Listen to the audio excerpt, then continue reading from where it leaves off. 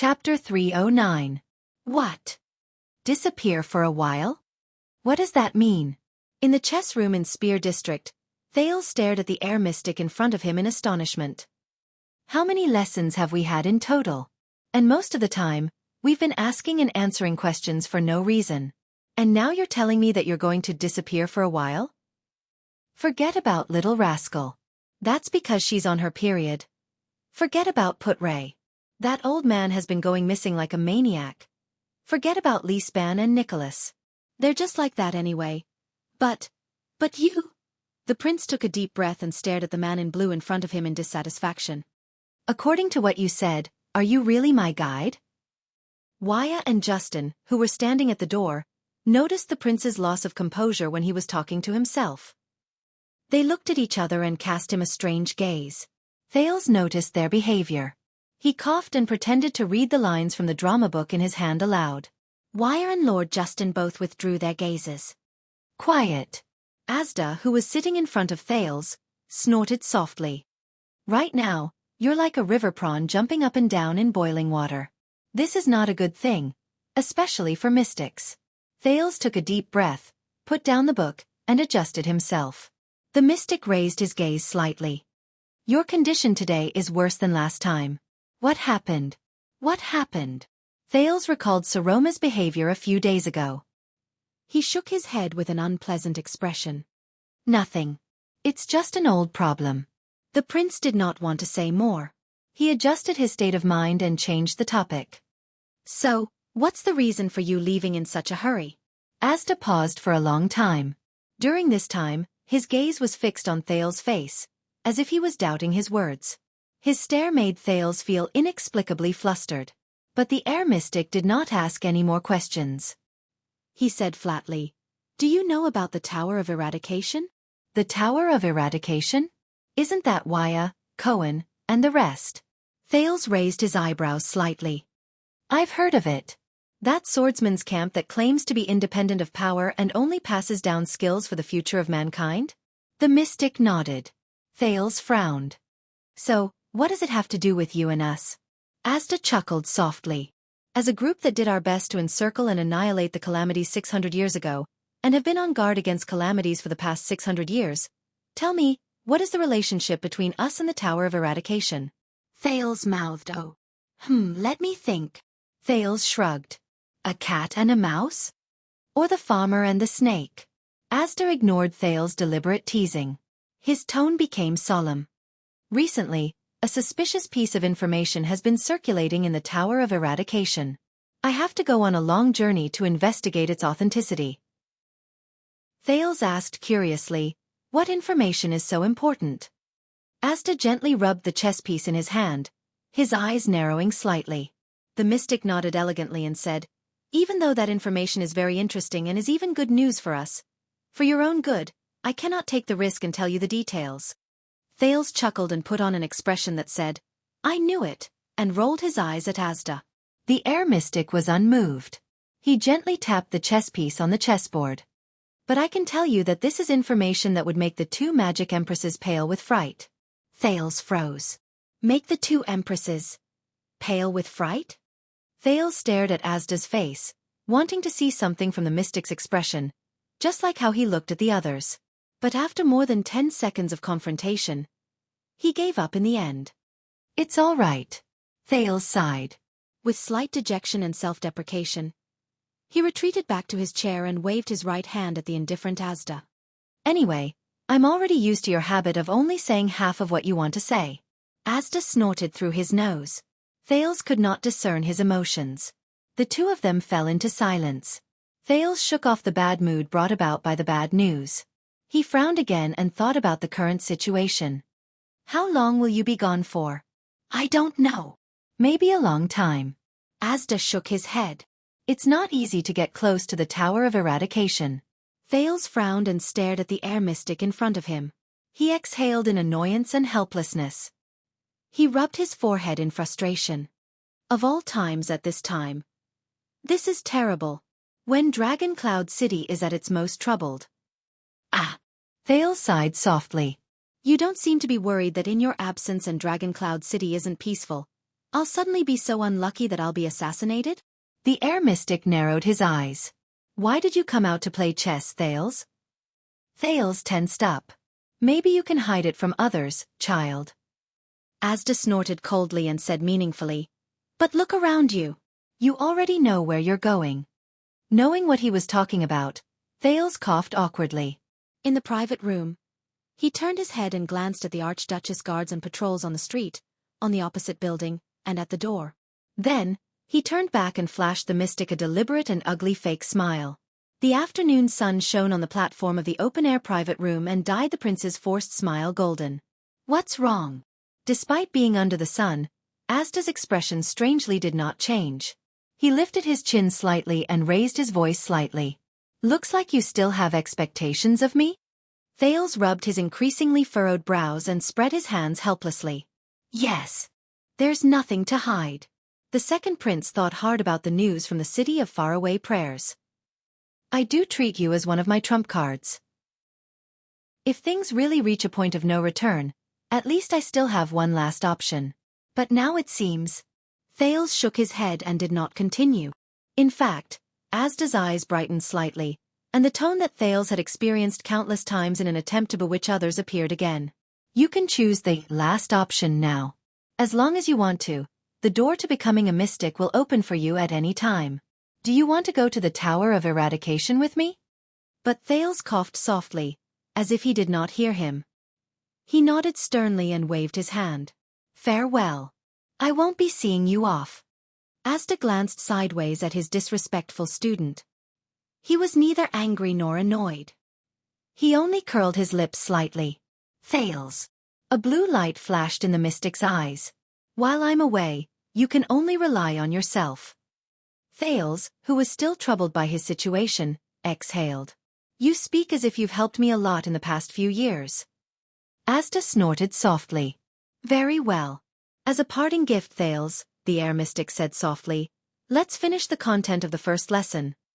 The first lesson? Thales. Asda nodded. You once asked me how the Magic Empress betrayed us. His expression became serious. It's time to tell you, our greatest enemy and threat. Looking at the unusual expression of this unusual teacher, Thales also became a little nervous because of him. Oh, that's a surprise. Thales nodded awkwardly. Then, he looked around suspiciously. Wait, you're not going to suddenly end the class in the next second, are you? The corners of Asda's lips curled up. He sat up straight and personally placed the queen's piece, which he had been stroking for a long time, back on the chessboard. This was really a rare thing for the air mystic. He then said faintly, speaking of the Battle of Eradication, Thales, this was not a quick one-sided war. Instead, it was a bitter tug-of-war that lasted 10 years. It was about beliefs and standpoints, resistance and compromise. Thales focused. He could not help but notice that Asda did not mention whose beliefs and standpoints it was. He also mentioned who was resisting and who was compromising. On one hand, the war between the warriors and the army, as well as politics and schemes, has been going on and on. On the other hand, the war between the 2 obscurists and the 6 extremists has never stopped. That war even involved the gods and demons, as well as the dragons and the magic towers. I've read some incomplete records. Listening to the mystic's narration, Thales nodded and muttered, it's about how the King of Renaissance and the Dragon Rider King mediated and gathered the people's hearts in a complicated political situation, and how the Holy Sun Church repeatedly issued orders to enlist and appeal to the people. I think that the battle that decided the fate of the world might not be as simple as we think it is. No. According to my discussion with Hicks a few days ago, no battle is simple, whether it's between us or the enemy, victory or defeat. Asda did not comment. He habitually crossed his fingers and narrowed his eyes slightly. After the magic tower was destroyed, the survivors still worked tirelessly to study the mystic's weaknesses. They also obtained results. The warriors who wore anti-mystic equipment were more or less immune to some of the mystic's abilities, but they were still at a loss as to how to restrict the mystic's movements. Anti-mystic equipment. Thales grasped this familiar yet unfamiliar term. In the next second, Asda's tone suddenly changed. However, the real turning point came in the 11th year. The atmosphere around them was like a chamber with a curtain pulled down. It became dark and obscure due to Asda's gloomy tone. Even Thales could not help but frown. The first mystic to fall was Ban, Asda said calmly, as if he was talking about something that had nothing to do with him. But Thales could clearly feel that he was in a different state. When he once again displayed his terrifying ability and descended upon the nightmares of tens of thousands of people, his chest was pierced by the only enemy who was conscious with an unusual anti-mystic equipment. Ban. Thales vaguely remembered that Giza had also mentioned this name a long time ago. Then, Asta narrowed his eyes slightly. Ban disappeared. Disappeared. After a mystic's chest was pierced by a weapon. Disappeared? The mystic's choice of words was very simple, but it made the prince shudder. Thales looked at Asda and recalled what he knew and heard in the past. In his uneasiness, he had a premonition of the ending of the story. This news is very frightening. During those few days, almost all the mystics evolved, knocked on the door, and ascended to their original forms just to search for Ban, who had disappeared from their senses. Asda's expression remained the same, but his tone became deeper. But we could not find any trace of Ban anymore. Only a lump of dead matter was left in the nightmare mystic's world, and it was completely unconscious. A lump of dead matter. Completely unconscious. Thales could not help but recall the moment he knocked on the door that year, and the various strange things he encountered in that intoxicating darkness. Whether it was the extremists on the battlefield or us who lived in seclusion, all of us were at a loss in our shock and bewilderment. Asta stared at the void. His expression did not change, but the rhythm of his voice made others feel even more uneasy. Giza and Eric believed that the humans had used some sort of method to hide Ban. Hence, they destroyed 9 cities in one night and interrogated 9 kings and suzerains just to find Ban. Lebla, who was rather rational, put down his usual pride and complacency and tried to contact us, but was forced to leave by Solovsky's sarcastic remarks. Frulan decided to seek help from Taurus, but there was no more news from her.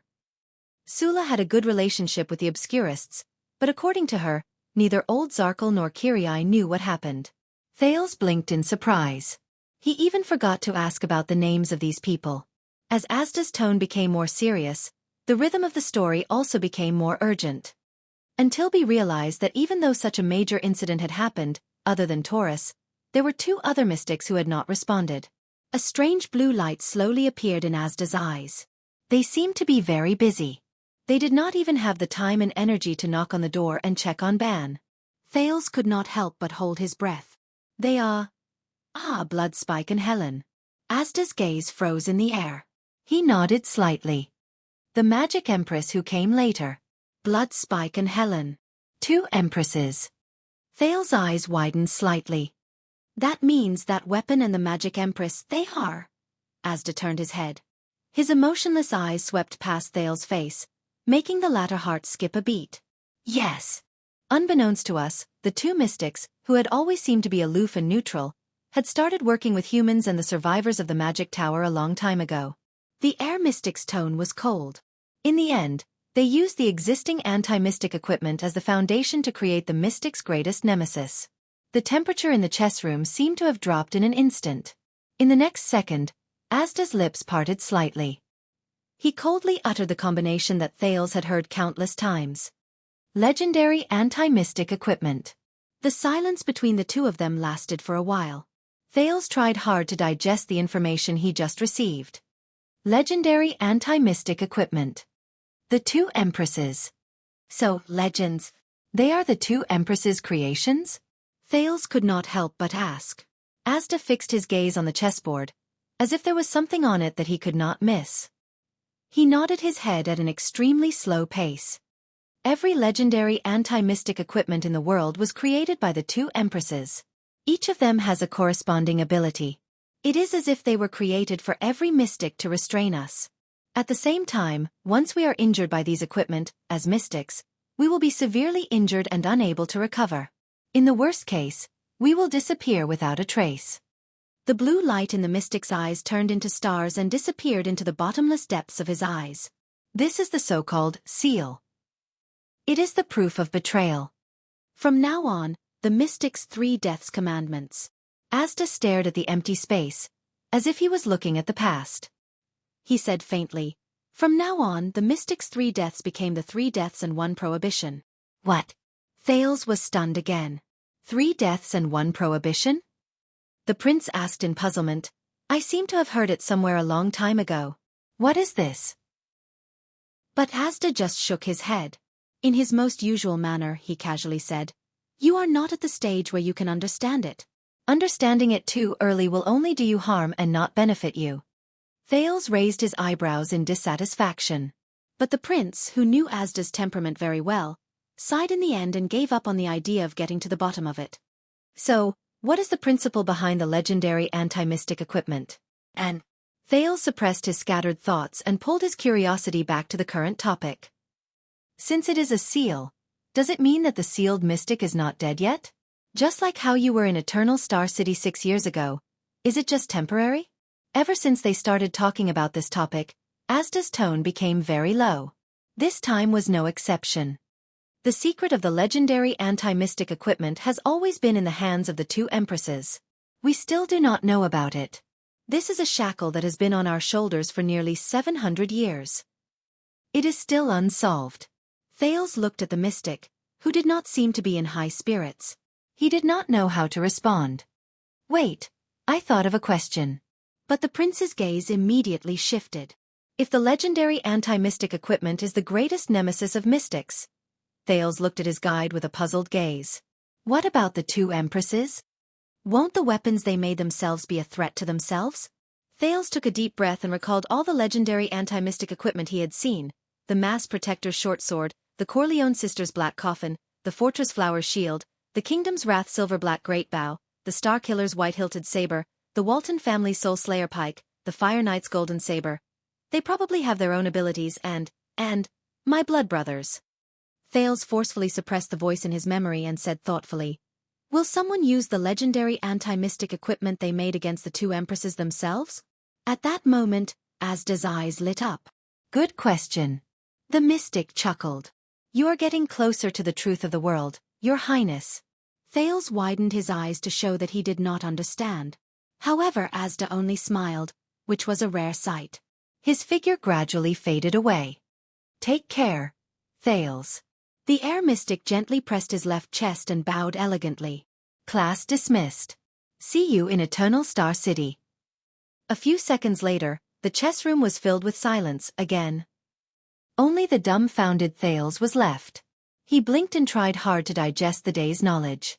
Legendary anti-mystic equipment, 2 empresses, traitor, and Asda, who is on a long journey. Thales heaved a heavy sigh and slammed his head on the chessboard, as if he had given up on himself. However, the prince's thoughts were soon interrupted. Prince Thales. The former deputy commander of the White Blade Guards, Nicholas' assistant, Lord Justin's voice came from behind him. Are you done? What's wrong? Thales exhaled with great difficulty. He raised his head with difficulty, extended his hand, and put the queen back into the box. I remember that it's not time yet. Lord Justin came before the prince and nodded politely but coldly. But the official diplomat group from the City of Faraway Prayers has already arrived in front of Dragon Cloud City. The Lord's words lifted the prince's spirits. The Archduchess and the Prime Minister, the Regent, have invited you to Heroic Spirit Palace to welcome the guests from the City of Faraway Prayers and attend the welcoming banquet. Me? Thales slowly furrowed his eyebrows. Why? It doesn't seem appropriate for a prince from an enemy country to be present at this kind of event. Because this is a request from a guest, Justin said flatly. It is a strong request from Archduke Rocknee's eldest son, the heir to the Code of Knights, and the next Archduke of the City of Faraway Prayers, Ian Rocknee. Thales paused for a few seconds. Ian Rocknee? I don't understand, the prince said, rather puzzled. I don't know him. Justin did not speak, because another person answered for him. I think so too. Put Ray, whom they had not seen for a long time, walked in from the door of the private room. He bit on his pipe and greeted Waya and Ralph. Then, he turned around and said to his prince with a smile, However, regarding the matter of inviting you, I heard that young Sir Rocknee said this. Thales looked at his former vice-diplomat and felt his heart tighten. He said. Putray exhaled a puff of smoke and shook his head emotionally. Of course there must be a witness for a marriage proposal. Chapter 310. When Thales returned on horseback, Heroic Spirit Palace was already prepared. The road north from the first gatehouse to the palace gate was swept and looked brand new. The personal guards and soldiers' armor were especially neat and tidy, and they stood in formation. This was probably the limit for the Northlanders who were used to being rough and violent. Perhaps the next time you come back, you won't bring bad news with you. With a heavy heart, the second prince carefully held Jenny's reins and spoke to Putre, whom he had not seen for a long time, with a straight face. I see. Putre's eyebrows twitched. He narrowed his eyes and revealed a strange expression. The young Rockney proposed to the Archduchess to strengthen the stability of Dragon Cloud City. This is actually bad news for you, Your Highness. Huh? The prince was stunned for a second because of this sentence. Then, he understood something. He sucked in a breath. Thales slowly turned to Putre and put on his most unpleasant expression. He enunciated each word clearly. You just had to mention. But he was interrupted. Ah, sorry. The thin man smiled profoundly and shrugged helplessly on the horse. Before you flare up, I swear I didn't mean anything else. Putre revealed a harmless smile. You know what that means. Thales widened his eyes. His lips moved a few times in the air, but in the end, no sound came out. The prince could only snort in dissatisfaction and turn his head around. Who could understand the gloominess of having his resentment forced back into his chest by a single sentence? The second prince resisted the urge to fire the former vice diplomat.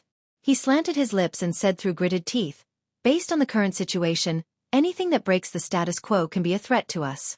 For example, the Archduchess' sudden marriage and the interests involved behind it. That's what I mean. Of course. Putre still had that infuriating expression.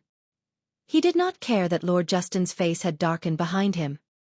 He flicked his pipe and looked at ease. You are a prince, after all.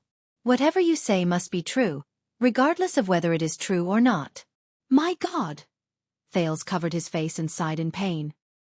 He gave up on the idea of explaining anything to this stubborn old man. Unbelievable. The prince stared listlessly at the slowly approaching palace gate. These words actually came from the mouth of a subject who did not care about his prince for more than 10 days. Putre snorted, but did not reply. Nicholas was already waiting in front of the palace gate with the Archduchess guards. But this time, when the Star Killer saw Thales, he did not put on a deadpan expression. Instead, he stared at him deeply, then gestured towards the direction of the stables with his chin, signaling him to continue. This was not common. The puzzled Thales got off the saddle in front of the stable. Good luck, Putre said calmly. After the welcoming ceremony, I will wait for you in your room. That's really comforting. The prince, who was already annoyed, waved his hand in dissatisfaction. Thales handed the reins to the coachman. Then, accompanied by Wuxia and Ralph, he walked towards Nicholas, who was standing at the entrance of the palace. The Archduchess and the Count are in the Hall of Heroes. Go and meet them. Nicholas waved his hand without changing his expression. I still have to welcome the vanguard of the diplomat group here. They are especially formal this time. Because the matter is especially serious. Thales snorted. What happened to the matter last time? You know, regarding the Archduchess. Be good and shut your mouth, Nicholas interrupted him stiffly. The vanguard of the city of faraway prayers is here. Thales turned his head. As expected, a group of cavaliers with different banners slowly rode out of the first gatehouse. Under the gazes of countless Dragoncloud city guards on both sides, they walked towards the palace gate. Their banners were embroidered with a thick book that was flipped open. The pages were engraved with several letters of the Empire, but their meaning was unknown. The Knights Cannon, the emblem of the Rockney family, the legitimate and noble rulers of the city of faraway prayers. It was said that they were a prestigious family of knights that had been stationed in the north since the era of the ancient empire. They had nurtured countless great knights who left their mark in history. Even when the emperor demolished the Temple of Knights and the tradition of knights gradually declined, they still maintained a great reputation in the north. Until the Battle of Eradication. Thales recalled the knowledge given to him by his teachers in Northland over the years. Among the cavaliers, the leading knight looked rather special. His face was dark, his eyes were rather flat, and his temples were shaved, leaving only the short reddish-brown hair on the top of his head. He had a sturdy body, but he wore light leather armor, which was not commonly seen in Northland. All sorts of small tools that Thales could not understand were tied to the belt around his shoulders. Other than a short knife at his waist, He only had a crossbow on his back and a quiver of arrows hanging on the saddle. What caught people's attention the most was that even though he was riding on a horse, his demeanor and temperament made him look as if he was taking a stroll in a park. The vanguard of the City of Faraway Prayers diplomat group actually has this kind of attitude? That means... Just as Thales furrowed his eyebrows, Nicholas, who was beside him, reacted faster than him. The Star Killer revealed a surprised expression, which was rarely seen on his face. He stared fixedly at the brunette knight who was the leader. Oh, what a surprise! The Star Killer's expression slowly became serious. Thales narrowed his eyes and looked at Nicholas, then at the knight in leather armor who was walking forward leisurely. You know each other? Nicholas ignored him. Instead, he made a few gestures to his subordinates and went forward alone. It was only then that the prince noticed that a few of the Archduchess guards, who were experienced, also had the same expression on their faces. Thales looked strangely at the brown-haired knight, who did not look like an ordinary Northlander. He is. Nicholas walked slowly to the front of the cavaliers from the City of Faraway Prayers. He watched them get off their horses in unison with a cold expression. The brown-haired knight was of medium build. He was even slightly shorter than the slightly skinny Nicholas. He held the belt by his waist and stared straight at the Star Killer in front of him without flinching. He flashed a malicious smile. Thales sighed. The Sin of Hell's river gathered beside his ear and listened to their conversation. Nicholas and the knight stared at each other for a long time. Then he took a deep breath, pursed his lips, nodded slightly, and snorted coldly. How could it be you? His tone was cold and blunt. Thales' heart clenched. It looks like they don't have a good relationship? In the upcoming storm, the relationship between the City of Faraway Prayers and Dragoncloud City will probably depend on the outcome of this diplomatic mission. And now, as he listened to Nicholas' unfriendly greeting, the brown-haired knight grinned and revealed an inexplicable roguish air. It was only then that Thales noticed that the knight's lips were extraordinarily wide. A special person. The prince said quietly and rejected Wuxia's suggestion for him to leave first. The brown-haired knight tilted his head, opened his mouth, and let out a voice that sounded like a gong. He said to Nicholas, "Have you heard a joke?" Nicholas furrowed his brows. There was a man who ran around doing business all year round. He was very worried that his wife in his hometown would be unfaithful to him. The brown-haired knight shook his head and chuckled. So he snuck home one night. Fortunately, aside from his wife who was sleeping soundly, the man did not find any traces of his adulterer. So, he was gratified and became in the mood to have fun with his wife. Nicholas' brows furrowed even tighter. The brown-haired knight snorted and raised his finger to point at the unhappy Nicholas. After that, his wife lit up the lamp and saw her husband's face clearly. She could not help but exclaim in surprise. The knight widened his eyes, and with an exaggerated expression, he repeated Nicholas' words. How could it be you? The entire place fell silent. In the next second, the brown-haired knight burst into laughter. He laughed so hard that he rocked back and forth. Ha ha ha ha. It was as if the joke was really funny. But Nicholas' expression did not change. The companions behind the knight had strange expressions on their faces. They averted their gazes, and someone coughed softly, as if deeply ashamed of their leader's joke. Thales could not help but frown as he listened to all of this from afar. What's going on? Only the brown-haired knight continued to look at Nicholas with a strange smile. He shrugged. Finally, after what felt like a few centuries, Nicholas relaxed his cold expression and let out a long sigh. It's the same as before. Nicholas lowered his head and snorted coldly. It's not funny at all. The brown-haired knight stopped smiling. His expression changed. Oh my God. The knight looked at the Star Killer with a disappointed expression. Your sense of humor is still as shitty as ever. Thales listened to their conversation curiously and began to doubt their relationship. That brown-haired knight just who is? Nicholas stared at him quietly. How many years has it been? The Star Killer asked softly. The brown-haired knight's smile slowly disappeared. 18 years. He stroked his brown hair and snorted softly. Since I returned to the City of Faraway Prayers, we haven't seen each other for 18 years. The Star Killer nodded slowly. But the brown-haired knight's expression suddenly became lively again. I guess you still don't have a wife, right?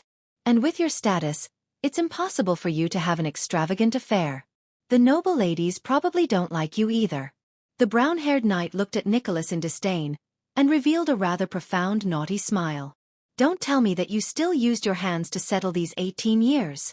This time, his companions behind him coughed unnaturally. Nicholas remained motionless as he stared at the brown-haired knight who uttered those indecent words. Then, the corners of his lips curled up, and he suppressed his laughter. Nicholas' laughter and the brown-haired knight's laughter gradually overlapped, as though they had laughed at each other countless times. Thales stared at the Star-Killer's smile in puzzlement.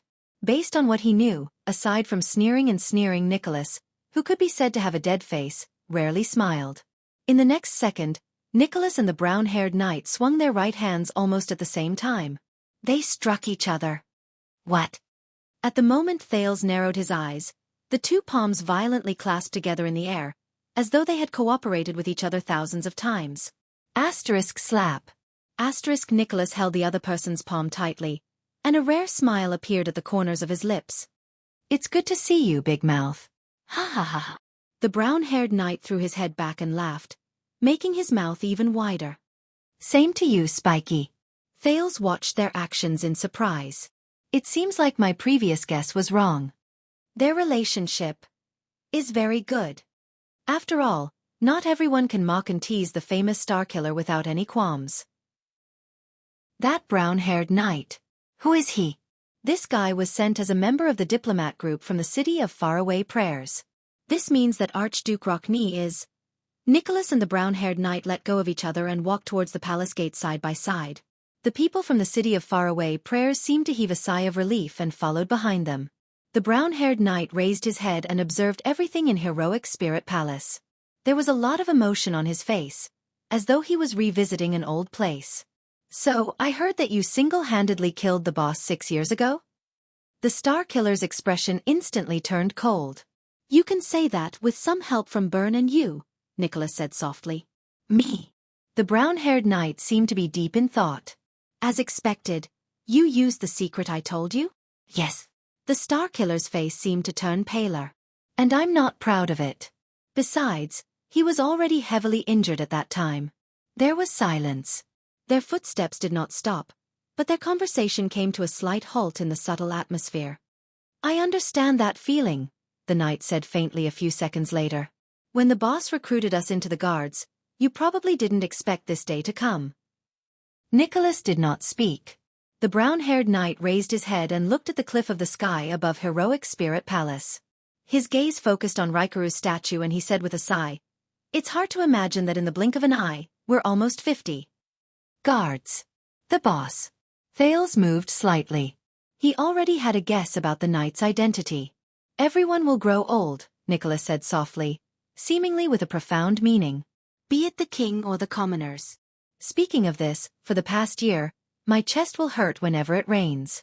The brown-haired knight seemed to be a chatterbox. Even though Nicholas was a man of few words, he still chattered endlessly. Do you have a similar problem? Nicholas shook his head. I guess it's because you stayed in the snow pit for too long when you were young. However, for some unknown reason, Thales did not feel that there was anything out of place when he saw Nicholas, who was usually quiet and had his arms crossed, walking together with a knight, who talked non-stop and moved in an exaggerated manner. They chatted casually about their daily lives. It was as if they had always been like this. A long time ago, a military doctor named Ramon told me before. The brown-haired knight rudely dug his ears as he said, After we pass the age of 40, our physical strength will obviously decline. Our bodies will start to gradually age, and some of our illnesses will also show up. My God, I even laughed at him at that time. Nicholas sneered. But at the same time, our experience and skills will gradually increase and accumulate. Our emotions will gradually become stable, and we will get rid of impulsiveness and madness to make up for the deterioration of our bodies. So, compared to those young people in their 20s and 30s, we, who are 40 years old, have a balance in our experience and physical strength. This is the most powerful and terrifying stage of a veteran. The Star-Killer shook his head. Don't belittle yourself just because you listen to some liars. No. That military doctor said that once we pass 50. The brown-haired knight disagreed. No matter how much we increase our skills and experience, we will never be able to make up for the defects in our physical strength and physique. Every time we get injured, it's a heavy blow that's difficult to recover from. The problems left behind when we were young will follow us like a curse. From the moment we wake up to the moment we lie down and close our eyes, it will never end. Nicholas snorted softly. They were getting closer to the palace gate. The knight's gaze swept across the Archduchess guards on both sides of the palace gate. Even though most of them are newbies, I see Gala and Lum. What about Byrne? Isn't he the one with the best official luck among us, aside from you and Isaiah? Lord Merk. Administrator Merk?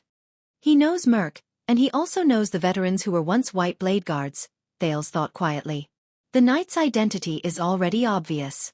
Byrne left, Nicholas said faintly. 6 years ago, he was injured too badly and could no longer work. The brown-haired knight moved his eyes slightly. His expression was amused. Is that so? Is it that serious? 6 years ago, Dragon Cloud City didn't just lose a king, the Starkiller said casually. Sometimes, mental wounds are harder to heal than physical ones. The brown-haired knight stopped in front of the palace gate. I have a feeling, Spiky. He looked at Nicholas with great interest. You're not quite the same as before. You don't seem so annoying anymore. And you're still as annoying as before, Nicholas retorted mercilessly. The knight laughed out loud. Only then can we live up to our reputation as the double disgraces of the White Blade Guards. Thales listened to their conversation with a frown. It's hard to imagine that someone can actually chat with Nicholas. While Thales was distracted, the brown-haired knight and Nicholas had already walked up to him without him noticing. So, this is our dear Prince of Constellation? The brown-haired knight looked at the prince with great interest. Thales exhaled. Hello, I am Thales Jadestar. The brown-haired knight lowered his head and sized up the prince carefully. However, the moment the brown-haired knight's light-colored eyes stared at Thales, the prince suddenly shuddered. A sense of danger spread from Thales' spine to his shoulders. The sin of Hell's river began to surge non-stop. Thales stared back at the brown-haired knight with a solemn expression. He raised his guard to the highest. This is a feeling I don't even have when I'm fighting against Nicholas. What's going on? It's like I'm being targeted by a terrifying hunter. Could it be that this guy who talks about strange things is even more? You know, a long time ago, I told Spiky that the Empire's royal family is the god's favorite, so their blood is golden. The brown-haired knight looked at the nervous prince and laughed out loud. He patted Nicholas beside him. He didn't believe me, and said that he would help me verify it when he has the chance. Thales furrowed his brows. He remembered his unpleasant first meeting with the Starkiller. Nicholas coughed. Prince Thales is the Archduchess' esteemed guest. He is staying here temporarily on the king's invitation. The Starkiller interrupted the knight without hesitation. Maintain the necessary respect, Monty. The brown-haired knight named Monty shook his head in dissatisfaction. All right, Archduchess. My God. He averted his gaze from Thales, but the man was obviously not done yet. So, hey boy. Monty bent down towards the prince and put on a passionate, naughty smile. He arched his eyebrows 3 times. That Archduchess, hee. Have you slept with her yet? At that moment, Thales froze on the spot. What? Monty! Nicholas shouted angrily. Watch your mouth. The Starkiller pressed his palm on Monty's shoulder. His expression gradually turned cold, and he no longer looked as indifferent as when he met his old friend again. Especially when you represent the city of faraway prayers. The brown-haired knight exhaled. All right, I take back what I said. Monty shrugged and freed himself from the Starkiller's hand. His expression was amused. You haven't changed. Nicholas snorted softly again. As the vanguard, I believe you still have work to do. My subordinates will bring you to meet the Archduchess. Of course. Monty smiled and shook his head.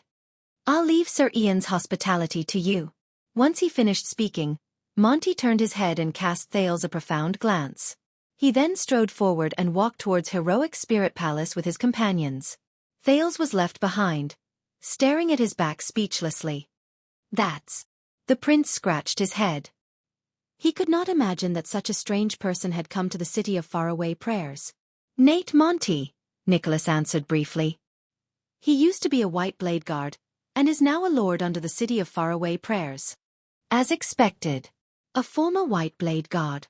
Grand Duke Rockney sent him here to make use of his friendship with you? Nicholas shook his head. If that's the case, I'm afraid they'll be disappointed. Nate Monty.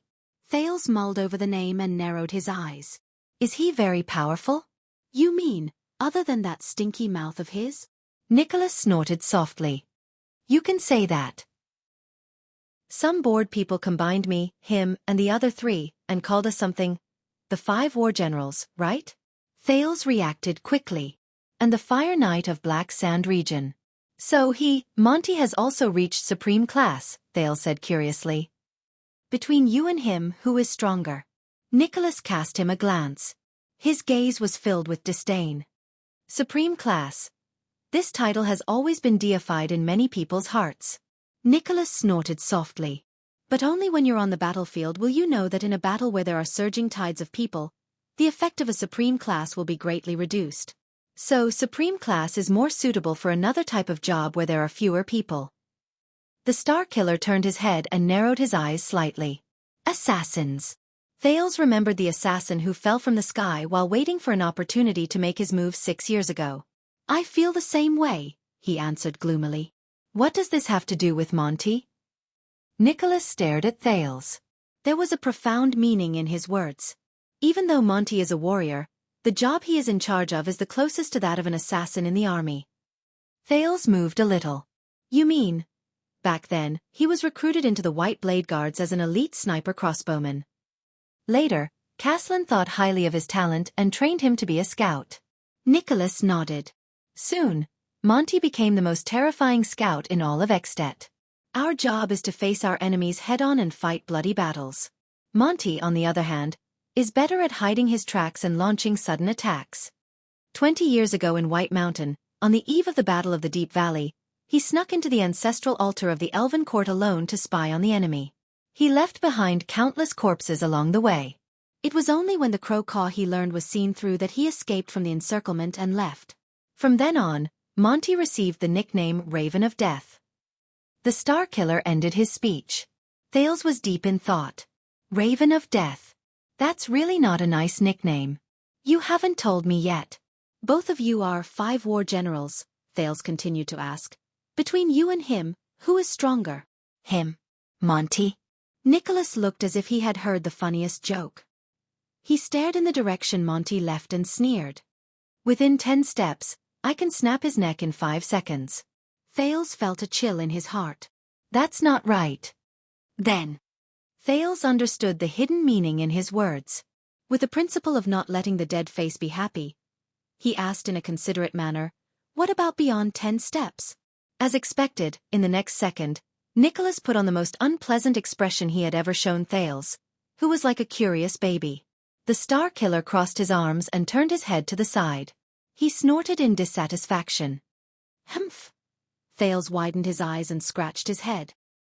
As he watched Nicholas turn around and leave, he had a rough idea of the answer. So, he sighed in resignation and walked towards the Hall of Heroes. At that time, Thales thought that Ned Monty was probably the strangest and most unique person he had seen that day.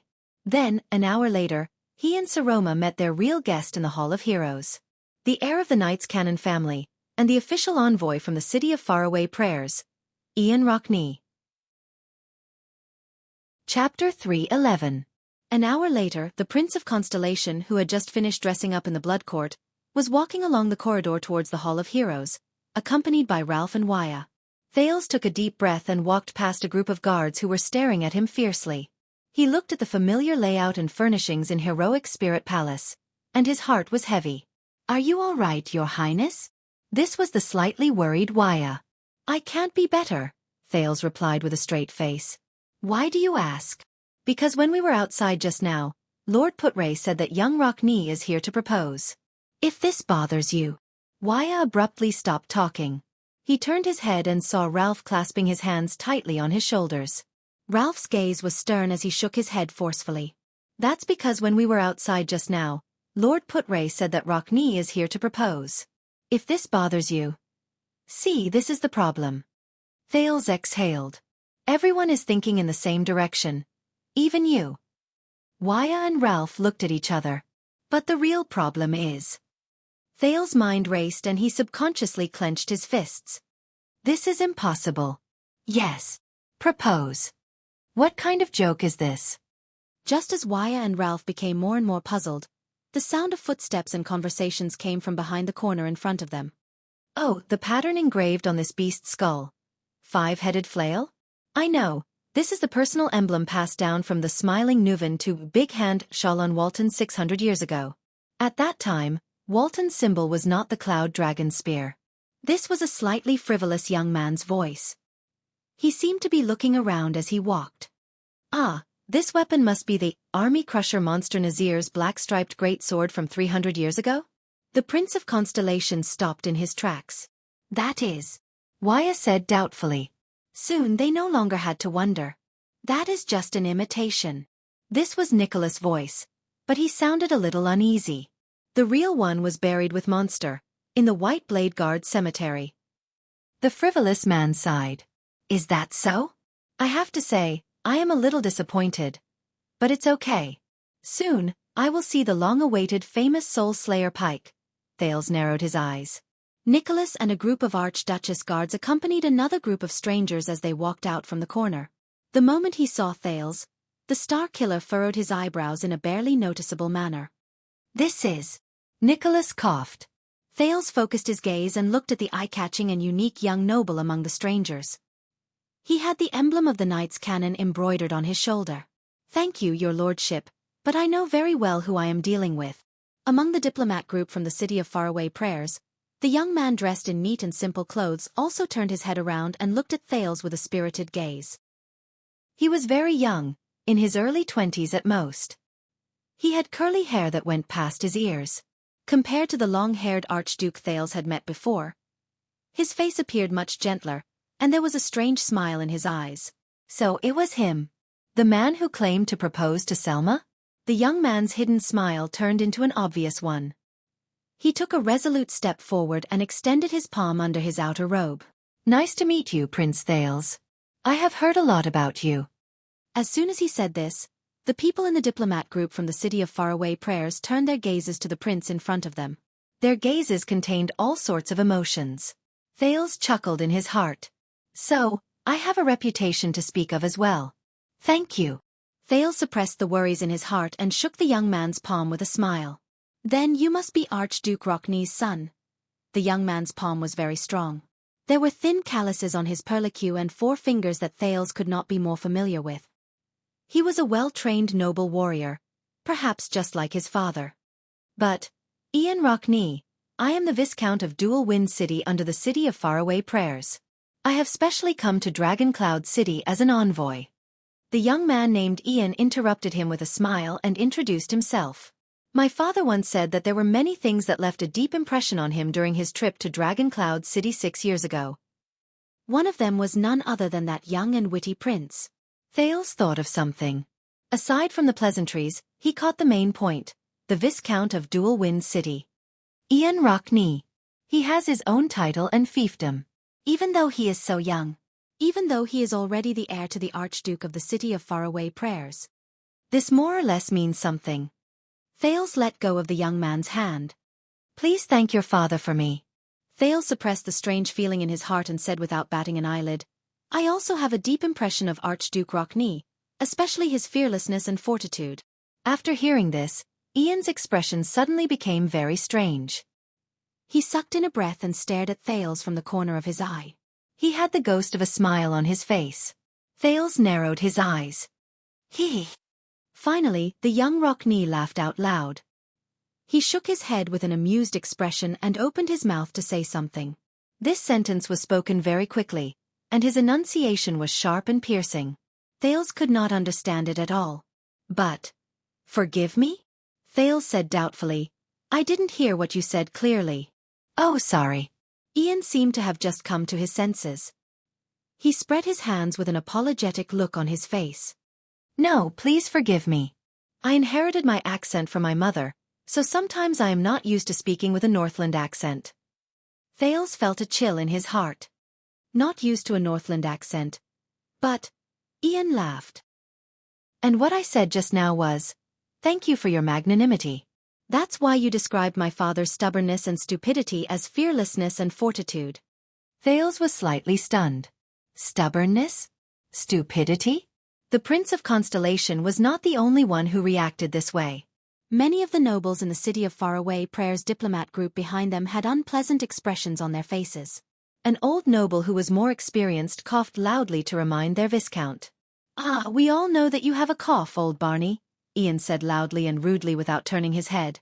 "But since you're in Dragon Cloud City, restrain yourself a little, okay?" "That's what I wanted to say, young Ian," the old noble retorted bluntly, "especially in front of the Prince of Constellation." The young Rockney snorted nonchalantly. Nicholas frowned as he watched the interaction within the city of Faraway Prayers. He did not say a word.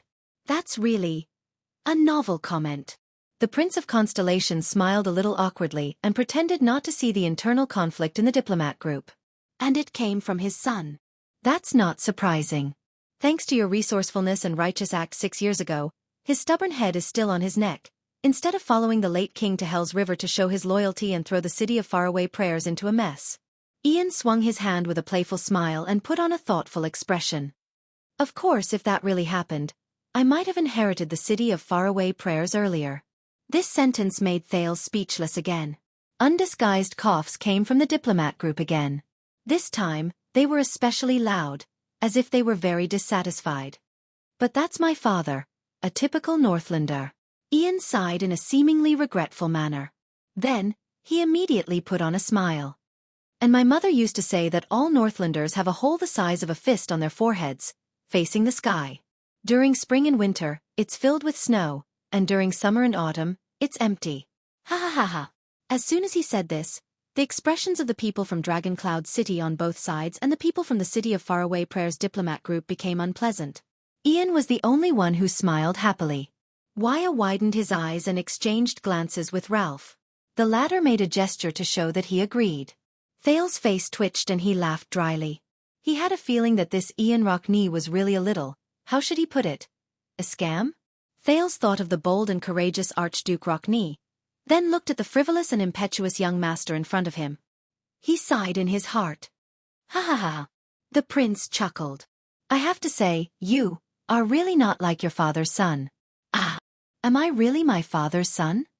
The young Rockney laughed heartily, and his words shocked everyone once again. This is also the suspicion that has troubled my father for many years. I say, no wonder my mother died so early. Could it be that she was trying to cover up?" Thales' smile froze on his face.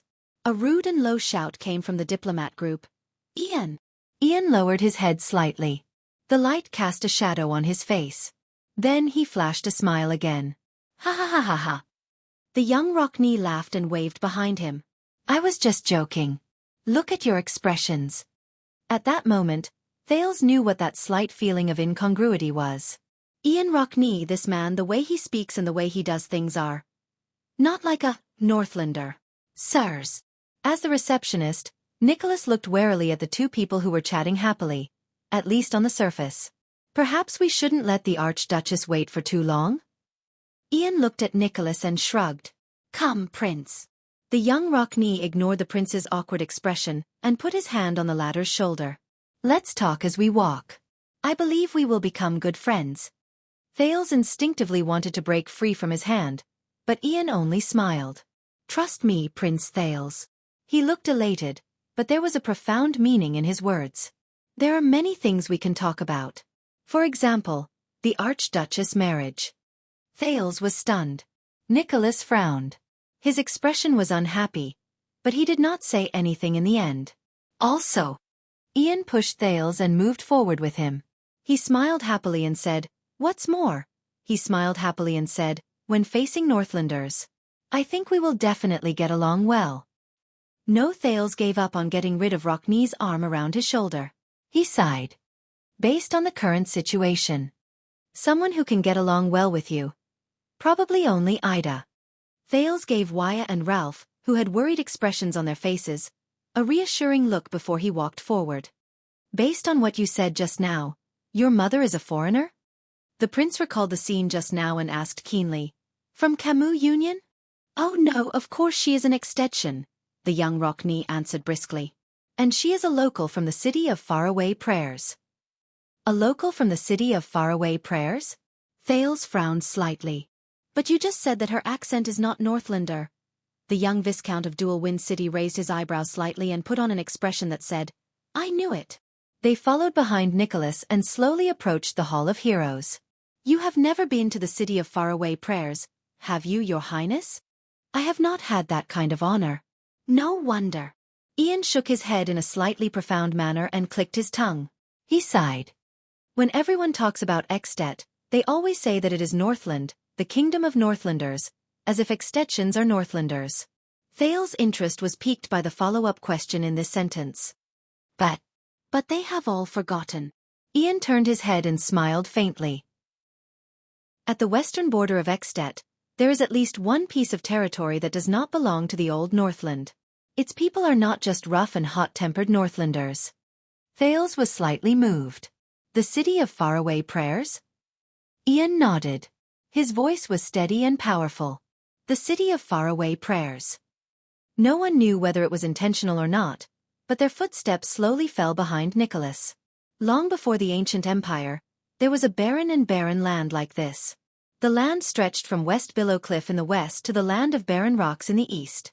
The people who lived there struggled to survive, and they were called troubled citizens. That land was designated by the ancient empire as their West Billow province. It is very different from Northland province in the east and Toto province in the west. The difference is obvious. The young Rockney raised his head and gently touched the emblem of the knight's cannon on his shoulder. After the Battle of Eradication, Kulgan Rockney, the truth-seeker, one of the 9 knights and a capable general under Rikaru the hero, brought his sword and axe to the land called West Billow. He went on a punitive expedition, expanded the territory, built castles, and finally announced to the troubled people on the conquered land that from that moment on, they were all Extetians. He was the first Archduke of the city of faraway prayers, Ian said with a chuckle. He was different from the other Archdukes. The truth-seeker was a Northlander. With the way of Northland, he ruled over countless troubled people of West Billow. I see. Thales seemed to be deep in thought. I don't often hear about this in the Great Unity of Northlanders classes.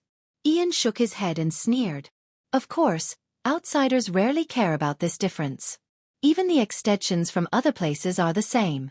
He raised his head with great interest and looked at the decorations around him that were full of Northland style. It's no wonder. Among the 10 great territories of Extet, the Sentinel region and Defense City are on guard against the oldest line of defense of mankind in the north. Glacier Sea and Elefure City have to worry about the threat from the east coast. There's no need to mention the 3 territories in the south, which are near the northern territory of Constellation. Dragon Cloud City and Beacon Illumination City have been the center of Northland since ancient times. They can be said to be the heart of the kingdom. In comparison, the city of faraway prayers, which is located in the west, has a vast territory and is sparsely populated. It can only deal with desert bandits and merchants. It seems especially insignificant, doesn't it? Nicholas turned around and gave them an indecipherable look. Ian immediately responded with a bright smile. But you are still a member of Extet. Thales shrugged. You even had a common elected king. Ian snorted softly. 300 years ago, if the Nightwing King had not dealt a heavy blow to the eastern part of the kingdom, he said with a sigh, the common elected throne would never have fallen into the hands of the Rockney family. They would not have been able to wait for King Lessa Rockney's coronation in the city of faraway prayers. You can tell a lot from the name, City of Faraway Prayers, praying, far away. The young Rockney patted the prince's shoulder and said with a resigned expression, To Extet, the city of faraway prayers is just a faraway part of their territory. It's so far away that no matter what happens in that wasteland, the other people in the kingdom only need to pray from afar, and it'll be considered that they've shown great mercy. Thales did not speak. But his judgment of the situation and his estimation of the city of faraway prayers' intentions had changed many times. But in the next second, Ian lowered his head and moved closer to Thales' ear. He whispered, Most importantly, since it's not the land of the Northlanders, why would the Northlanders pay attention to it? Why would they care about whether the troubled citizens of West Billow are dead or alive? Thales shuddered a little. They only need to know that it still belongs to Extet. When they boast of outsiders, they can still use that huge territory to show off Extet's national strength. That's enough, isn't it? Ian still had his hand on Thale's shoulder. He raised a finger and said in a low voice, "So, many people of West Billow can't help but think that perhaps the Northlanders only care about the city of faraway prayers on the map. And this is the city of faraway prayers. This is the problem that the Rockney family, as Northlanders, has faced for the past 600 years. It sounds very troublesome," the prince said in a low voice. "Presumably, your father often has to worry about the doubts of the people under his rule, the so-called troubled citizens of West Billow?" Ian smiled faintly. "It's just like Dragon Cloud City, isn't it?" Thales did not say a word, but he could already tell what was going on. The young Rockney raised his head again and raised his voice to a normal level so that everyone could hear him. "The heavens have taken pity on us. For more than 600 years, we have been taking care of ourselves." Ian turned his head. His smile was gentle. "Therefore, 20 years ago, the born king did not hesitate to give the order to aid the West in the name of the king and with the power of the entire city. Only then will the Rockney family remember this kindness forever. Hence, a loyal alliance can be formed." The young Rockney blinked lightly. "So, as vassals, we are willing to follow a king like that until the end of his life." Thales raised his eyebrows and said in a low voice, "I understand." The prince pondered over Ian's intentions. "This Viscount of Dual Wind City seems to be frivolous, meddlesome, and speaks without thinking. But, from just now until now, beneath the surface, what he wants to convey is..." Thales raised his head and said in a low voice, "Why did you send a message to invite me here, Viscount of Dual Wind City?" "I am just a prince of a foreign country." Ian lowered his head and revealed a mysterious smile. "As I said, in order to propose to the Archduchess, I need a reliable witness." Thales' expression did not change, but he glanced at the people around him and deliberately walked faster. He frowned slightly. "How do you know that I am reliable?" Ian snorted through his nose. Ian chuckled and said, "Because if you are not reliable, you would not have come." Thales was speechless for a moment. A few seconds later the prince said, "What if your estimation is wrong? What if you are looking for the wrong person?" "I may be wrong." Ian maintained his mysterious smile. "But Black Sand region is definitely not wrong." Thales fell silent. "Are you serious about proposing to the Archduchess?" The young Rockney shrugged. "Of course. Otherwise, if the Archduchess marries someone else, what will happen to us?" Thales frowned. "Us." Ian snorted softly and looked at him meaningfully. He stretched out his voice and repeated the two words softly. "Us." Thales pondered for a while. Ian let go of his shoulder and looked around with interest. "I understand." Thales pondered for a while and said in a low voice, "Is there anything important that will take up a lot of time in the audience later?" "Let me think." The young Rockney scratched his forehead. "Other than the hypocritical greetings to each other, there will also be a personal letter from my father written in the style of an ancient knight, and a crying plea for Dragon Cloud City to be merciful and send troops to save us, who are in a terrible predicament. In the end, I will grit my teeth and criticize the king's crimes, and invite Dragon Cloud City to join the camp of justice. That's all." Thales nodded and resisted the urge to ridicule him. "Then hurry up and end it. Tonight, I will invite the Archduchess and you to the dining room for a small gathering to discuss the truly important matters. Just the three of us, and perhaps Regent Leespan, if he insists as always." At that moment, Ian's eyes lit up. "I look forward to it." The young Rockney curled up the corners of his lips. "I promise, it will end as soon as possible." In the next second, they finally arrived at the door of the Hall of Heroes. The members of the diplomat group tacitly stopped in their tracks, tidied up their clothes, and looked at Ian sternly. Their gazes made Thales feel rather uncomfortable. Ian could only exhale and flick the emblem of the knight's cannon on his shoulder. "Are you ready?" Nicholas narrowed his eyes and observed the group. Then he waved his hand.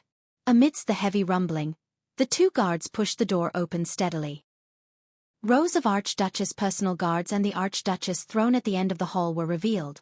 Behind the throne was the ferocious, pitch-black Soul Slayer Pike. Everyone in the hall turned their gazes to the entrance of the hall, and looked at the guests from the city of faraway prayers. Ian narrowed his eyes and looked at the ancient hall that represented Dragon Cloud City. Under the illumination of the sun and lights, the relief sculpture of the Cloud Dragon spear at the top of the hall was extremely conspicuous. It made the usually dark and heavy Hall of Heroes look even more dignified and steady. "Relax." Thales punched his shoulder and snorted. You're much luckier than I was the first time I came. The prince looked at the Hall of Heroes and remembered his unlucky first visit. He could not help but lower his head and sigh. Is that so? Ian snorted softly and walked forward into the hall. Asterisk thud. Thud. Thud. Asterisk the sound of footsteps rang. Guests from the city of faraway prayers, the herald said. But in the next moment, he was immediately interrupted by an even louder voice. Honorable Archduchess Saroma Walton. Ian walked steadily on the stone floor and shouted loudly over the herald's voice. I am Ian Rockney. On behalf of my father, the Archduke of the City of Faraway Prayers, Culgan Rockney, I extend my sincere greetings to you. What? Everyone in the hall craned their necks in surprise and looked at Ian Rockney, who was walking over slowly and did not treat himself as an outsider at all. Thales sighed. He thought of Croche, whom he had met before, and wondered why there were so many strange people lately. And all of them liked to introduce themselves? The prince subconsciously took a step back and widened the distance between him and Ian. Under the strange gazes of the Archduchess guards, Count Leespan, Viscount Lysden, and other nobles of Dragoncloud City, as well as Nate Monty, who also came from the City of Faraway Prayers, Ian Rockney did not stop walking. He looked at the Archduchess on the throne with great interest and sized up her appearance. This is my first time in Dragoncloud City. Forgive me for being unable to contain my excitement. In her seat, Saroma, who was dressed to the nines, seemed a little restrained. She pursed her lips and tensed up. Thales subconsciously clenched his fists. The Archduchess took a deep breath and nodded at Count Leespan, who was sitting beside her. She then cleared her throat and said, Thank you for the concern of the City of Faraway Prayers. However, once again, Ian Rockney from the City of Faraway Prayers exceeded everyone's expectations. Under the astonished gazes of everyone present, Ian Rockney laughed and interrupted Saroma without hesitation. On behalf of the City of Faraway Prayers, I sincerely request Dragoncloud City to send troops decisively and join our war against the Alliance of Freedom to protect your grandfather and father's reputation. Also, we really hate that common elected king who doesn't act according to the rules. I believe that all of you feel the same. The young Rockney raised his hands and did not stop talking. The words that came out of his mouth flowed down like an endless river. So, I also sincerely invite you, Archduchess Saroma Walton, to sign on the joint notice that will be pasted all over the country to condemn the king's atrocities. While he spoke without pause, the indifferent Ian did not forget to take out a slightly deformed letter from his bosom. He blew on the obviously damaged seal and handed it to the Starkiller, who stared at him in puzzlement. All the details are written in my father's letter, but I sincerely suggest that all of you remove all the adjectives in it and read it again. It will be much smoother. Ian exhaled, as if he was happy that he had said such a long string of words. A few seconds later he flashed a bright smile. Then, I guess, our audience this time is over? His voice faded away. The entire Hall of Heroes was silent. Not a single sound could be heard. For a few seconds. Over. What does he mean? No one seemed to be able to react. Thales also stared at Ian, who stood in the hall, dumbfounded. Very soon, sighs rose and fell in unison from the City of Faraway Prayers diplomat group behind Ian. Thales even heard the exasperated voice of the old noble from the City of Faraway Prayers suppressing himself. I knew it would be like this. Saroma recovered from her shock. She seemed to be at a loss. She looked at Leespan, who was frowning more and more, as if asking for help. Then she looked at Thales, who was holding his forehead. I think. Just now. Ian raised his index finger and once again snatched the right to speak in the hall. His happy tone made everyone in the hall speechless again. Prince Thales from Constellation invited me to enjoy the Constellatiate delicacies he brought. To be honest, I can't wait anymore. So why don't we stop here? At that moment, everyone's gazes turned to stare at Thales. Under everyone's gaze, the Prince of Constellation scratched his forehead in pain. He could only show an ugly and awkward smile with his twitching face. Ian Rockney. This guy. I promise that it will end as soon as possible. This guy. Ian maintained the smile on his face and bowed deeply. Thank you again for your warm hospitality. Honorable Lady Saroma. Once he finished speaking, he turned around without hesitation. He strode out of the Hall of Heroes. On the way, he did not forget to give Thales a thumbs up, revealing his neat white teeth. Asterisk thud. Thud. Thud. Asterisk Ian's footsteps gradually faded away, just like how he came, until he could no longer be heard. He left behind a hall full of well-dressed nobles and guards in the city, who looked around in astonishment. In the silence of the crowd, who did not know how to react, a clear cough rose. This is really... Regent Lisbon's expression became very unpleasant. He said vaguely, "What a surprise. About that. All of you know." Nate Monty, the Raven of Death, who had met Thales once before, stood at the lower end of the hall. He seemed to be a little embarrassed as he pouted. He spread his hands and chuckled at the people in the hall. "This is why His Grace sent me as the diplomat group's vanguard." The Star Killer held the letter Ian shoved into his hands and stared at Monty with an unpleasant expression. "I see. Monty. So this is what you meant when you asked me to properly entertain Sir Ian. Also, let me introduce you. Everyone, the person you saw just now is Ian Rockney, the Archduke's son and the Viscount of Dual Wind City." Monty laughed and pointed in the direction where Ian left, as if he was trying to dispel his mockery. "The nobles gave him a nickname." Monty shook his head. He looked like he wanted to laugh. "Ian the Nuisance." The hall became quiet again. It was so quiet that Thales wanted to sneak away. Amidst the awkward atmosphere, a voice suddenly called out to him. Sorry to disturb you again." Everyone turned their heads in unison. Beside the door, Ian Rockney's face reappeared.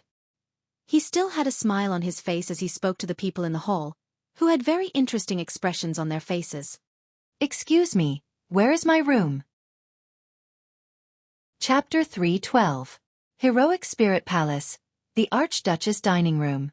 "I need an explanation about today's farce." Saroma stared at the two people in front of her with an unpleasant expression. One of them had a calm expression, while the other had the ghost of a smile on his face. "Or both of you can get out of Heroic Spirit Palace now and settle your own food and lodging, both of you," the Archduchess said coldly. "Wow." The heir of the City of Faraway Prayers, Ian Rockney leaned against the back of the chair in his most comfortable position. He watched the angry Archduchess with interest, then turned his head and asked Thales, who was deep in thought, "Is this what you meant by she's easy to talk to?" Thales took a deep breath. Maybe it's because that's here." But before he could speak, Saroma's anger rose. "You, respected Sir Ian Rockney," the Archduchess said coldly. "I remember that you came to ask for help?" "Aha." Ian nodded briskly. "Just because of your frivolous, boastful, pretentious, and boorish behavior?" Saroma was merciless. "And the rare talent that humiliated and angered all of Dragoncloud City the first time we met? Also, tonight's welcome banquet has been cancelled, because no one is willing to attend unless I agree to their challenge to a duel at the banquet. They're still quite enthusiastic. Look, fortunately I brought Monty." In the face of the Archduchess, who was accusing him of something, the frivolous Viscount chuckled and snapped his fingers. Problem solved. Saroma's expression became even more unpleasant when she saw his frivolous attitude. "Enthusiastic? Do you know how ugly the scene was after you left? Do you know how many nobles expressed their indignation to me?" Thales swore that with his sensitive hearing, he heard the Archduchess grinding her teeth behind her lips. "You should be glad that they dropped their weapons before entering the palace." "Ah!"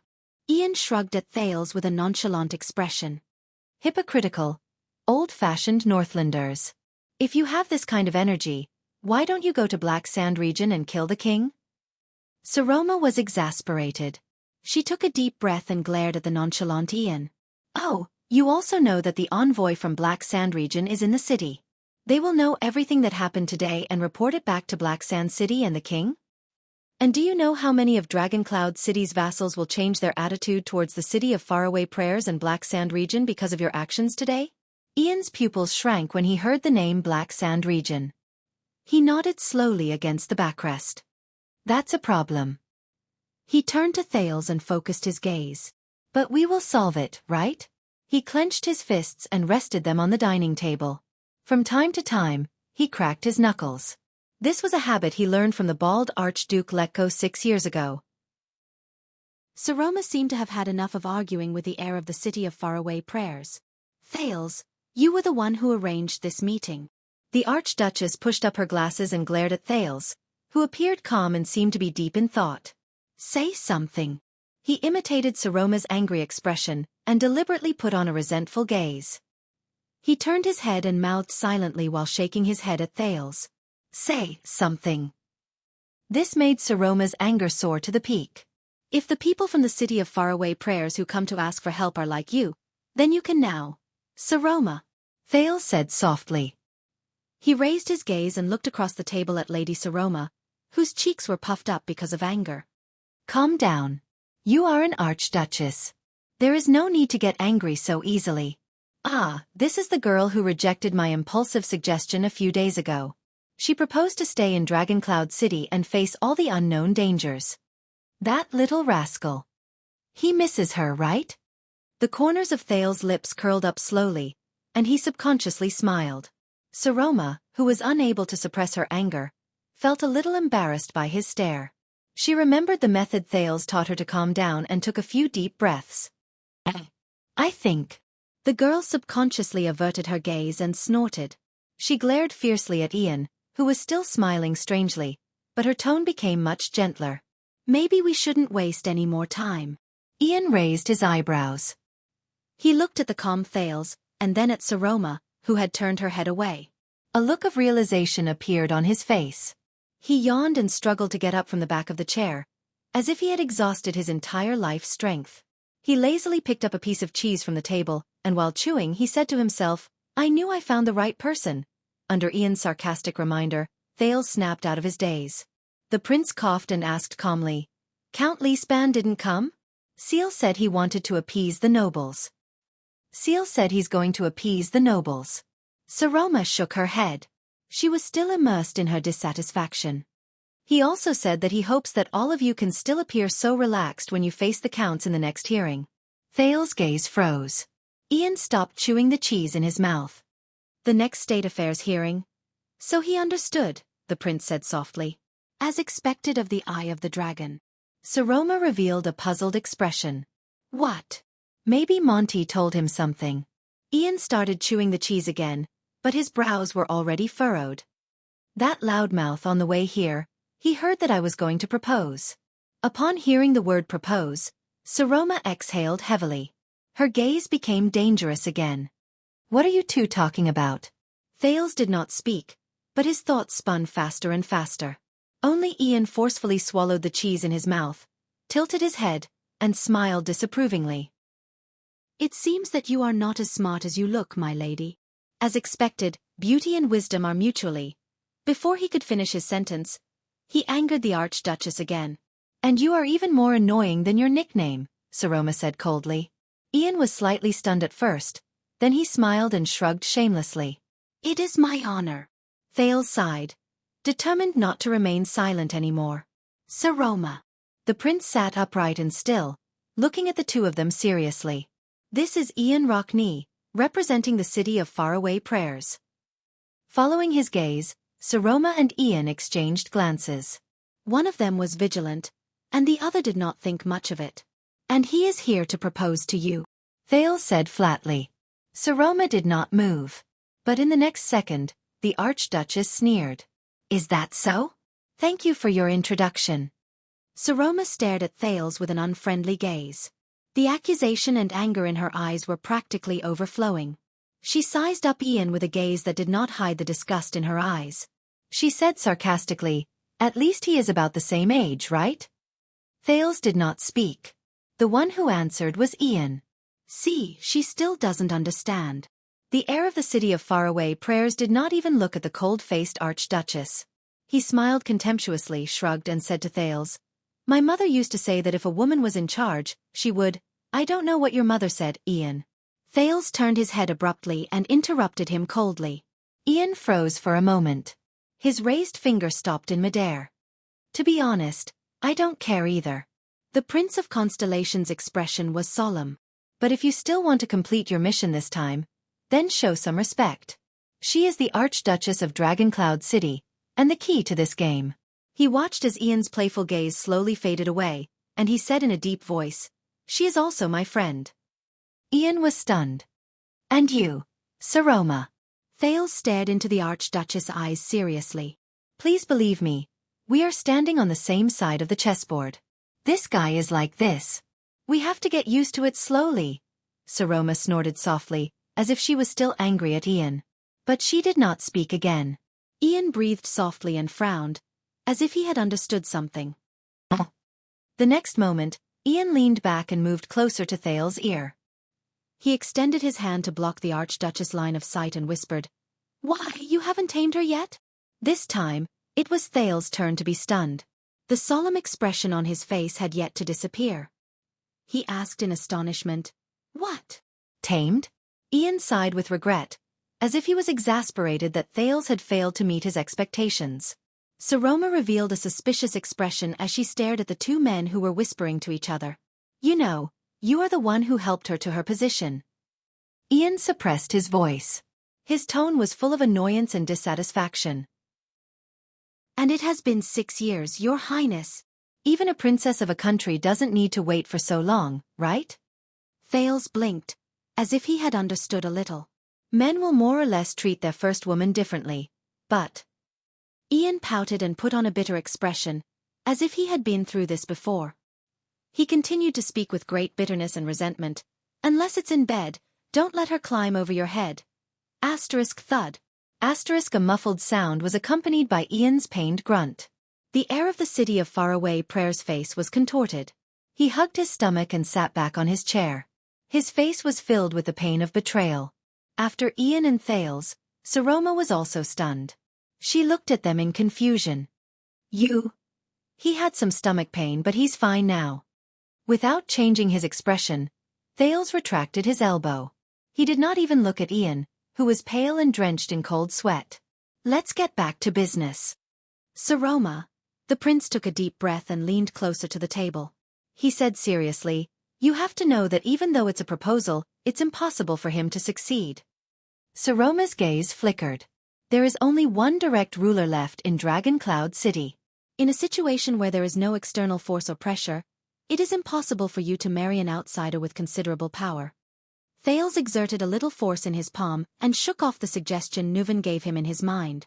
Internally or externally, logically or emotionally, it is impossible for you to form a marriage alliance with an outsider who has considerable power. For the vassals of Dragon Cloud City, this is tantamount to attracting a terrifying foreign enemy out of nowhere and taking away power from them. For the Archdukes of Extet, this means that the next heir of Dragon Cloud City and the City of Faraway Prayers is likely to merge the two into one.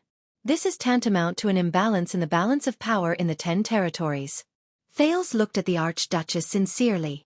And the City of Faraway Prayers is not strong enough to ignore or even suppress these objections.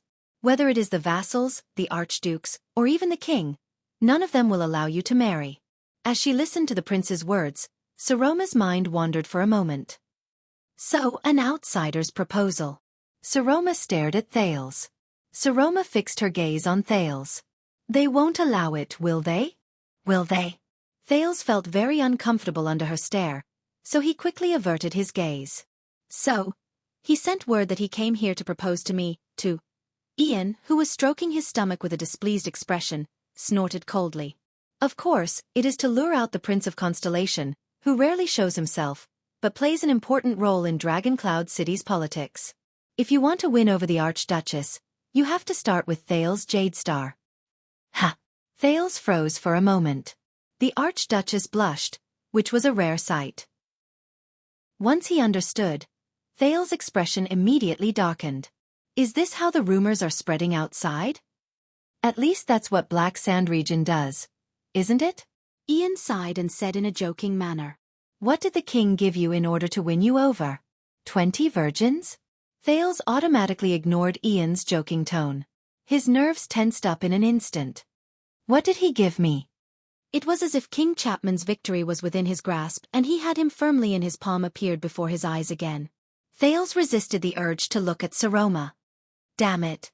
I can't let my guard down against this seemingly frivolous young master. Why? The second prince asked in return without batting an eyelid. Are you going to be generous and say, I'll give you double? Ian flashed an indecipherable smile. I'd be happy to. Ian shook his head with his usual expression before he slowly added the last sentence. I'll be happy to. He then added slowly, if they give you a slap. The Prince of Constellation responded with a cold snort in annoyance. But when he thought of Lampard's words, his heart turned cold. Although it's not a slap. But it's almost there. Saroma sighed softly. Let's get back to the main topic. So, the marriage proposal is just an excuse? It's not just an excuse. It can also explain a lot of things. The smiling Ian had an understanding look on his face. He clicked his tongue at Thales and moved his hands in an exaggerated manner. Look, the moment we mention the Archduchess marriage, with a bang, a living Prince Thales appears. Thales rubbed his forehead and exhaled in pain. How old are you this year, Ian? 19. Ian's smile remained. I'm just 1 year older than the Archduchess. No, 4 years older. Thales quietly added. He exchanged a glance with Saroma in tacit understanding. Is that so? The prince said faintly, I feel like you've just turned 9. In view of your glorious deeds when you were 7 or 8 years old. Ian knocked on the table, picked up another piece of buttered bread, bit into it and said with a muffled voice, I'll take this as a compliment. Thales exhaled. He gradually grasped the way to converse with the Viscount of Dual Wind City. Thales' thoughts raced as he recalled the conversation just now. From the moment he saw Saroma, Ian deliberately showed disdain for the Archduchess, but unknowingly asked about the Archduchess' relationship with the vassals of Dragon Cloud City, and probed about her control over the territory. He deliberately made the situation go out of control, but in truth, he looked at Thales many times. Perhaps he was observing when Thales would speak up to mediate, and from there, observe his influence on the Archduchess. He also indirectly probed about his actual relationship with the Archduchess. Twice. Both times, he tested Black Sand Region's attitude towards Thales, and Thales' attitude towards Black Sand Region. Thales secretly raised his guard in his heart. Ian Rockney. A seemingly frivolous, unruly, flamboyant, and presumptuous noble young master. But in truth, he hid the sharpest blade in his seemingly joking words. This nuisance. But for now, this is not a bad thing. Thales cleared his throat. Back to the topic at hand. Ian specifically told me that he wants to propose to you. Saroma's expression was still unpleasant, but she had already begun to listen to Thales' words. But as I said, a proposal is an impossible task. I guess he has other matters that he wants to discuss with me and you outside of normal diplomatic channels, in a reliable and trustworthy private setting. So I went to Heroic Spirit Palace in advance. Saroma looked at Ian with a doubtful expression. Ian blinked and swallowed his buttered bread. After we met, he told me that the city of Faraway Prayers is different from the other Northland archdukes. Their position is special, their politics are special, and any assistance from the interior of Extet is of great significance to them. Not only that, but he also constantly hinted to himself that as the future heir of the city of Faraway Prayers, he was like the Prince of Constellation, a foreigner who was forced to live among the Northlanders. Thales sighed. And he also hinted to me that he knows that the reason Dragon Cloud City sends troops to assist the city of Faraway Prayers is none other than the conflict between the vassals and the Archduchess, starting from your marriage.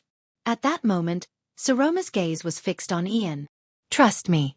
The Viscount snorted softly and disapprovingly. When it comes to the struggle between the archdukes and their vassals, his gaze became fierce. In all of Extet, I'm afraid that there is no place more affected than the Rockney family in the city of Faraway Prayers. Saroma looked at Thales thoughtfully, and then at Ian. So, what do you want? The Archduchess asked faintly after she calmed down. Ian smiled. He has a suggestion. Thales stared at Saroma with spirited eyes. An unusual way to solve the crisis. The Archduchess bit her lower lip lightly, seemingly more interested in the food on the table. But Thales knew that she was thinking. This is why we don't have time to waste on those boring and unnecessary ceremonies and banquets. The cynical look on Ian's face disappeared. He became solemn and no longer paid attention to the food on the table. This matter requires us to discuss in secret, make a joint decision, and plan ahead. And we are pressed for time.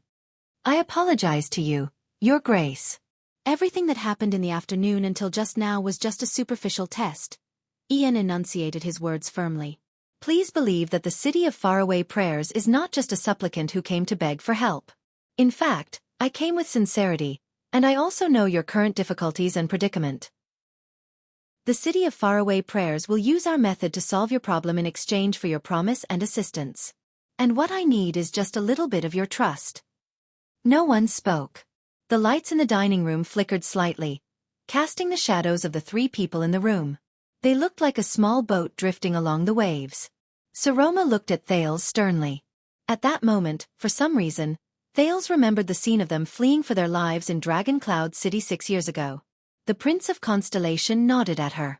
Finally, the Archduchess turned her head around. She was serious and calm. And what is your method to help me solve my problem? Ian Rockney of the City of Faraway Prayers grinned. He nodded slightly at Thales. In the next second, he looked at Saroma gently and spoke softly. He uttered those familiar words again. Propose. Chapter 313. Saroma frowned, and impatience reappeared on her face. You must have a very good reason for returning to this topic. Thales coughed unnaturally. Saroma. But before he could finish his sentence, Ian chuckled. I mean no offense. Don't think too highly of yourself, my lady. The heir of the City of Faraway Prayers raised a finger and shook his head slightly. You have to know that not everyone will cry, fight, and fight to the death to marry you. Saroma's expression changed. Ian abruptly turned his head and looked at Thales with a mysterious expression. Am I right? Thales became embarrassed. He coughed unnaturally again. Saroma, he means. I know what he's talking about. Saroma stared coldly at Ian, then turned to Thales. A slight contortion appeared on her fair face. He's right, isn't he? Obviously, I can't make people who don't like me fall head over heels for me. I'm not the main character in a legend. Oh my God. Thales lowered his head stiffly. As if he had discovered a new world, he suddenly realized that the food on the table was delicious. Ian curled up the corners of his mouth. He looked at her, then at Thales and smiled. Neither of us is the main character in a legend. Unless we write our own legends. Thales retracted his outstretched hand, which was reaching for the food. Saroma exhaled, suppressed the displeasure in her heart, and looked at the rude guest. The Archduchess raised her eyebrows. And that is? However, Ian only smiled meaningfully before his expression turned solemn. My lady, your highness, we are now facing the same problem. Ian looked particularly special when he was serious. His facial features, which were slightly different from the traditional Northlanders, made people unable to help but stare at him. A few months ago, our respected king, Chapman Lampard, issued a new enfeoffment law in Black Sand region. Saroma and Thales finally put aside their awkwardness and listened attentively. The dining room seemed to have become a war room at this moment. Ian imitated Thales and knocked on the table. Do you know what this means?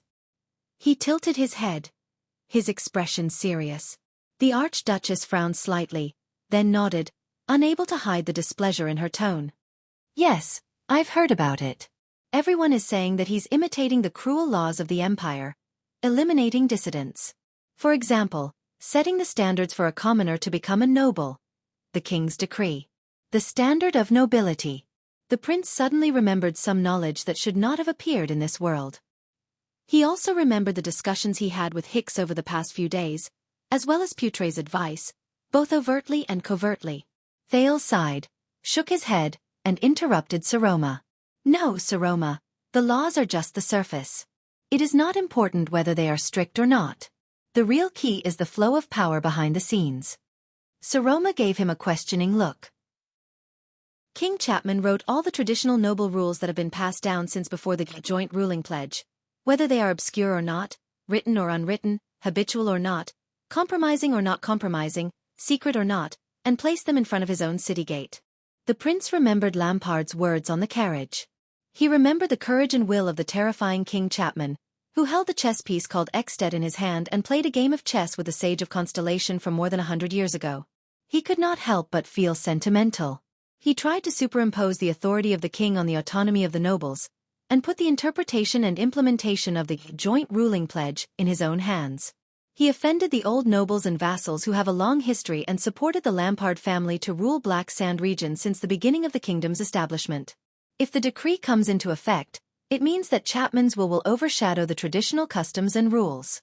The lives and power of the vassals will no longer belong to them, and they will no longer be shared with the king.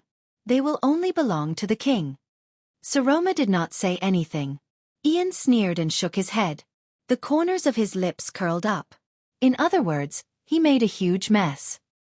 He made him face the most difficult situation since his coronation. He looked at Thales.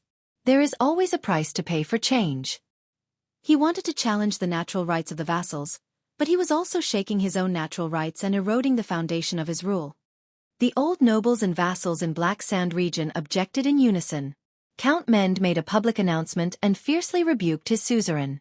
The Devenson family said that as long as the king did not revoke the decree, the tax resistance of all the vassals in their county would be extended indefinitely. Count Peruno went to Black Sand City to confront the king in a high-profile manner. The Ika family even recalled the 900 warriors who were stationed at the border to guard Broken Dragon Fortress according to their duty. All of Black Sand region became King Chapman's enemy overnight. The heir of the city of faraway prayers smiled faintly. This is his miscalculation. The second prince had lived in Heroic Spirit Palace for a long time. Although he had heard that Lampard had encountered a lot of trouble, this was the first time Thales heard the specific predicament Lampard faced.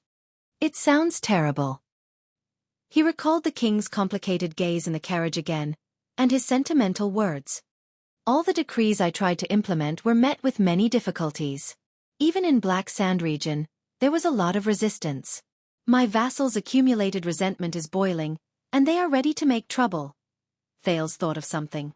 He was about to speak, but the Archduchess spoke first. How strange.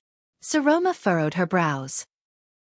Seal once told me that the vassals each have their own interests and schemes. They won't easily show their blades to the king, and it's also very difficult for them to gather their standpoint and come together. What's more, they're facing Lampard, and he's the king. If they don't have external help and trump cards, those opponents in Black Sand region might not be so confident, organized, and coordinated. In the face of the Archduchess' question, Ian put on a rather profound expression. The dining room was silent for a few seconds. Wait, it's you. Soon, the Archduchess moved a little and said in sudden realization, It's you, the Archdukes supporting their actions against the king, and even making promises? Thales' gaze shifted. Perhaps, as the Archduchess of Dragoncloud City, she had improved in the past 6 years. It was just that he had never noticed it in the past. Ian bowed slightly in his chair, displaying a perfect etiquette. This was indeed rare among Northlanders. How can we miss this opportunity? Ian straightened his back, looked at the frowning Saroma, and chuckled. It's not just us, Defense City and Elafure City are also helping. The Viscount nodded complacently. Other than the Archduke of Beacon Illumination City, who has just inherited the throne, and the Stustel family of Sentinel Region, who remains neutral as usual, the Archduke of Glacier Sea has also expressed his willingness to join us. Soon, Prestige Orchid Region and Reformation Tower, who are also in the south, will also send a reply. This is a collective conspiracy. The king in Black Sand Region, who is different from the rest, is our target. Looking at Saroma's unmoving expression, Thales knew that she was thinking of that day 6 years ago. That black ring. That blood-stained crown. That howling girl. Thales' heart was filled with an inexplicable emotion. In the dining room, Ian was like a hunter with a bow and arrow in hand. He flashed a confident smile. The arrow has left the bow, and the sword has been unsheathed. Lampard's bargaining chips are disappearing. His vassals are dissatisfied, his people are suspicious, his taxes are decreasing, and his army is loosening. The prestige and inheritance left by the King of Rebellion, Quisso, and one of the 9 knights, Holt Boiling Blood, for the descendants of the Lampard family, whose name is known throughout Northland, is gradually diminishing. The Prince of Constellation carefully recalled Lampard's character and methods. Suppressing his subconscious disapproval, he listened to Ian in silence. Before long, perhaps half a year, or even a few months, the king's rule will be shaken. The natural authority of the Iron Fist family will dissipate, and his decrees will no longer be able to leave the castle. He will become a powerless and lonely king, obediently enduring in his own castle until the next king's selection. Ian took a deep breath, and suddenly changed the topic. However, when everything was going according to plan, and he was only 1 step away from success, a small accident happened, he said, somewhat vexed. Saroma lowered her head and pondered. You mean, a crisis broke out in the Alliance of Freedom, and they tried to break away from Exdet? Ian flashed a smile of approval. And the city of faraway prayers happened to be the first to bear the brunt of this accident, the Archduchess said slowly. Was this really an accident? It is understandable. Reaching the top is imminent, and there will be obstacles. Ian exhaled and nodded. A cornered beast will still fight. Even a half-breed orc on the verge of death has the power to fight back, much less a usurper who killed his elder brother and the king. Hearing Ian's words, Thales could not help but frown. During these few minutes, Thales did not interrupt. He quietly watched the conversation between Saroma and Ian, and suddenly felt an inexplicable sense of unfamiliarity. That little rascal who hid behind me and wiped her tears, Saroma who has been sitting on the Archduchess' seat with fear and trepidation all these years. When did she become an existence who can play chess with her opponent at the negotiating table and conspire with her ally? Sentimental, gratified, disappointed, frustrated, complicated thoughts formed by countless emotions surged into his heart. Why didn't I realize it in the past 6 years? Why now when I'm about to? But Thales immediately clenched his fists. No, this is not enough. Her opponent, her ally. This is far from enough. It is precisely because of the archdukes led by the city of faraway prayers and their external support and guarantee that the old nobles in Black Sand region can rebel against the king without hesitation. Ian sighed. But we cannot turn a blind eye to the Alliance of Freedom. To be honest, based on the information I recently received, the situation in the Alliance is already irreversible. A peaceful solution is impossible. But if the army of the city of faraway prayers is busy on the campaign, and the Rockne family's hands are tied to the stake known as the Alliance of Freedom, he spread his hands and shrugged. Then, to the king's opponents, the promise of the city of faraway prayers will not be so reliable. Thales snapped out of his thoughts and quietly took over the conversation. At the same time, it will be easier for the king to suppress the opponents who are isolated and helpless, get through the crisis, and even further consolidate his authority and reshape Black Sand region that belongs to him. Asterisk clap. Asterisk Ian clapped his hands softly. If Lampard gets through this storm, believe me, for us, it won't be as simple as a failed hunt. Ian put on his most sincere expression, sweeping away the frivolity and deliberate provocation from before. He slowly said, that is something we do not want to see. As for what exactly it was that we do not want to see, he did not say it out loud. Saroma paused for a moment and asked in puzzlement, so that's why Dragoncloud City is so important in this storm? That's right. Ian looked at the Archduchess with a certain gaze. Among the 9 great territories, Dragoncloud City is the closest to us. It is also the only archduchy with abundant military power, financial resources, and an undeniable reputation that can dispatch troops to join us in the expedition against the Alliance of Freedom. The closest? The only one? I can read a map. The Archduchess put on a disapproving expression. Do you think Archduke Lecco of Defense City is a dead man? Humph, that old bald man who plays it safe. Ian sneered. He's not much different from a dead man. Saroma raised her eyebrows slightly. Saroma, Thales organized his thoughts and said, the city of faraway prayers and Black Sand region, Archduke Rockne and King Chapman are on opposite ends of a scale known as the crisis of the Alliance of Freedom or the crisis of the King's Decree. You are the supreme suzerain of Dragoncloud City. Your decisions, your army, and your vassals are the biggest chips in this game of chess. The prince looked at Ian cautiously and said, if Dragoncloud City promises to dispatch troops to the west and help the Rockne family conquer the Alliance of Freedom, Ian and the others' chances of toppling the king will increase greatly. If you stand by and do nothing, the pressure on King Chapman will be greatly reduced. Saroma pondered quietly. But Thales took a deep breath. Once you send out your troops, your vassals. Saroma raised her head. The coldness in her eyes startled both of them. My marriage, the Archduchess said flatly. I understand. Ian and Thales exchanged glances and nodded. Lampard must have done something. That's why your vassals are revealing their desire for power and disrespect for the Archduchess at this moment. Once you decide to dispatch troops, they will use this as a threat and force you to marry. Thales' expression became more and more solemn. And you will be forced into a dilemma because of your family's honor. If you want to dispatch troops, you must agree to their request and marry. But after you marry, Dragon Cloud City will sink into a vortex of power imbalance. Who knows what kind of trouble will be waiting for you? A suzerain and vassals threatening each other. Ian snorted coldly. Truth be told, this is nothing new in the city of faraway prayers.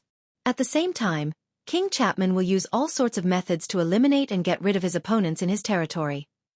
Thales sighed. One by one, day by day, until no one dares to oppose him and the king's decree. This is what Lampard is thinking. This is also the reason why I came here. The heir of the city of faraway prayers sat up straight and waited solemnly. My lady, whether it is to go to war for Dragon Cloud City, redeem the Dragon Spear family's reputation, or extend a helping hand to the city of faraway prayers to thwart the king's rebellious actions, this is a war you have no choice but to fight. Ian's eyes were bright. It was hard to believe that a few hours ago, he was still the maverick and infuriating descendant of the Archduchess. We are on the same side in this game of chess, facing the same opponent. Saroma did not say a word, but the seriousness in her eyes was unprecedented. She cast a glance at Thales, and the second prince returned her gaze with encouragement. But we also saw that Lampard used your vassals to hold Dragon Cloud City back. The envoys of Black Sand region did not come to Dragon Cloud City just because they were bored, Ian said seriously. After the city of faraway prayers, the Dragon Spear family's hands are also tied. So the city of faraway prayers did not just come here to ask for help. It is unrealistic to ask for help from a person whose hands are tied. So, Saroma took a deep breath. You mean? Ian nodded gravely. We are here to help. If the city of faraway prayers and Dragon Cloud City are two people whose hands are tied at the same time, then what we have to do next? He made a knife-like gesture with his hand.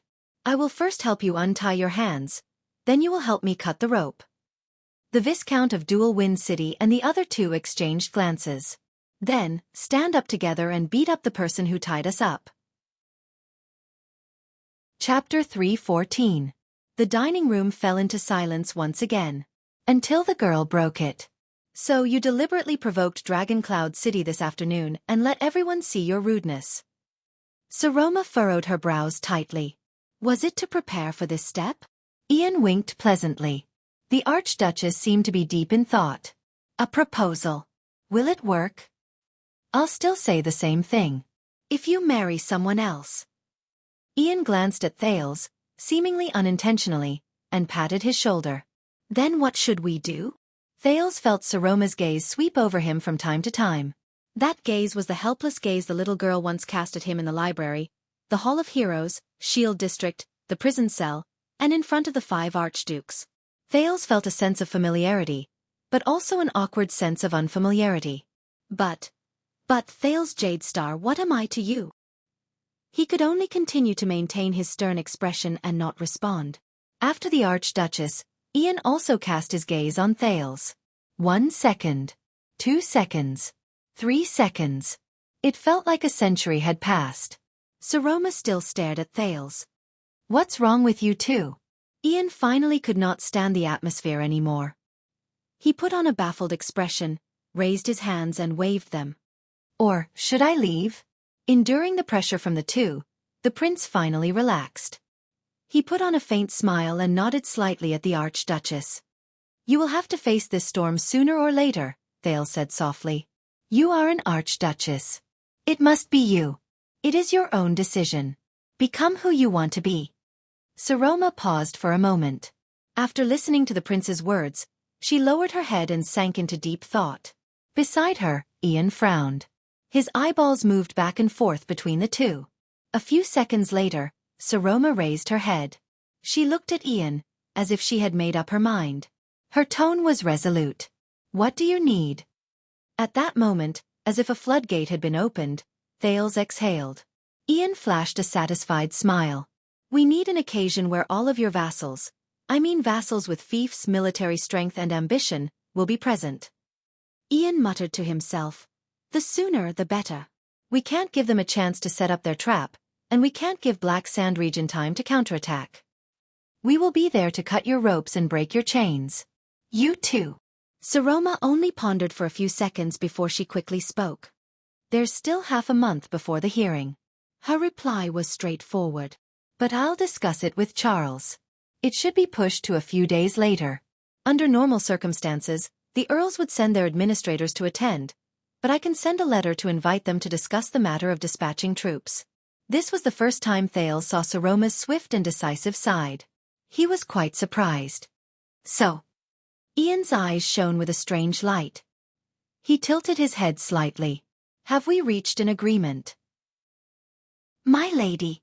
Oh no, the Archduchess of Dragoncloud City? Saroma looked at him and nodded slowly. Of course, Viscount of the City of Faraway Prayers. The corners of Thales' lips curled up. He felt a strange feeling surge in his heart. It was as if he had lost something. Very well. Ian put away his expression and stood up slowly. At that moment, Thales had the misconception that the Viscount's temperament was slowly changing. Ian raised his right hand, stretched it across the table, and put his fingers together to form a palm. Ian Rockney. At that moment, there was no extra playfulness on his face, nor was there any deliberate seriousness on his face. There was only a simple indifference. For our alliance. Thales stared at him silently. He stared at Ian, who had an indifferent expression. Perhaps. This is the real him. The real Ian Rockney. The Archduchess took a deep breath and stood up with a stiff expression. She extended her palm towards Ian. Saroma Walton, the young girl said coldly, for our goal. But when her palm was about to touch Ian, it paused in midair. Ian was slightly startled. Saroma slowly turned her head and looked at the only person left in the hall. That foreign prince with a complicated expression. Ian came to his senses. He smiled in realization and looked at Thales as well. This time, it was Thales who raised his eyebrows. I want it too, he asked in astonishment. You are the witness of this covenant, Thales. Don't underestimate yourself, Ian said with a chuckle. Or do you want to be an indifferent outsider who listens to the entire conspiracy? Saroma stared at the prince expressionlessly. Although her gaze was complicated, it did not leave for even a moment. Thales sighed and stood up helplessly. Thales Jade Star. The prince followed his memory of the 5 archdukes' action of swearing an oath of alliance. He extended his right hand and subconsciously closed Saroma's palm. For? He muttered to himself for a moment before he said coldly, for our common enemy. Ian stared at the 2 tightly clasped palms and raised half of his eyebrows. He sighed and shrugged, closing the back of Thales' hand from the outside. The 3 palms clasped together and shook vigorously in the air. The covenant was formed. And you have to attend as well, Thales. We in Dragoncloud City can't be the only ones at that kind of event. There must be outsiders with sufficient status as witnesses to give them considerable pressure. Ian let go of his hand and gestured to the south. But inviting Black Sand region is obviously a bad idea. Thales frowned. Do you need anything else? No. The faster, the shorter, and the simpler it is. Ian pursed his lips, seemingly a little anxious. The higher our chances of winning. But a few seconds later, the serious Ian revealed his true colors and returned to smiling. Of course, our Prince of Constellation can also write a letter and ask Constellation to dispatch troops from Western Desert Hill, cross the Great Desert, and attack the Alliance of Freedom from the south. And with us being attacked from both the east and the south, Ian laughed and picked up another piece of cheese to ease the tension. The war will end in less than 2 months. Thales rolled his eyes. Right, then I'll be in trouble when I'm a hostage in Extet. Guess, will Lampard publicly order the execution or hire an assassin? I think, rather than Constellation, you should ask for help from the orcs in the desert. It's more realistic. Ian mumbled and began to struggle with the cheese. Saroma's expression darkened. What are our chances? Ian shook his head and said vaguely, let's see how far we can go. He did not even look at them. His gaze was focused on the food in his hand. His cheeks moved back and forth as he chewed, but the words he said could not help but startle them. As I said, we are writing our own legend. It was a pleasure talking to you, madam, your highness. Ian swallowed the last mouthful of cheese, turned around without hesitation, and walked out of the dining room without the slightest bit of politeness. Thales was left behind, deep in thought. And the baffling Saroma. The 2 of them looked at each other in silence in the dining room. Saroma sat down and did not say a word.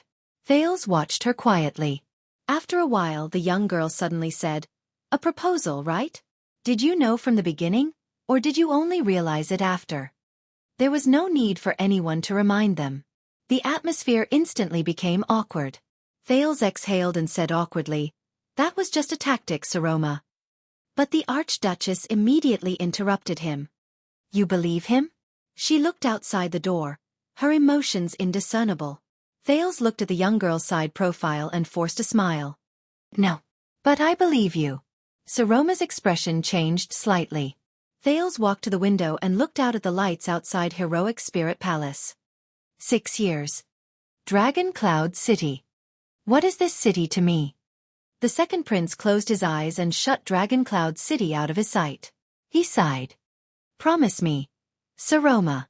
On the next day of the council hearing, no matter what happens, don't do anything stupid." Saroma was stunned. "What? Don't care about others. Don't care about anything else. Don't hesitate or hesitate. Just choose the path that suits you and the Archduchess best. That's enough." Thales turned around. His expression was as cold as ice, as if he was about to face the most difficult test in the world. "I will solve the rest of the problems." Saroma looked at him, wanting to say something but hesitating. But in the end, she closed her mouth and did not say anything. Thales forced a smile. He nodded slightly, turned around, and walked out of the dining room. The young girl behind him was left behind. Thales walked out of the corridor. He walked past Ging's, the female officer's still cold and solemn gaze, past the maid's pointing fingers and whispers, and past the guard's malicious gazes. Just like how he had walked past them countless times in the past 6 years. Then, as he was about to leave the palace gate, he was stopped. "This afternoon in the hall, I noticed the way they looked at you." Thales frowned and turned around. Ian Rockney was standing at the corner. He called out to him while flashing a fake smile at a guard who did not look like someone who was easy to deal with. The heir of the city of faraway prayers turned around and quickly caught up with Thales, leaving behind the guard's knife-like gaze. He smiled and said, "I don't think she can protect you, especially among these Northlanders." Thales sighed slightly. "So, you did it on purpose. You pushed me to the front of the stage again to be scrutinized." They walked past a pair of patrolling guards in the corridor. They seemed to be the Archduchess' personal guards. The leader narrowed his eyes and sized up the pair. Ian shrugged slightly and said in a low voice, "You know, the city of faraway prayers is the most remote territory in Extet. It is far away from the king's tentacles, and we are adjacent to the Great Desert." Thales raised his eyebrows. So if you are in the city of faraway prayers, you don't have to worry about the king's threat. My father also welcomes you." Ian winked. "And from where we are, as long as you cross the desert, you don't even have to pass through other archduchies to return to Constellation's western desert hill." Thales paused and shook his head helplessly in his heart. "Yes. But the premise is that Dragon Cloud City and King Chapman will allow me to leave. And if you're really kind enough to let me go, to let a chess piece that can be used to threaten Constellation leave." Ian raised his head and revealed his signature unruly smile again. "If things go wrong, please remember that the climate in the city of faraway prayers is much better than here." "I can't thank you enough," Thales said without batting an eyelid. "I will keep it in mind." The two of them walked side by side towards the palace gate. They could already see Waya, Ralph, and a few guards from the city of faraway prayers waiting at the gate. "Ian, you said that you want to write your own legend," Thales asked softly. "What do you mean?" Ian raised his head. He rubbed his chin, as if his interest was piqued by the question. "What do I mean?" He chuckled. "The Rockney family hasn't had a king for more than 300 years, and Dragon Cloud City just happened to give up its monopoly on the throne. And the city of faraway prayers has always been neglected." Ian turned his head. His smile made him look like he was joking. "Maybe it's time to balance the distribution of power in Extet. What do you think?" Thales' gaze froze. He understood what Ian meant and thought of the long-haired, resolute warrior. "Archduke Rockney intends to fight for the throne?" Ian shook his head. "Ha!" He lowered his head and flicked the knight's cannon emblem on his shoulder. He hid his gaze in a corner where Thales could not see. "Of course not." Ian raised his head. His eyes shone with an indecipherable light. With a rhythmic tone, Ian said softly, "At least it's not him." Thales stopped walking. Wuxia bowed respectfully to him from a distance when he was still more than 10 meters away from the palace gate. Ian also stopped walking and looked back at Thales with a calm and composed expression. The prince chuckled. "You know that you're going to face Lampard, perhaps the most difficult king in Extet's history?" Ian also smiled. "Yes, my father has to remind me at every meal how terrifying the person under the crown is." The two of them looked at each other. But Ian's smile slowly disappeared. "Since we're going to write our own legends, we can't leave too much ink for the supporting characters." Thales curled up the corners of his mouth and shook his head in resignation. "Are you sure he's a supporting character?" The prince fixed his gaze on Ian. "Chapman Lampard." Ian put on an innocent expression and shrugged. "I don't know. But I know that if I want to be the main character, he must be a supporting character." The 19-year-old Viscount sighed. The air seemed to freeze for a moment. Thales looked at him with a complicated expression and nodded. "Is that so?" Ian pursed his lips. "All successful legends are written in this way. There are no exceptions." The second prince of Constellation and the heir of the city of Faraway Prayers stared at each other for a few seconds. Both of their expressions gradually disappeared. "Now I'm starting to believe it." The second prince slowly narrowed his eyes. Ian raised his eyebrows and said in a clear tone, "Believe in what?" "Ian Rockney. There's no doubt about it." Thales exhaled deeply and sighed a little.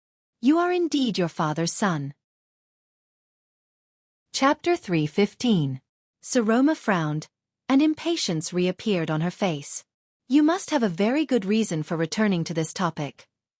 Thales coughed unnaturally. "Saroma." But before he could finish his sentence, Ian chuckled. "I didn't mean to offend you. Don't think too highly of yourself, madam." The heir of the city of Faraway Prayers raised a finger and shook his head slightly. "You have to know that not everyone will cry and fight to the death to marry you." Saroma's expression changed. Ian abruptly turned his head and looked at Thales with a mysterious expression.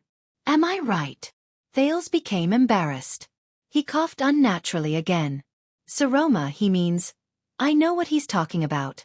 Saroma stared coldly at Ian, then turned to Thales. A slight contortion appeared on her fair face. "He's right, isn't he?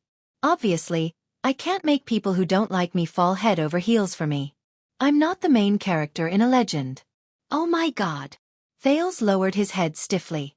As if he had discovered a new world, he suddenly realized that the food on the table was delicious. Ian curled up the corners of his mouth. He looked at her, then at Thales and smiled. "Neither of us is the main character in a legend. Unless we write our own legends."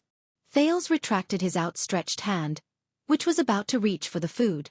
Saroma exhaled, suppressed the displeasure in her heart, and looked at the rude guest. The Archduchess raised her eyebrows. "And that is?" However, Ian only smiled meaningfully before his expression turned solemn.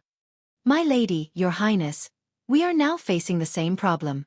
Ian looked particularly special when he was serious. His facial features, which were slightly different from the traditional Northlanders, made people unable to help but stare at him. A few months ago, our respected king, Chapman Lampard, issued a new enfeoffment law in Black Sand region. Saroma and Thales put aside their awkwardness with great difficulty and listened attentively. The dining room seemed to have become a war room at this moment. Ian imitated Thales and knocked on the table. "Do you know what this means?" He tilted his head, his expression serious. The Archduchess frowned slightly, then nodded, unable to hide the displeasure in her tone. "Yes, I've heard about it.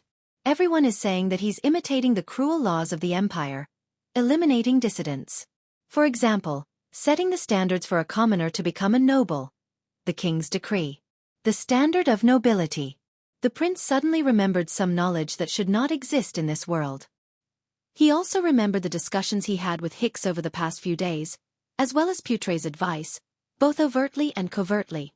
Thales sighed, shook his head, and interrupted Saroma. "No, Saroma, the laws are just the surface. It is not important whether they are strict or not. The real key is the flow of power behind the scenes."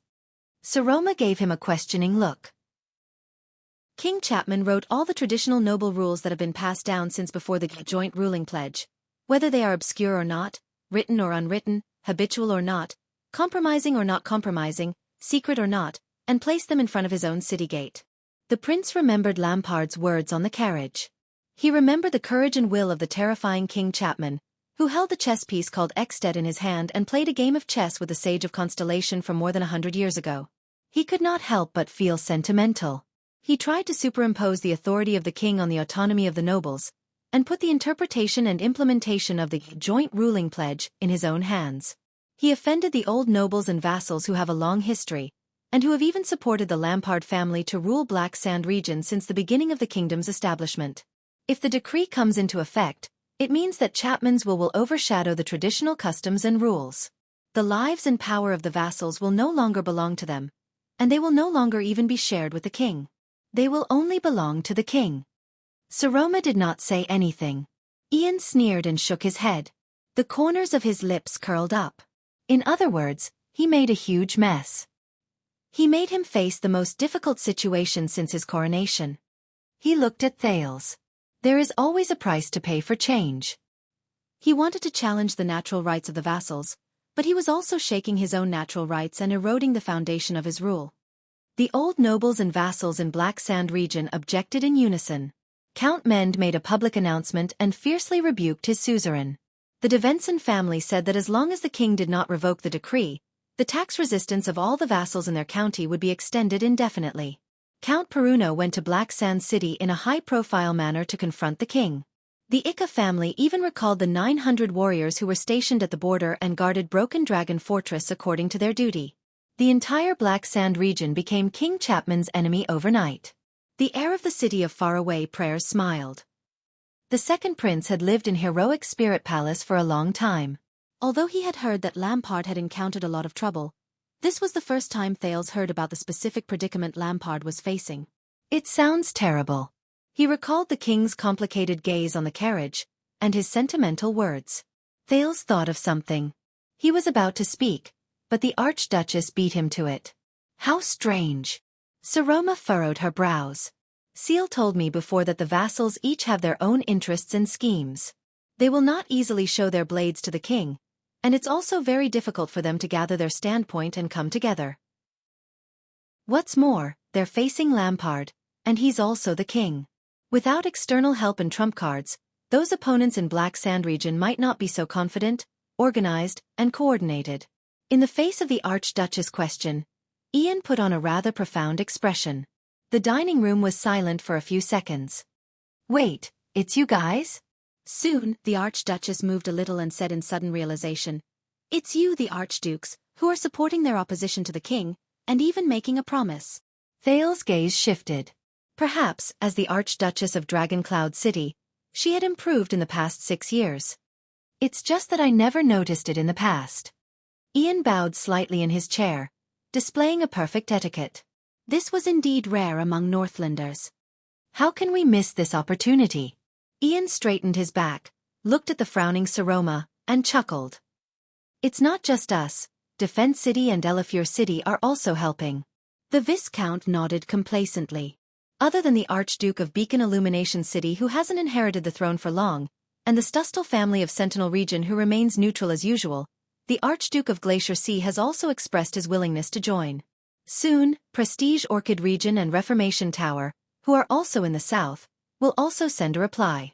This is a collective conspiracy. The king in Black Sand region, who is different from the rest, is our target. Looking at Saroma's unmoving expression, Thales knew that she was thinking of that day 6 years ago. That black ring. That blood-stained crown. That howling girl. Thales' heart was filled with an inexplicable emotion. In the dining room, Ian was like a hunter with a bow and arrow in hand. He flashed a confident smile. The arrow has left the bow, and the sword has been unsheathed. Lampard's bargaining chips are disappearing. His vassals are dissatisfied. His people are suspicious. His taxes are decreasing, and his army is loosening. In the Lampard family, which is famous in Northland, the uprising king, Quisso, and one of the 9 knights, Holt, the boiling blood, have left their descendants a legacy of prestige. The Prince of Constellation carefully recalled Lampard's character and methods. Suppressing his subconscious disapproval, he listened to Ian quietly.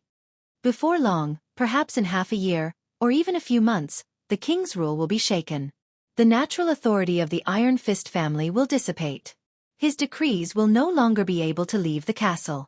He will become a powerless, lonely king who will obediently endure in his own castle until the next king selection. Ian took a deep breath and suddenly changed the topic. However, when everything was going according to plan and we were only one step away from success, a small accident happened, he said, somewhat vexed. Saroma lowered her head and pondered. You mean, a crisis broke out in the Alliance of Freedom, and they tried to break away from Extet? Ian flashed a smile of approval. And in this accident, the city of faraway prayers happened to be the first to bear the brunt, the Archduchess said slowly. Was this really an accident? Ian exhaled and nodded. It's understandable that there will be bumps in the road to the top. Even a mongrel orc who is on the verge of death has the power to fight back, let alone a usurper who killed his elder brother and the king. Ian sighed and nodded. Hearing Ian's words, Thales could not help but frown. During these few minutes, Thales did not interrupt. He quietly watched the conversation between Saroma and Ian, but he suddenly felt an inexplicable sense of unfamiliarity. That little rascal who hid behind me and wiped her tears, Saroma who has been sitting on the Archduchess seat with fear and trepidation all these years. When did she become an existence who can play chess with her opponent at the negotiating table and conspire with her ally? Sentimental, gratified, disappointed, frustrated, complicated thoughts formed by countless emotions surged into his heart. Why didn't I realize it in the past 6 years? Why now when I'm about to? But Thales immediately clenched his fists. No. This is not enough. Her opponent, her ally. This is far from enough. It's precisely because of the archdukes led by the city of faraway prayers and their external support and guarantee that the old nobles in Black Sand region can rebel against the king without hesitation. Ian sighed. But we can't turn a blind eye to the Alliance of Freedom. To be honest, based on the information I recently received, the situation in the Alliance is already irreversible. A peaceful solution is impossible. But if the army of the city of faraway prayers is busy on the campaign, and the Rockne family's hands are tied to the stake known as the Alliance of Freedom, he spread his hands and shrugged. Then, to the king's opponents, the promise of the city of faraway prayers will not be so reliable. Thales snapped out of his thoughts and quietly took over the conversation. At the same time, it will be easier for the king to suppress the opponents who are isolated and helpless, get through the crisis, and even further consolidate his authority and rebuild Black Sand region that belongs to him. Asterisk clap. Asterisk Ian clapped his hands lightly. If Lampard gets through this storm, believe me, for us, it won't be as simple as a failed hunt. Ian put on his most sincere expression, sweeping away the frivolity and deliberate provocation from before. He slowly said, "That's something we don't want to see." As for what exactly it was that we don't want to see, he did not say it out loud. Saroma paused for a moment and asked in puzzlement, "So that's why Dragoncloud City is so important in this storm?" "That's right." Ian looked at the Archduchess with a certain gaze. "Among the 9 great territories, Dragoncloud City is the closest to us. It's also the only archduchy that has surplus military forces, financial resources, and an undeniable reason to send troops to fight the Alliance of Freedom with us." "The closest? The only one? I can read a map." The Archduchess put on a disapproving expression. "Do you think Archduke Lecco of Defense City is a dead man?" "Humph, that old bald man who plays it safe." Ian sneered. "He's not much different from a dead man." Saroma raised her eyebrows slightly. "Saroma," Thales organized his thoughts and said, "the city of faraway prayers and Black Sand region, Archduke Rockne and King Chapman are on opposite ends of a scale known as the Alliance of Freedom crisis or the King's Decree crisis. You are the supreme suzerain of Dragoncloud City. Your decisions, your army, and your vassals are the biggest bargaining chips in this game of chess." The prince looked at Ian cautiously and said, "If Dragoncloud City promises to send troops to the west and help the Rockne family conquer the Alliance of Freedom, Ian and the others' chances of toppling the king will be greatly increased. If you stand by and do nothing, the pressure on King Chapman will be greatly reduced." Saroma pondered quietly. "But..." Thales took a deep breath. "Once you send out your troops, your vassals..." Saroma raised her head. The coldness in her eyes startled both of them. "About my marriage," the Archduchess said flatly. "I understand." Ian and Thales exchanged glances and nodded. Lampard must have done something. That's why your vassals are revealing their desire for power and disrespect for the Archduchess at this moment. Once you decide to send troops, they will use this as a threat and force you to marry. Thales's expression became more and more serious. And you will be forced into a dilemma because of your family's honor. If you want to send troops, you must agree to their request and marry. But after you marry, Dragon Cloud City will fall into a vortex of power imbalance. Who knows what kind of trouble will be waiting for you? A suzerain and vassals threatening each other. Ian snorted coldly. Truth be told, this is nothing new in the city of faraway prayers. At the same time, King Chapman will use all sorts of methods to eliminate and get rid of his opponents in his territory. Thales sighed. One by one, day by day, until no one dares to oppose him and the king's decree. This is what Lampard thinks. This is also the reason why I came here. The heir of the city of faraway prayers sat up straight and waited solemnly. My lady, whether it's to fight for Dragon Cloud City, redeem the Dragon Spear family's reputation, or lend a helping hand to the city of faraway prayers to thwart the king's rebellious actions, this is a war you have no choice but to fight. Ian's eyes were bright. It was hard to believe that a few hours ago, he was still the maverick and infuriating descendant of the Archduchess. We are on the same side in this game of chess, facing the same opponent.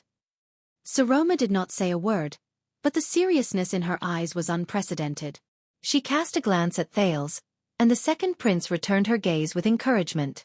But we also saw that Lampard used your vassals to hold back Dragon Cloud City's Black Sand region's envoy. He did not come to Dragon Cloud City because he was bored, Ian said seriously.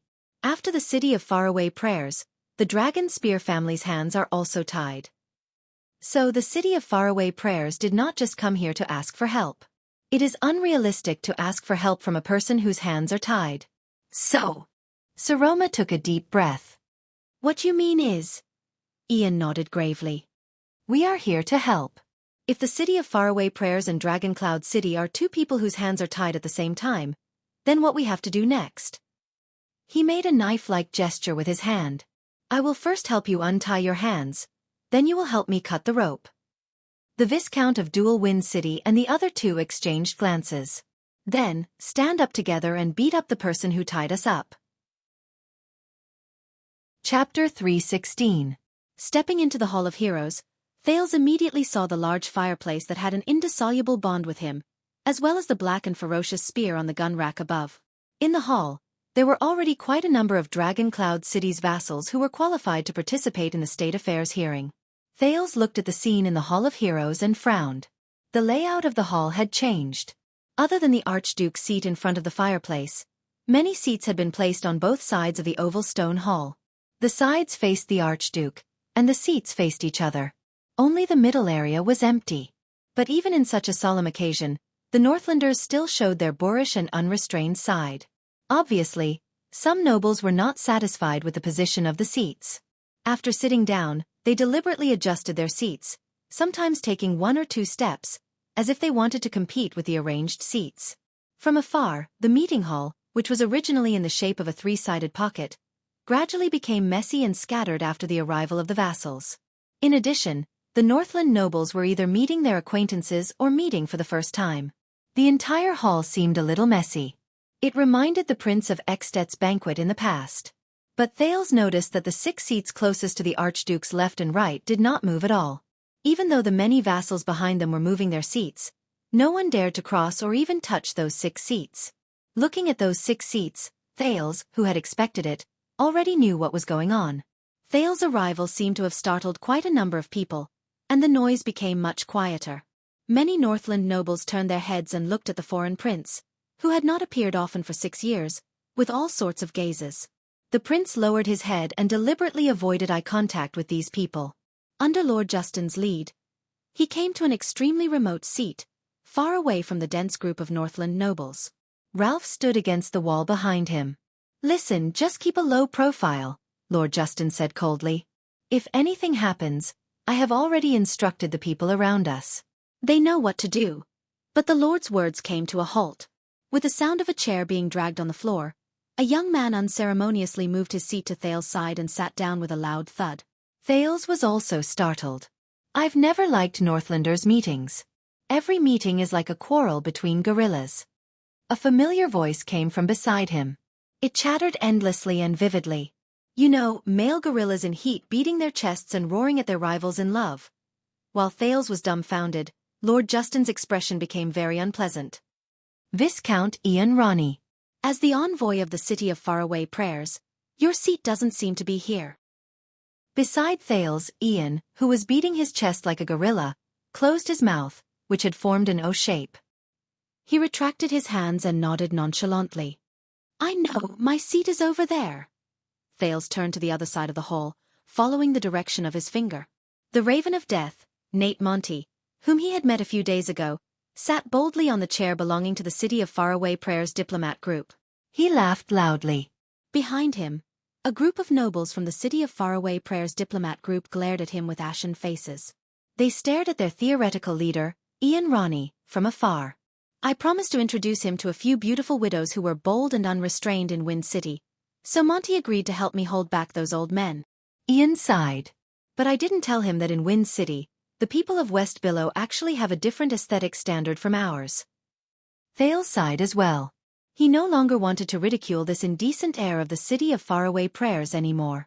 As the Prince of Constellation and the people from the City of Faraway Prayers took their seats, the hall regained the noises unique to Northland. Then, a loud shout rang through the hall. Thales recognized the voice. It was the herald's shout. As he shouted, a few nobles, who were obviously of high status, entered the hall in a few short minutes, as if they had agreed on it beforehand. Some of them were fast, some of them were slow, some of them were early, and some of them were late. The Count of Phelan Castle, Xiaofan Cotter's son. As the herald announced their names, the first man who walked in was about 50 years old. He was actually dressed in a military uniform. His eyes shone with a sharp light, and Thales could not help but frown. The Count of Rubble Hill and Harting County, Holt Nazir. This was an old noble. He walked forward slowly with the help of his attendants, but the nobles beside him subconsciously made way for him. The Count of Wild Woodland, Stone Liner. Count Liner did not seem to be much younger than Cotter's son. He was dressed strictly, and his expression was stern. He looked steadily forward, as if he was ready to rush to the battlefield at any moment. The Count of Hunt and Origami County, Con Kirkegul. This middle-aged guest was of medium stature. His expression was calm, and he walked slowly. He came alone without any attendants, as if he was not affected by external objects. But the most eye-catching thing was that his left sleeve was empty. This was a one-armed count. The Count of Flatiron County, Brookinghurst. This guest was the youngest. He was in his 30s, and he had a full beard with a golden luster. He wore a smile on his face, and his chiseled facial features left a deep impression on people. The 5 men walked into the hall one after another. Under the watchful eyes of the nobles in the hall, they walked to the front of the stone hall and sat down without hesitation on the 5 seats closest to the Archduke. The discussions and noises in the hall immediately quieted down. Ian whispered into Thales' ear. They, along with Prime Minister Leespan, are the 6 most trusted and important counts of King Nuvan when he was alive. It is said that the strength of each of these 6 families is comparable to that of a country, and they can summon more than 20,000 warriors without hesitation to go to war, almost twice the number of the Walton family. They seem to be experienced rulers, Thales said softly. Ian shook his head. King Nuvan did not allow his subordinates to have people who held positions without doing anything, or those with low abilities. That's why the people you saw were all heroes who served under him for decades and helped him spread his fame in Dragon Cloud City, and even in Extet, unlike the people from the City of Faraway Prayers. Forget it. Let's not talk about it. In short, this is one of King Nuvan's legacies. It also made Dragon Cloud City the strongest and most terrifying force in Extet. Thales observed the 5 counts seriously and added. That was in the past, when King Nuvan was still around. Ian shook his head disapprovingly. And now? Humph. Thales nodded. But then he heard the interaction between the 5 counts. How is your territory, Con? Count Cotter's son, who was dressed in martial attire, said in a voice that was as hard as iron. Ever since His Majesty broke the neck of their previous Archduke, the bastards in Beacon Illumination City no longer dare to provoke you, right? Cut the crap. The one-armed Count Con Kirkegul did not give Cotter's son any face. His expression did not change, and he looked as if he was 1,000 miles away from him. We all know why we don't bother with small talk here. Cotter-san, who had asked for a snub, snorted coldly and turned his head away. The Soul Slayer pike is still as sharp as before. Count Nazir, who seemed to be the most senior among them, fixed his gaze on the Soul Slayer pike behind the Archduke's seat and sighed. But the person sitting under it, the person we are loyal to, is no longer here. These words caused the expressions of the 5 earls to sink. Nazir shook his head. His gaze was melancholic. When was the last time we gathered together? 6 years ago, Count Liner, who was as stern as ice, answered coldly behind him. He shifted his seat forcefully, as if everything around him was an eyesore. First it was Constellation, then the Calamities, then the Dragon, and finally Black Sand region. When we arrived with our men, there was only His Majesty's funeral left. The 5 of them were silent for a moment. Humph! Before Liner could finish speaking, he shook his head coldly. A ridiculous king selection. 5 outsiders and Leaseband decided who we would be conferred as kings, turning the most powerful Dragon Cloud city into the biggest joke in Extet. Liner! The golden-bearded Count Hurst interrupted him angrily. For the sake of the Sunset Goddess, save your grumbling. When Thales heard this, he could not help but feel a shadow cast over his heart. Saroma, what kind of vassals have you been facing for the past 6 years? Count Liner snorted disdainfully and was about to speak. The Count of Eagle County and Bloodshed Land. The herald's voice rang again. Regent of Dragon Cloud City, Seal Leaseband. Finally, Thales saw a familiar face. Count Leaseband was still as steady and calm as ever. He stepped into the hall with an unquestionable expression. Unlike before, the nobles quietened down the moment Regent Leaseband entered the hall. Only the 5 counts stared at him without showing any signs of weakness. Count Liner even snorted softly. Regent Leaseband walked in front of the 5 counts with an indifferent expression. Everyone, it is my honor to welcome you with your presence. It's not you, Seal. Count Nazir shook his head and flashed an unpleasant smile. It's not you. We are here in response to the Lord's summons. Leaseband turned his head and glanced at Nazir. Of course, the regent said softly. He turned around and sat down on the seat closest to the Archduke's seat. As for the other 4, they did not even look at Leaseband. It was as if he was not one of the 6 at all. He was not their companion. Thales frowned as he watched the 6 counts interact. Ian. The prince suddenly took a step towards the young Rockney and said softly, Tell me, in this matter, Dragon Cloud City is not your only hope. Ian, who was waving at his diplomat group from afar, was slightly stunned. He turned around with a puzzled expression. What is it? Thales' expression was firm. Tell me. Ian frowned slightly, as if he had thought of something. You don't seem to have much confidence in us? Thales shook his head. No emotion could be seen on his face. Just tell me. Ian narrowed his eyes. Of course not. In the end, the air of the city of faraway prayers still snorted softly. Dragon Cloud City is just one of them. His expression darkened slightly. At this time, my sister has probably already arrived at Defense City with a mission. Thales pondered for a while. Defense City. Archduke Letko. He remembered the bald old Archduke and the scene of him roaring in this hall 6 years ago. Of course 20 years ago, they were also among the reinforcements. The prince raised his head with a worried expression. But what you can think of, Lampard can also think of, just like how you came to Dragon Cloud City. Ian whistled and waved his hand nonchalantly. My sister will find a way. God knows how she'll use her big legs to tempt that old baldy to send his troops. Or maybe she'll use her mouth. Who knows which one? Thales frowned. He noticed that Ian's gaze slowly froze in midair. He seemed to be deep in thought. You don't seem to like your sister very much? Ian snorted softly, as if he did not think much of it. Don't misunderstand, we used to be very close. Young Rockney looked at the stone carving of the cloud dragon spear above his head and snorted. But now, we're almost like mortal enemies. His expression was sarcastic. Thales raised his eyebrows. Do you mind if I ask why? Ian did not speak. He only glanced at Thales with a complicated expression. At this moment, an even louder shout than before came from the door. Raikaru and Chara's bloodline. all the Northlanders in the hall turned their heads in unison. With the sound of countless chairs crashing into each other, all the Northlanders stood up. Even the 6 counts were no exception. They all clenched their right fists solemnly and pressed them against their hearts. The heir of the dragon spear family. Ian let out a sigh and slowly stood up. Under the urging of countless dissatisfied gazes, Thales quickly stood up as well. The ruler of Dragon Cloud City. Amid the thunderous shouts, Thales saw a lithe figure through the gaps between the layers of shoulders. She walked over slowly with heavy footsteps. It's her.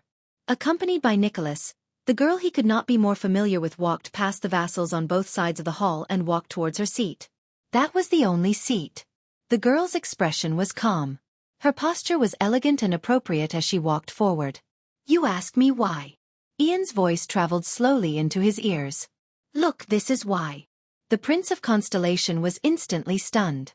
He turned his head. What? Ian curled his lips into a mocking smile. 6 years ago, the first Archduchess in Extet's history succeeded the throne in this hall in Dragon Cloud City. Ian's gaze turned cold. He turned his head and glanced at the Soul Slayer pike on the fireplace, then at the girl who walked slowly towards him from the center of the hall. There was a hint of melancholy in his voice. Since then, my dearest twin sister, the woman who was conceived in my mother's womb with me. She did not just see me as her dearest brother. Thales was stunned. Thud, thud, thud. Through the crowd, the young Archduchess' footsteps continued. She endured the unscrupulous gazes of countless men. She swept past countless men's overt or covert discussions. She walked past the coarse floor tiles of Heroic Spirit Palace, which had a long history, and entered the meeting hall that only male nobles had the right to enter for centuries. Step by step, she walked towards her seat. There was a moment when Thales wished he did not have nimble hearing or clear vision. For he saw that all the men in the hall, young and old, high and low, from front to back, from top to bottom, were scrutinizing the Grand Duchess's figure without scruple, gazing at her face. He even heard them laughing, teasing, and obscene comments about the Archduchess' figure, face, and even her. An inexplicable anger surged in his heart, causing Thales to clench his fists subconsciously. He clenched his fists tighter and tighter. But the girl still moved forward. Thud, thud, thud. Her footsteps made crisp sounds as she stepped on the centuries-old floor tiles of Heroic Spirit Palace. The floor tiles of Heroic Spirit Palace were still as sturdy and indestructible as they had been for years. But the girl still moved forward. Thud, thud, thud. Her boots continued to hit the floor tiles. Even though the floor tiles had never been broken or shaken, she did not stop. She did not retreat either. You know, from then on, my sister's eyes shone with a dangerous light. Ian's voice continued to travel into Thales' ears. The heir of the city of faraway Prayer's eyes shone with a dangerous light. That pair of beautiful eyes no longer stared at makeup and clothes, dowries and money, but at the handsome young men who might become her dependents and homes in the future. She stared at the things that women are born to care about. Instead, she looked at my father. She looked at me. Thales did not speak. The girl's figure was light, and her expression was calm. But her footsteps were still heavy. It was as if she was carrying a heavy burden. You changed the rules, Thales. Ian spoke at a steady pace, but it was filled with melancholy that could not be dispelled. You and Lampard. There was an unsettling look in his eyes as he stared at Thales. It was you. You took my sister away from me. The girl finally walked up the steps that belonged to the Archduchess. Nicholas stood still on the first step of the stairs. As her most important bodyguard, he had to stop here. He could not take another step forward. The girl could only walk up the steps alone. She walked up to her seat. She was alone. As the girl walked up to her seat, the herald's deliberately prolonged call came to an end. Archduchess. Saroma Walton. Under countless people's gazes, Saroma slowly sat down. She could not hide the paleness on her face. All the vassals of Dragon Cloud City under the steps lowered their heads and bowed. They showed their respect to their lords. But Thales heard it. With the help of the Sin of Hell's river. He heard it clearly. The vigorous and powerful pulses in the Archduchess' chest traveled into his ears continuously. It was Saroma's heartbeat. It was lively and powerful. Even the messy sounds of the people sitting down in the hall could not cover it. Thales heaved a long sigh. I see. Thales sat down on his seat and looked at Ian, who was beside him. He seemed to be deep in thought. For the crisis of the Alliance of Freedom, you came to Dragon Cloud City, and your sister went to Defense City. If you fail— No, Ian interrupted him coldly. The air of the city of faraway prayers had a fire in his eyes that Thales could not ignore. The one who will fail will only be her. It can only be her. Thales turned his head and looked at Ian. The second prince nodded slowly. There was a profound meaning in his words. Just now, you said that I took your sister away. Ian frowned. Thales heaved a long sigh and slowly clenched his fists. You're right. I took her away. Thales took a deep breath and looked at the Archduchess on the Archduchess throne, at the Archduchess who was forcing herself to remain calm as she looked at everyone. She is indeed your sister. Thales smiled. He turned his head to look at the Archduchess, who was about to speak, leaving Ian with a doubtful expression. Just now, when Saroma slowly walked to her seat, and when Ian told that story with hatred, Thales suddenly came to a realization. So, 6 years ago he still had Lampard. What they did in this hall. Chapter 317. Stepping into the Hall of Heroes, Thales immediately saw the large fireplace that had an indissoluble bond with him, as well as the black and ferocious spear on the gun rack above. In the hall, there were already quite a number of Dragon Cloud City's vassals who were qualified to participate in the state affairs hearing. Thales looked at the scene in the Hall of Heroes and frowned. The layout of the hall had changed. Other than the Archduke's seat in front of the fireplace, many seats had been placed on both sides of the oval stone hall. The sides faced the Archduke, and the seats faced each other. Only the middle area was empty. But even in such a solemn occasion, the Northlanders still showed their boorish and unrestrained side. Obviously, some nobles were not satisfied with the position of the seats.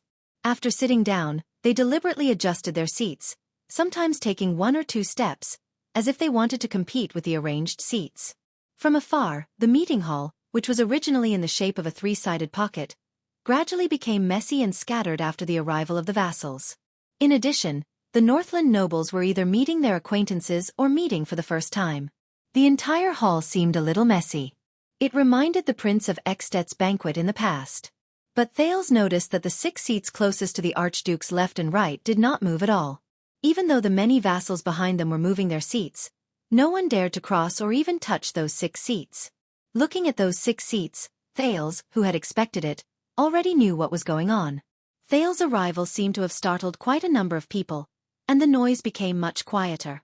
Many Northland nobles turned their heads and looked at the foreign prince, who had not appeared often for 6 years, with all sorts of gazes. The prince lowered his head and deliberately avoided eye contact with these people. Under Lord Justin's lead, he came to an extremely remote seat, far away from the dense group of Northland nobles. Ralph stood against the wall behind him. Listen, just keep a low profile, Lord Justin said coldly. If anything happens, I have already instructed the people around us. They know what to do. But the Lord's words came to a halt. With the sound of a chair being dragged on the floor, a young man unceremoniously moved his seat to Thales' side and sat down with a loud thud. Thales was also startled. I've never liked Northlanders' meetings. Every meeting is like a quarrel between guerrillas. A familiar voice came from beside him. It chattered endlessly and vividly. You know, male guerrillas in heat beating their chests and roaring at their rivals in love. While Thales was dumbfounded, Lord Justin's expression became very unpleasant. Viscount Ian Ronnie. As the envoy of the City of Faraway Prayers, your seat doesn't seem to be here. Beside Thales, Ian, who was beating his chest like a gorilla, closed his mouth, which had formed an O shape. He retracted his hands and nodded nonchalantly. I know, my seat is over there. Thales turned to the other side of the hall, following the direction of his finger. The Raven of Death, Nate Monty, whom he had met a few days ago, sat boldly on the chair belonging to the City of Faraway Prayers diplomat group. He laughed loudly. Behind him, a group of nobles from the City of Faraway Prayers diplomat group glared at him with ashen faces. They stared at their theoretical leader, Ian Ronnie, from afar. I promised to introduce him to a few beautiful widows who were bold and unrestrained in Wind City, so Monty agreed to help me hold back those old men. Ian sighed. But I didn't tell him that in Wind City, the people of West Billow actually have a different aesthetic standard from ours. Thales sighed as well. He no longer wanted to ridicule this indecent air of the City of Faraway Prayers anymore. As the Prince of Constellation and the people from the City of Faraway Prayers took their seats, the hall regained the noises unique to Northland. Then, a loud shout rang through the hall. Thales recognized the voice. It was the herald's shout. As he shouted, a few nobles, who were obviously of high status, entered the hall in a few short minutes, as if they had agreed on it beforehand. Some of them were fast, some of them were slow, some of them were early, and some of them were late. The Count of Phelan Castle, Xiaofan Cotter's son. As the herald announced their names, the first man who walked in was about 50 years old. He was actually dressed in a military uniform. His eyes shone with a sharp light, and Thales could not help but frown. The Count of Rubble Hill and Harting County, Holt Nazir. This was an old noble. He walked forward slowly with the help of his attendants, but the nobles beside him subconsciously made way for him. The Count of Wild Woodland, Stone Liner. Count Liner did not seem to be much younger than Cotter's son. He was dressed strictly, and his expression was stern. He looked steadily forward, as if he was ready to rush to the battlefield at any moment. The Count of Hunt and Origami County, Con Kirkegel. This middle-aged guest was of medium stature. His expression was calm, and he walked slowly. He came alone without any attendants, as if he was not affected by external objects. But the most eye-catching thing was that his left sleeve was empty. This was a one-armed count. The Count of Flatiron County, Brookinghurst. This guest was the youngest. He was in his 30s, and he had a full beard with a golden luster. He wore a smile on his face, and his chiseled facial features left a deep impression on people. The 5 men walked into the hall one after another. Under the watchful eyes of the nobles in the hall, they walked to the front of the stone hall and sat down without hesitation on the 5 seats closest to the Archduke. The discussions and noises in the hall immediately quieted down. Ian whispered into Thales' ear. They, along with Prime Minister Leesban, are the 6 most trusted and important counts of King Nuvan when he was alive. It is said that the strength of each of these 6 families is comparable to that of a country, and they can summon more than 20,000 warriors without hesitation to go to war, almost twice the number of the Walton family. They seem to be experienced rulers, Thales said softly. Ian shook his head. King Nuvan did not allow his subordinates to have people who held positions without doing anything, or those with low abilities. That's why the people you see are all heroes who served under him for decades and helped him spread his fame in Dragon Cloud City, and even in Extet, unlike the people from the City of Faraway Prayers. Forget it. Let's not talk about it. In short, this is one of King Nuvan's legacies. It also made Dragon Cloud City the strongest and most terrifying force in Extet, Thales added as he observed the 5 counts seriously. That was in the past, when King Nuvan was still around. Ian shook his head disapprovingly. And now? Humph. Thales nodded. But he then heard the interaction between the 5 counts. How is your territory, Con? Count Cotter's son, who was dressed in martial attire, said in a voice that was as hard as iron. Ever since His Majesty broke the neck of their previous Archduke, the bastards in Beacon Illumination City no longer dare to provoke you, right? Cut the crap. The one-armed Count Con Kirkegel did not give Cotter's son any face. His expression did not change, and he looked as if he was 1,000 miles away from him. We all know why we don't bother with small talk here. Cotter's son, who had asked for a snub, snorted coldly and turned his head. The Soul Slayer pike is still as sharp as before. Count Nazir, who seemed to be the most senior among them, fixed his gaze on the Soul Slayer pike behind the Archduke's seat and sighed. But the person sitting under it, the person we served, is no longer here. These words caused the expressions of the 5 earls to sink. Nazir shook his head. His gaze was melancholic.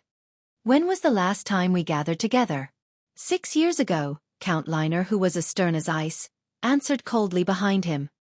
He shifted his seat forcefully, as if everything around him was an eyesore. First it was Constellation, then the Calamities, then the Dragon, and finally Black Sand region. When we arrived with our men, there was only His Majesty's funeral left. The 5 of them were silent for a moment. Humph. Before Liner could finish speaking, he shook his head coldly. A ridiculous king selection. 5 outsiders and Leesban decided who we would be conferred as kings, turning the most powerful Dragon Cloud City into the biggest joke in Extet. Liner. The golden-bearded Count Hurst interrupted him angrily. For the sake of the sunset goddess, save your grumbling.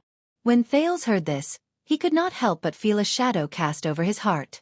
Saroma, what kind of vassals have you been facing for the past 6 years? Count Liner snorted disdainfully and was about to speak. The Count of Eagle County and Bloodshed Land. The herald's voice rang again. Regent of Dragoncloud City, Seal Leaspan. Finally, Thales saw a familiar face. Count Leaspan was still as steady and calm as ever. He stepped into the hall with an unquestionable expression.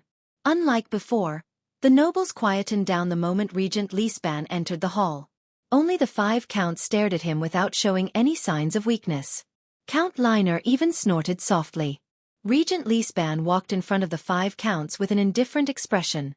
Everyone, it is my honor to welcome you with your presence. It's not you, Seal. Count Nazir shook his head and flashed an unpleasant smile. It's not you. We are here in response to the Lord's summons. Leaspan turned his head and glanced at Nazir. Of course, the regent said softly. He turned around and sat on the seat closest to the Archduke's seat. As for the other 4, they did not even look at Leaspan. It was as if he was not one of the 6 at all. He was not their companion. Thales frowned as he watched the 6 counts interact. Ian. The prince suddenly took a step towards the young Rockney and said softly, "Tell me that in this matter, Dragoncloud City is not your only hope." Ian, who was waving at his diplomat group from afar, was slightly startled. He turned around with a puzzled expression. "What is it?" Thales' expression was firm. "Tell me." Ian frowned slightly, as if he had thought of something. "You don't seem to have much confidence in us?" Thales shook his head. No emotion could be seen on his face. "Just tell me." Ian narrowed his eyes. "Of course not." In the end, the heir of the city of faraway prayers snorted softly. "Dragoncloud City is just one of them." His expression darkened slightly. "At this time, my sister has probably already arrived at Defense City with a mission." Thales pondered for a while. Defense City. Archduke Letko. He remembered the bald old Archduke and the scene of him roaring in this hall 6 years ago. Of course 20 years ago, they were also among the reinforcements. The prince raised his head with a worried expression. "But what you can think of, Lampard can also think of, just like how you came to Dragoncloud City." Ian whistled and waved his hand nonchalantly. "My sister will have a way. God knows how she will use her big breasts to tempt that old baldy to send his troops, or use her mouth, who knows which one." Thales frowned. He noticed that Ian's gaze slowly froze in midair, and he seemed to be deep in thought. "You don't seem to like your sister very much?" Ian snorted softly, as if he did not think much of it. "Don't misunderstand, we used to be very close." Young Rockney looked at the stone carving of the cloud dragon spear above his head and snorted. "But now, we're almost like mortal enemies." His expression was sarcastic. Thales raised his eyebrows. "Do you mind if I ask why?" Ian did not speak. He only glanced at Thales with a complicated expression. At this moment, an even louder shout than before came from the door. "Raikaru and Chara's bloodline." All the Northlanders in the hall turned their heads in unison. As countless chairs clattered against each other, all the Northlanders stood up. Even the 6 counts were no exception. They all clenched their right fists solemnly and pressed them against their hearts. The heir of the Dragon Spear family. Ian let out a sigh and slowly stood up. Under the urging of countless dissatisfied gazes, Thales quickly stood up as well. The ruler of Dragoncloud City. Amid the thunderous shouts, Thales saw a lithe figure through the gaps between the layers of shoulders. She walked over slowly with heavy footsteps. It's her. Accompanied by Nicholas, the girl he could not be more familiar with walked past the vassals on both sides of the hall and walked towards her seat. That was the only seat. The girl's expression was calm. Her posture was elegant and appropriate as she walked forward. "You ask me why?" Ian's voice traveled slowly into his ears. "Look, this is why." The Prince of Constellation was instantly stunned. He turned his head. "What?" Ian curled his lips and revealed a mocking smile. 6 years ago, the first Archduchess in Extet's history succeeded the throne in this hall in Dragoncloud City. Ian's gaze turned cold. He turned his head and glanced at the Soul Slayer pike on the fireplace, then at the girl who walked slowly towards him from the center of the hall. There was a hint of melancholy in his voice. Since then, my dearest twin sister, the woman who was conceived in my mother's womb with me, she did not just see me as her dearest brother. Thales was stunned. Asterisk thud, thud, thud. Asterisk through the crowd, the young Archduchess' footsteps continued. She endured the unscrupulous gazes of countless men. She swept past countless men's overt or covert discussions. She walked past the coarse floor tiles of heroic Spirit Palace, which had a long history, and entered the meeting hall that only male nobles had the right to enter for centuries. Step by step, she walked towards her seat. There was a moment when Thales wished he did not have nimble hearing or clear vision. For he saw that all the men in the hall, young and old, high and low, from front to back, from top to bottom, were scrutinizing the Grand Duchess's figure without scruple, gazing at her face. He even heard them laughing, teasing, and obscene comments about the Archduchess' figure, face, and even her. An inexplicable anger surged in his heart, causing Thales to clench his fists subconsciously. He clenched his fists tighter and tighter. But the girl still moved forward. Asterisk thud, thud, thud. Asterisk her footsteps made crisp sounds as she stepped on heroic Spirit Palace's centuries-old floor tiles. The floor tiles of heroic Spirit Palace were still as sturdy and indestructible as they had been in the past. But the girl still moved forward. Asterisk thud, thud, thud. Asterisk her boots continued to hit the floor tiles. Even though the floor tiles had never been broken or shaken, she did not stop. She did not retreat either. You know, from then on, my sister's eyes shone with a dangerous light. Ian's voice continued to travel into Thales' ears. The air of the city of faraway Prayer's eyes shone with a dangerous light. That pair of beautiful eyes no longer stared at makeup and clothes, dowries and money, but at the handsome young men who might become her dependents and homes in the future. She stared at the things that women are born to care about. Instead, she looked at my father. She looked at me. Thales did not speak. The girl's figure was light, and her expression was calm. But her footsteps were still heavy. It was as if she was carrying a heavy burden. You changed the rules, Thales. Ian spoke at a steady pace, but it was filled with melancholy that could not be dispelled. You and Lampard. There was an unsettling look in his eyes as he stared at Thales. It was you. You took my sister away from me. The girl finally walked up the steps that belonged to the Archduchess. Nicholas stood still on the first step of the stairs. As her most important bodyguard, he had to stop here. He could not take another step forward. The girl could only walk up the steps alone. She walked up to her seat. She was alone. As the girl walked up to her seat, the herald's deliberately prolonged call came to an end. Archduchess. Saroma Walton. Under countless people's gazes, Saroma slowly sat down. She could not hide the paleness on her face. All the vassals of Dragoncloud City under the steps lowered their heads and bowed. They showed their respect to their lords. But Thales heard it. With the help of the Sin of Hell's river. He heard it clearly. The vigorous and powerful pulses in the Archduchess' chest traveled into his ears continuously. It was Saroma's heartbeat. It was lively and powerful.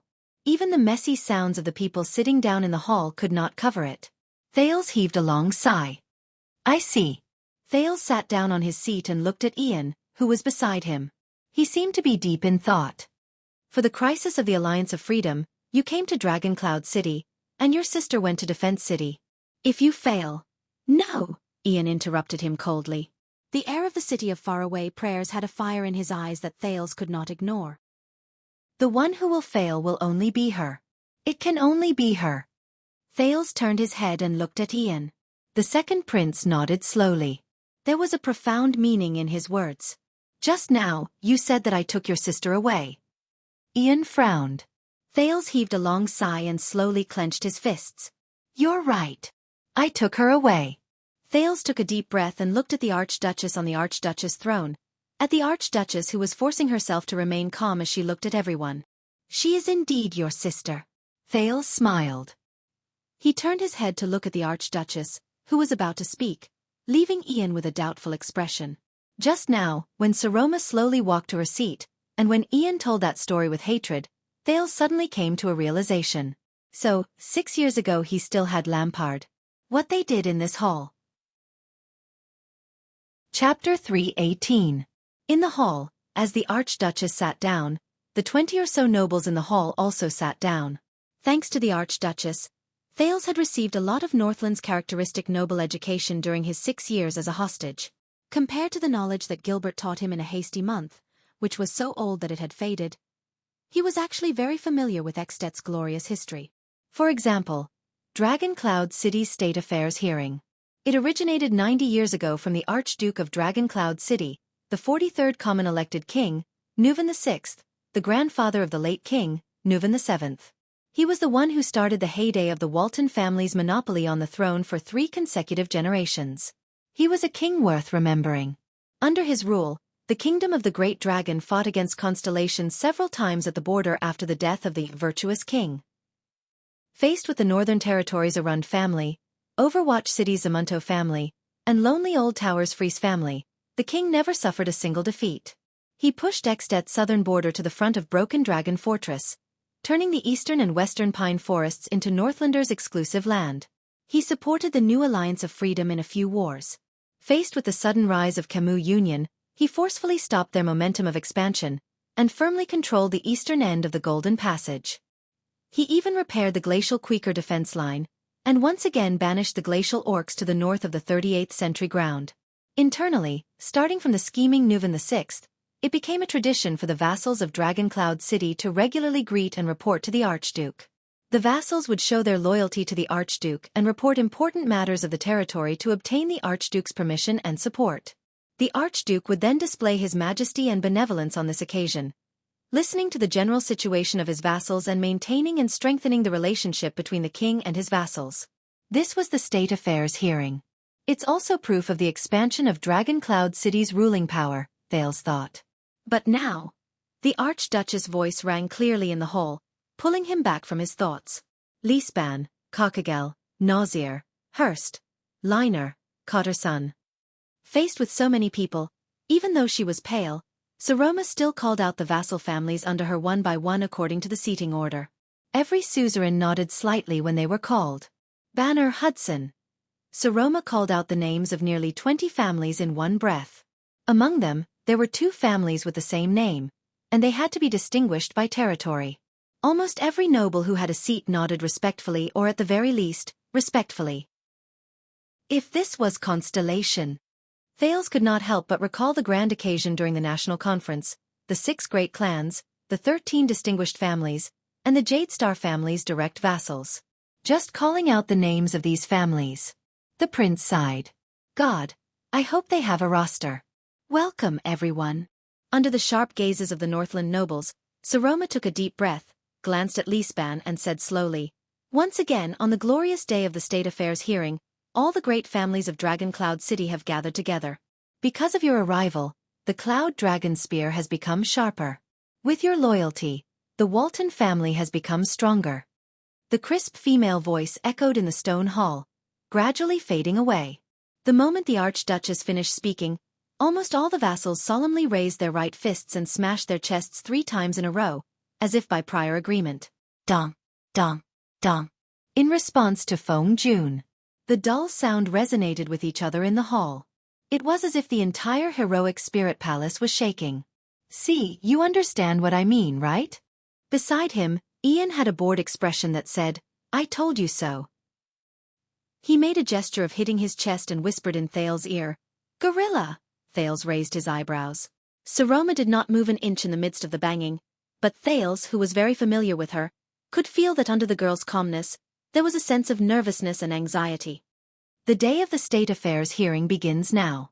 The Archduchess cleared her throat. Seal? Sitting to her left, Count Liesban bowed slightly in his chair and turned his head to look at the audience. The 5 counts at the forefront finally set their gazes on the regent. But Thales noticed that their gazes were not as friendly as he had imagined. 6 years ago, at King Nuvan's funeral, what was the attitude of these 5 important people? Thales recalled. As a rule, Regent Lisbon's steady and gentle voice rang in the hall, just like how it had been for King Nuvan countless times during the imperial conference over the past 30 years. My lords, is there anything you would like to ask the lady? No one spoke. As far as Thales could see, the 20 or so vassals did not even whisper to each other. They only fixed their sharp gazes on Liesban, as if they wanted to cut the old count apart, especially the 5 most powerful vassals. Thales could not help but clench his fists. Lisban looked around the hall. Still, no vassals answered. It was as if they had planned it. His expression gradually became unsightly. Courtesy is dead. Ian's annoying voice quietly traveled into Thales' ears. There was a faint hint of schadenfreude in his voice. I guess no one wants to say hello to the Archduchess. In the silence where a pin drop could be heard, Ian's words were a little grating. Many Northlanders turned to look at him with cold gazes. Ian put on an expression of someone who was caught doing something bad and smiled at them apologetically. This was the first time Thales participated in a state affairs hearing in 6 years. It was also the first time he saw the suzerains of Dragon Cloud City's attitude toward their vassals. As he watched Saroma force herself to remain calm on the stage, Thales felt a stab of pain in his heart. In the 6 years since he stepped into the Hall of Stars and became the second Prince of Constellation, his journey had been very difficult. But at this moment, compared to her Saroma, and the first Archduchess of Ekstedt, all the difficulties he thought he had faced. Very good. It seems that everyone is doing well. There's no bad news, Lisban said coldly. He bowed slightly at Saroma. My lady. The gazes that were focused on Lisban turned to the Archduchess in unison. Thales looked at the lonely Saroma with pity. The girl cleared her throat unnaturally and subconsciously avoided the vassal's gazes. Ahem. Everyone, I know you don't like to talk nonsense. Saroma's voice was a little fast and trembling. So, I'll get straight to the point. Compared to the silence in the hall when Lisban spoke, the moment the Archduchess spoke, many of the vassals lowered their heads and whispered among themselves. This is a good sign. At least the Archduchess has the ability to ease the atmosphere, Ian mocked in a low voice. Thales sighed. The Archduchess continued speaking. I believe all of you already know that last month, the king's envoy came from Black Sand region. A few days ago, the diplomat group from the City of Faraway Prayers also arrived in Dragon Cloud City. Someone interrupted her. Are you talking about that farcical audience, my lady?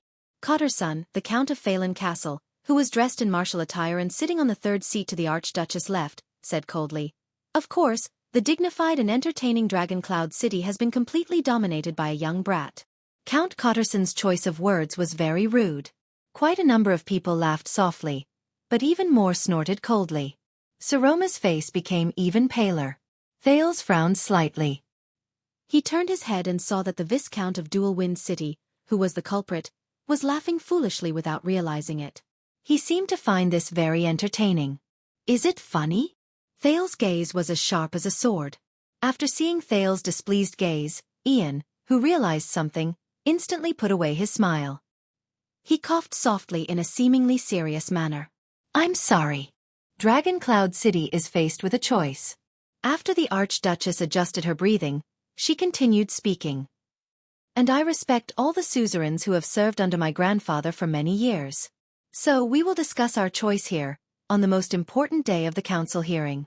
Just when Thales thought the vassals were going to fall silent again, a clear male voice unexpectedly rang.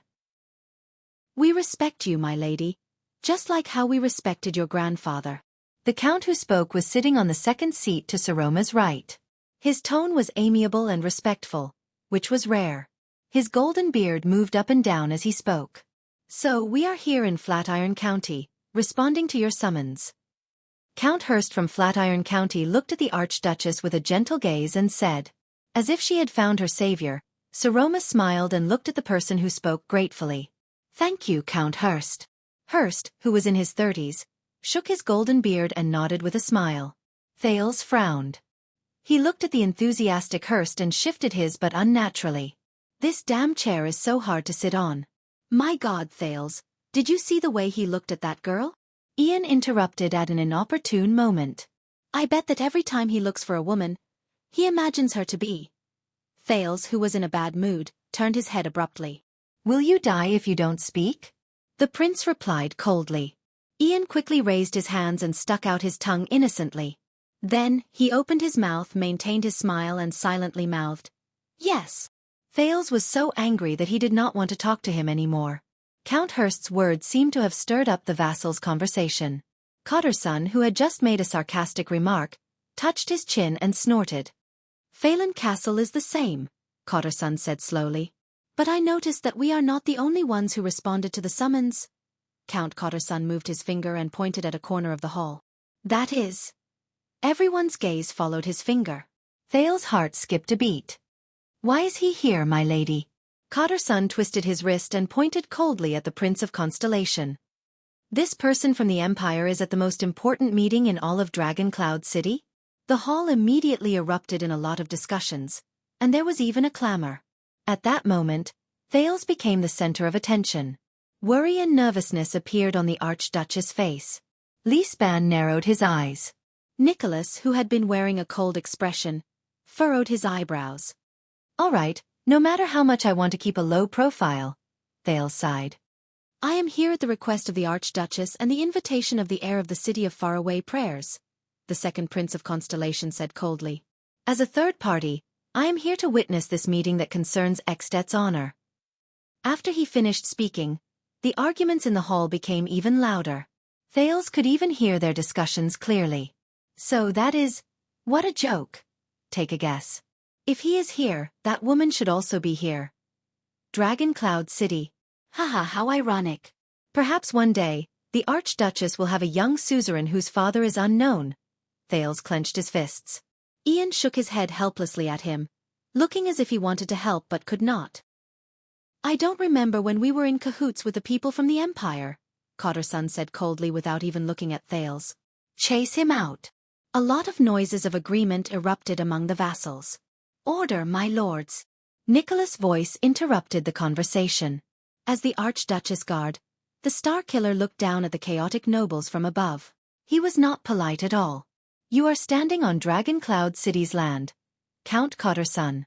You are standing in Rikaru's heroic spirit palace, and this is the Hall of Heroes. In front of the Archduchess, Nicholas' expression became stern. It is not up to you to give orders. Perhaps it was because the Star Killer was indeed famous, or perhaps it was because he had followed King Nuvan for more than 20 years, but the hall slowly quietened down. Then, Cotterson replied without giving any face. Shut up, Your Grace. You have no right to talk to me about King order. Cotterson gritted his teeth and stared at the Star Killer on the stairs as if he was looking at an enemy. King Nuvan promoted the lowly you to be his personal guard and gave you the title of nobility.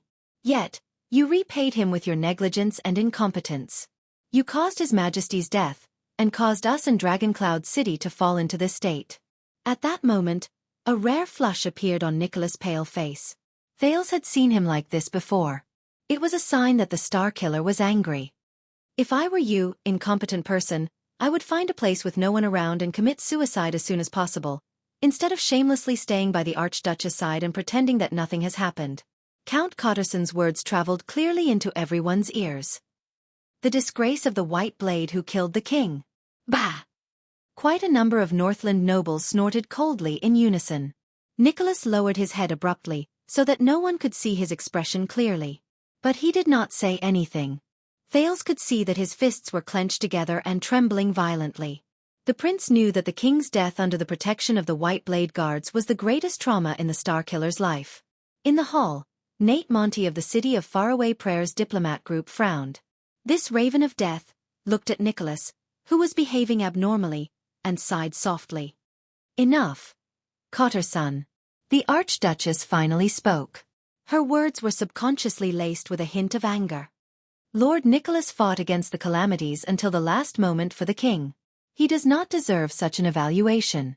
Based on what my administrator told me, my lady, this Prince Thales is perhaps the most troublesome person from the Empire in the world. He even caused the ugly brawl on the last day of the council hearing, the oldest Count Nazir said slowly. His words sounded fair and rational. He brought the topic back to the prince. I sincerely suggest that when we discuss our own affairs, we show our hospitality, and let him rest in his room. The old count narrowed his eyes slightly. Do you know what the rumors outside are about you and him? All the gazes gathered on the prince again. They even moved back and forth between the Archduchess and him from time to time. Saroma's expression changed, and she was momentarily speechless. Thales closed his eyes. Beside him, Ian's expression was rich.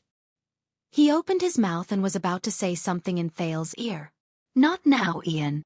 The moment Ian was about to speak, Thales's cold words froze his enthusiasm in his throat. They did it on purpose, the vassals of Dragon Cloud City. Thales remembered the filthy nobles in the Hall of Stars in Renaissance Palace 6 years ago. He told himself in his heart, so they're attacking the Archduchess' prestige step by step. And now? No, I can't speak. I can't refute him. Otherwise, it will only make the situation worse. Thales clenched his teeth tightly. He is the lady's guest, Cotter's son, Nazir. Regent Lisban spoke in a timely manner.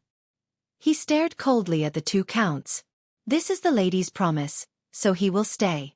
And if you can't stand him appearing in your sight and would rather ignore the lady's honor, then close your eyes or go out on your own. Choose one. Cotter's son snorted coldly. He seemed to be very displeased with the regent. Don't forget about your blood feud, lady. The legal heir before you, Prince Mariah, died in Constellation. His body hasn't even gotten cold yet, Count Liner, who was sitting on the third seat to the Archduchess' left, said with an expressionless face. Since then, all the tragedies were caused by this little prince. His body hasn't gotten cold yet, really? Ian whispered unscrupulously again. 6 years. Even if it's a great dragon's corpse, it should be cold by now. Thales could not even be bothered with him anymore. Saroma inhaled sharply, as though she was adjusting herself. That tragedy has already been settled, Liner. The Archduchess glanced at Thales from afar. She gritted her teeth and said, it happened when the late king was still alive. And Prince Thales is now our guest, and we should return to proper business. You think that the death of your own blood relative is not proper business? Liner suddenly raised his voice. I have to say, you make me a little bitterly disappointed. Count Liner's expression was still as cold as ice. His gaze did not waver, but his words, which sounded like a venomous snake hissing, were hard to ignore. Honorable Lady Saroma Walton. Saroma met his gaze. Her hand, which was on the armrest of her seat, trembled slightly. In the hall, the discussions of the 20 or so nobles grew louder. Take back your words, Liner. Regent Lisban's words were already laced with obvious emotions. He enunciated each word clearly. Especially to the Archduchess. How dare you say, you make me a little bitterly disappointed to King Nuvan, to the granddaughter of the born king? Lisban glanced at Count Liner. Since the days of the prince, His Majesty used 30 years to promote all of you and the Liner family, which was on the verge of decline. This is what I am worried about, Lisban, Liner replied without fear. That King Nuvan, who made people willing to die for him, that great born king, is no longer here. Only old bones like us are left to guard a woman. Liner! The one who interrupted him was still the golden-bearded Count Hurst. Liner paused for a moment. He glanced at the seated Archduchess. After a moment of hesitation, he changed his words. To maintain the dignity of Dragon Cloud City. The moment he said this, Saroma lowered her head and pursed her lips. The hall was silent. Count Hurst coughed softly. My apologies, my lady. The Count of Flatiron County stared at the embarrassed Saroma and said gently, but I think that Count Liner just misses the former king too much, and values the future of Dragon Cloud City too much. But he respects you and your bloodline, just like I do.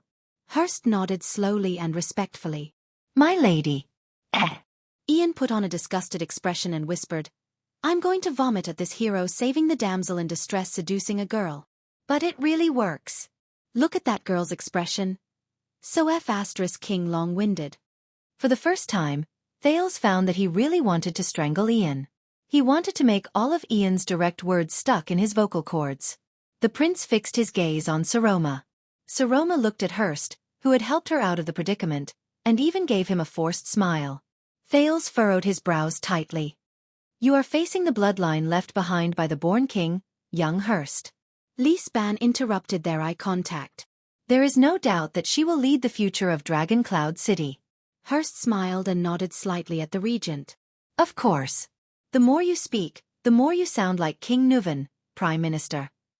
Count Liner, who had been expressionless all this while but whose words struck at Thales' heart, slowly said, just like 6 years ago, you, the great regent, stood beside His Majesty's corpse, and told us in an unquestionable manner that the Archduke had been replaced, and that we only needed to kneel down obediently. Don't bring your personal resentment here, Liner. Lisban's face was livid. This glorious hall should not have a place for selfishness and darkness. Lina curled the corners of his mouth in response. I'm starting to admire your little girlfriend a little. Ian sighed and patted Thale's shoulder. How did she survive among these people for the past 6 years? I don't know. Thales shook his head. He stared at the unruly counts and could not hide his worry. This is my first time attending the Day of State Affairs hearing. In the past, the important counts sent their administrators here. I guess that their presence here personally made the situation more difficult. Ian raised his eyebrows. Oh, you didn't refute me? Thales, who was observing the counts, revealed a puzzled expression. Refute what? Nothing, Ian replied solemnly and shook his head seriously. An old voice rang in the hall again. Relax, Liner, show some respect. Nazir, who was the most senior among them, sighed and said, You're facing the most powerful count in Dragoncloud City, the Eye of the Dragon Lispan, who has controlled Dragoncloud City for 6 years. You don't want to provoke the regent of Dragoncloud City. He has countless ways to punish you. Lispan and Nazir looked at each other in the air. Even the air seemed to have turned cold. Ian narrowed his eyes. Oh, I think what he really wanted to say was, F***CKU Lispan. Thales agreed wholeheartedly. Since he wants the constellations here, let him be, Nazir said softly. After all, Dragoncloud City is no longer what it used to be. Lispan stared at Nazir, who was the same age as him, and spoke softly, but very clearly. Really, Nazir, old friend? My old friend died 6 years ago, Count Nazir said unhurriedly. He died together with His Majesty in the whirlpool of power. During the time Lispan and Nazir stared at each other, the counts did not utter a single word. It was as if this was their arena. Saroma, on the other hand, was at a loss. If I were to guess, Ian's whisper cut into the conversation at an inopportune time. When they were young, one of them slept with the other's wife? Thales shook his head slowly. He lowered his head, looked at his right hand and sighed. The situation is very disadvantageous. We can't go on like this. Go. Ian. We need you. In the next moment, a scream suddenly rang through the entire hall. Ah, why were you? The voice was so loud that it was like a whirlwind in the silent Hall of Heroes. All the nobles, including Saroma and Lispan, turned their heads in bewilderment and looked at the source of the voice. Among the hall full of nobles and vassals, one person suddenly jumped up. The Viscount of Dual Wind City from the City of Faraway Prayers, Ian Rockney, was standing on a chair, holding his waist. His expression was contorted as he stared at the person beside him in disbelief. Beside him, Prince Thales withdrew his hand expressionlessly and sat upright with a serious expression. It was as if the person who had just grabbed Ian's waist and twisted it with all his might was not him. Ian gritted his teeth in exasperation and mouthed, "How dare you?" at Thales. But the prince did not move an inch, as if he did not know him at all. Ian took a deep breath and raised his head. It was only then that he noticed that all the gazes in the hall were focused on him. The Viscount of Dual Wind City revealed an embarrassed smile. About that, the 5 counts frowned at the same time. Sir Ian. Lispan's gaze moved back and forth on Thales before he returned to Ian without a word. Is there anything I can help you with? Ian exhaled and glared at Thales with a murderous gaze. The prince's expression was indifferent. He gestured a thumb at the side of his knee. Go for it. Good luck. Ian could only sigh. With a reluctant expression, he first bowed slightly to the Archduchess, then tilted his head to look at the counts. Although I am very happy to enjoy the plot of Dragoncloud City's internal strife, shouldn't we talk about serious matters first? Thales' face was filled with reluctance. Ian flashed his pearly white teeth and smiled faintly. You know, lunchtime is very important. It cannot be delayed. The attendants of the City of Faraway Prayers diplomat group who were sitting together had ashen faces. The vassals of Dragoncloud City stared at him in surprise and bewilderment. It was the first time many of them had seen Ian in person. And where did you come from? Count Cotterson looked as if he wanted to eat someone alive. He cast a sidelong glance at Ian and sneered. Clown? Ian blinked. In the face of this insulting title, the smile on his face became even wider. Where did I come from? The Viscount spread his arms and smiled like a child. From the circus, of course. At that moment, Count Cotterson's cold smile froze on his face. Thales exhaled. He felt that the oppressive atmosphere was instantly relieved. I have come to remind all of you that it is time. Everyone, take your positions. Ian glanced at the Archduchess on the stairs, then at Thales beside him. He shrugged and announced loudly to the hall full of vassals in high spirits. We are about to begin. On the other side of the hall, the people from the city of faraway prayers, led by Nate Monty, lowered their heads and let out a long sigh. Their expressions were sorrowful. Chapter 319. The Hall of Heroes was silent. Aside from the City of Faraway Prayers diplomat group, who knew Ian very well, almost everyone, including the 6 counts, widened their eyes in disbelief as they stared at the young Viscount Rockney, who stood on the chair with a smile and raised his arms diagonally. It was as if he was looking at something strange. Thales had no choice but to lower his head and cough softly. He nudged Ian's leg. Ian, who was immersed in his own world, moved a little. He seemed to have finally realized the awkwardness of the situation. He withdrew his arms resentfully and jumped off the chair. With a stiff smile, he waved at the entire hall. Hey, everyone! The nobles in the hall recovered from their dumbfounded shock. They turned their heads away unnaturally or coughed softly.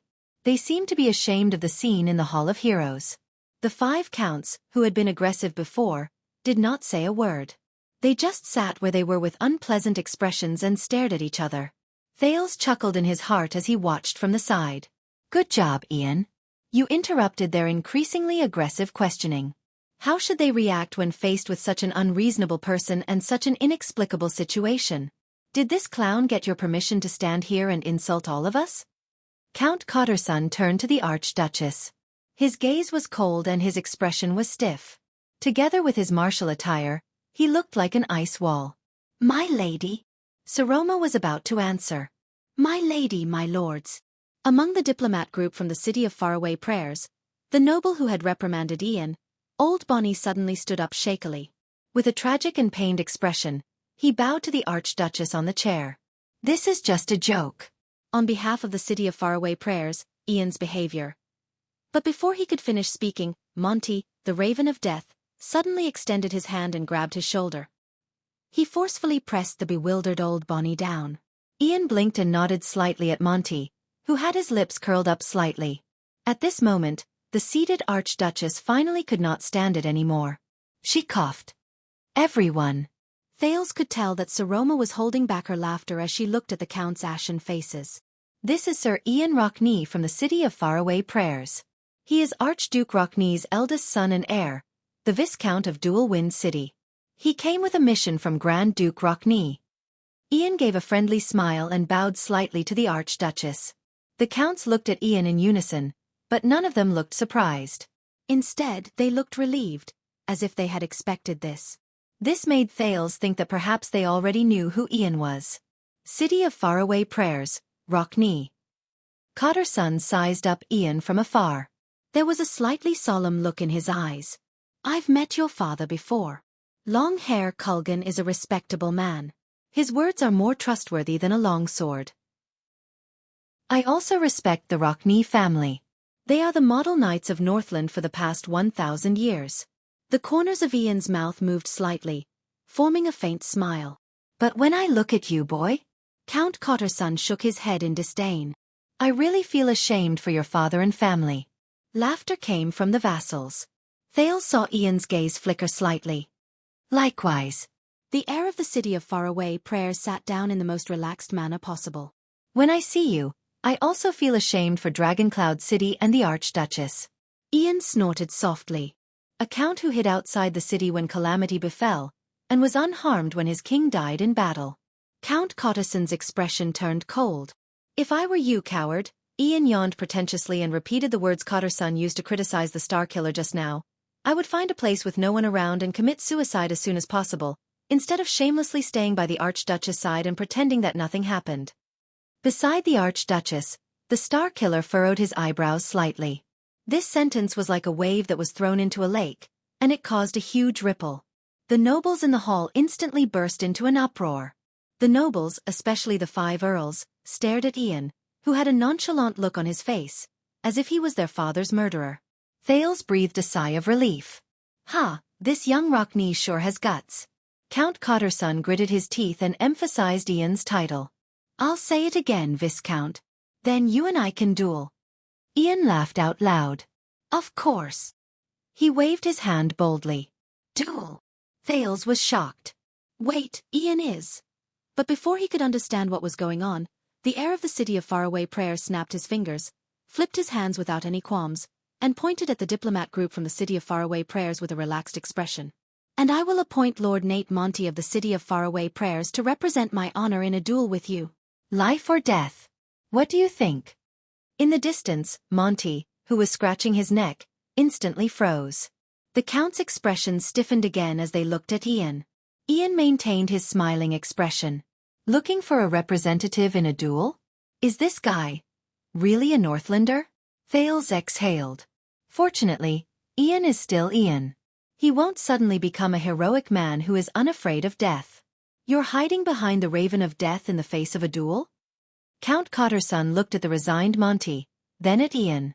His voice was filled with unbearable anger. "Coward, you're a disgrace to us Northlanders." The nobles in the hall snorted disdainfully, sneered, and even cursed. But Ian gladly endured these gazes, as if he did not feel anything. "You flatter me." Ian crossed his legs, crossed his arms, and shrugged. "It's my honor to bring shame to you." The atmosphere in the hall exploded again. The Northlanders' protests and curses surged forth like a tidal wave. Thales sighed softly and patted Ian's shoulder. "You're really something, bro." At this moment, when the order was about to go out of control, the Archduchess' clear and pleasant voice suddenly rose in the buzzing hall. "Everyone, everyone!" Saroma's high-pitched and shrill female voice stood out among the row of men's protests. "Now is not the time for us to fight amongst ourselves." Asterisk thud.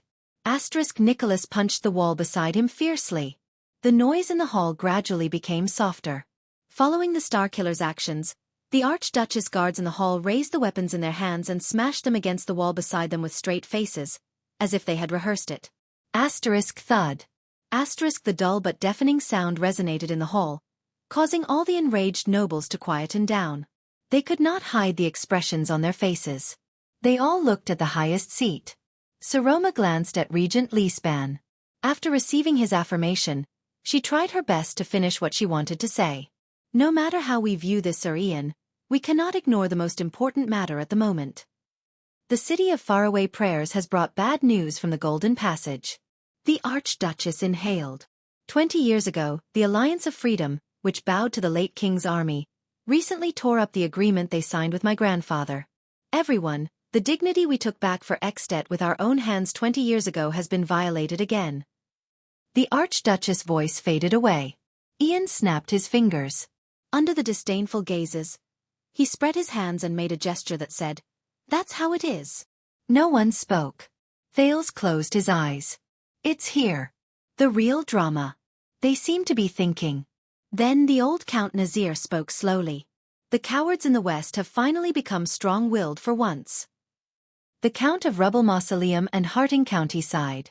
"However, history always repeats itself, and people still don't remember their lessons." Perhaps the state affairs of Ekstedt seemed to have attracted the Count's attention a little, or perhaps it was related to the war they once fought. In any case, the Counts no longer bothered about the disgrace of the city of faraway prayers. Even Count Cotterson only snorted coldly and turned his head around. "It seems like..." Thales observed everyone's expressions, and his heart sank.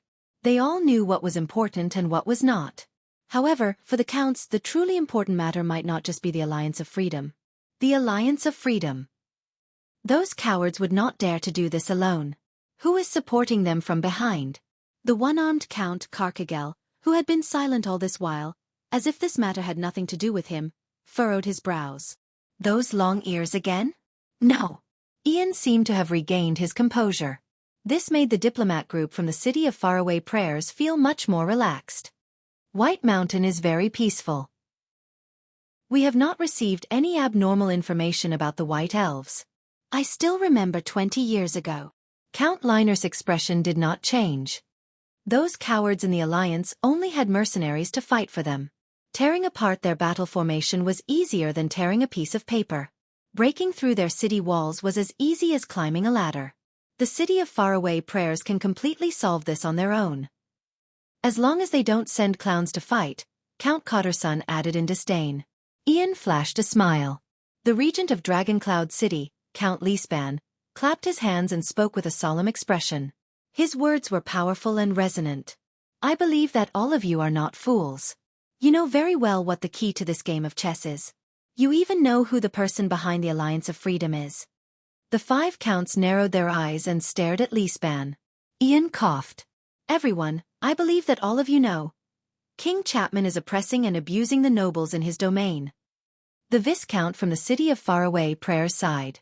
The City of Faraway Prayers and our like-minded companions, such as Defense City and Elafure City, are working hard because of this misfortune. Ian raised his eyebrows. And now, we need Dragoncloud City's support to tell the whole kingdom that the king cannot do whatever he wants. The incident with the Alliance of Freedom is an interlude, but it cannot be ignored. That is why I am here.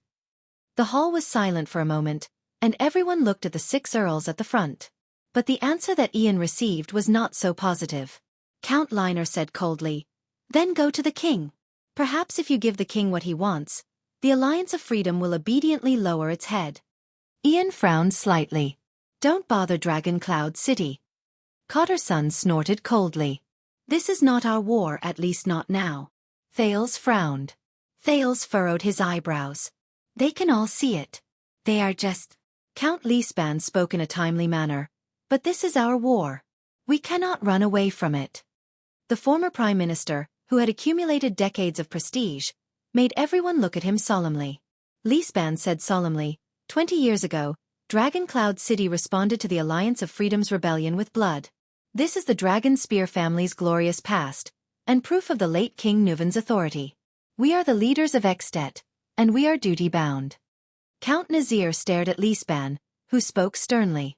He could not help but narrow his eyes. "Old friend. Besides, this concerns the Walton family's dignity and the born king's honor," Leaspan said coldly. "When the West changes again, the Walton family cannot sit by and do nothing. Don't forget, we are Northlanders. And Northlanders of Dragoncloud City. We never run away. Because we value honor more than lives and interests." The hall fell silent. Thales saw from the corner of his eye that Ian snorted disapprovingly. A smile finally appeared on the stressed Saroma's face. She looked at Leaspan gratefully. "You're right, Seal. We need to dispatch troops to the west, just like we did 20 years ago, and restore Dragoncloud City's illustrious reputation." The Archduchess seemed to heave a sigh of relief. As for King Chapman, at this moment, of course. Across from Count Leaspan, Count Nazir, who was the first to the Archduchess' right, spoke. "Of course we are willing to fight for Extet's honor, and for your honor, madam."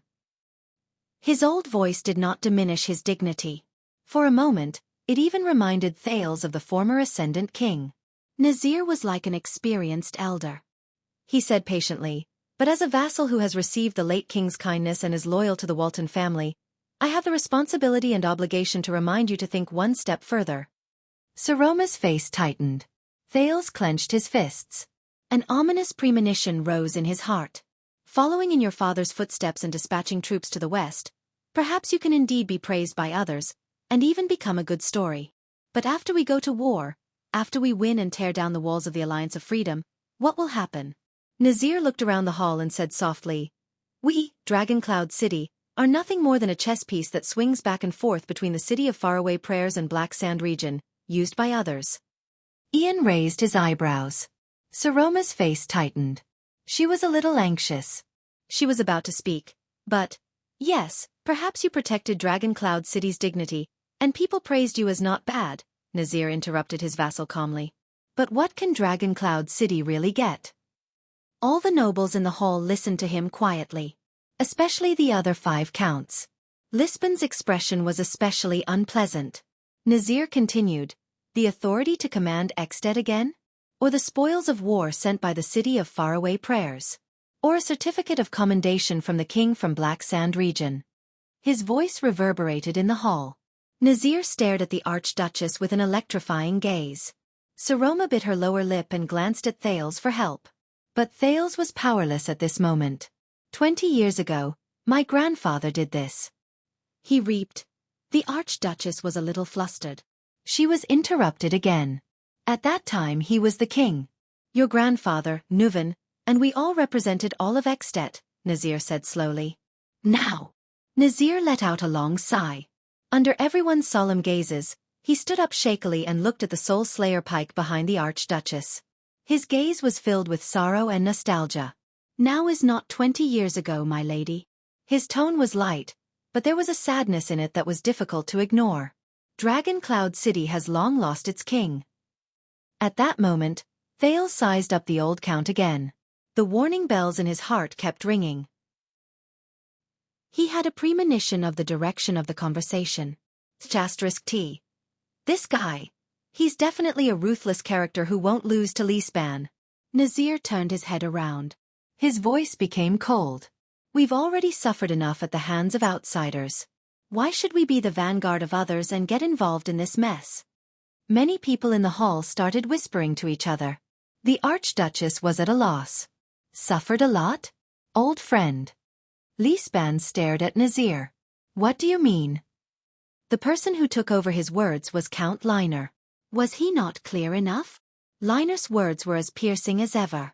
6 years ago, the new king, along with 4 archdukes, almost forcefully confirmed the ownership of Dragon Cloud City. The first archduchess in Ekstedt's history. Everyone's gazes were focused on a seat. There, Saroma's face grew paler. Nazir shook his head. I don't mean to be disrespectful, my lady. He flashed an apologetic smile at the young girl on the seat. There was disappointment in his tone. But we are no longer the powerful Dragon Cloud City. In the past 6 years, the morale of the vassals was low, the morale of the army was low, and the nobles were in a state of disunity. It was difficult for them to unite. And now, opponents like Black Sand Region and the City of Faraway Prayers can swagger into the city to spy on us and humiliate us in Heroic Spirit Palace. Ian was about to say something, but Thales grabbed his shoulder. No. The prince frowned. It's not time yet. Count Nazir clasped his fists tightly. His expression was solemn. From that day onwards, all of Ekstedt looked down on us. A girl sat on the Archduchess' throne with us, powerlessly watching the dilapidated and desolate Dragon Cloud City after the calamity, the death of the king, and the invasion of foreign armies. The Archduchess bit her lip hard and did not say a word. Opposite her, Lisban's gaze was so sharp that it could almost shoot lightning. You want us to send troops, protect the Walton family's dignity, restore Dragon Cloud City's prestige, and win back our place in Ekstedt. Of course we can. It is also necessary. Nazir nodded, regaining his respectful and indifferent demeanor. But you may have overlooked the greater crisis we are facing, and also the way to truly restore our prestige and stabilize Dragon Cloud City. What are you talking about? Under the gazes of the entire hall, the Archduchess said with difficulty. The real way? Nazir shook his head and did not say anything. I think the Count is saying that. It has been 6 years. In other people's eyes, the Archduchess of Dragon Cloud City is a young and weak orphan girl.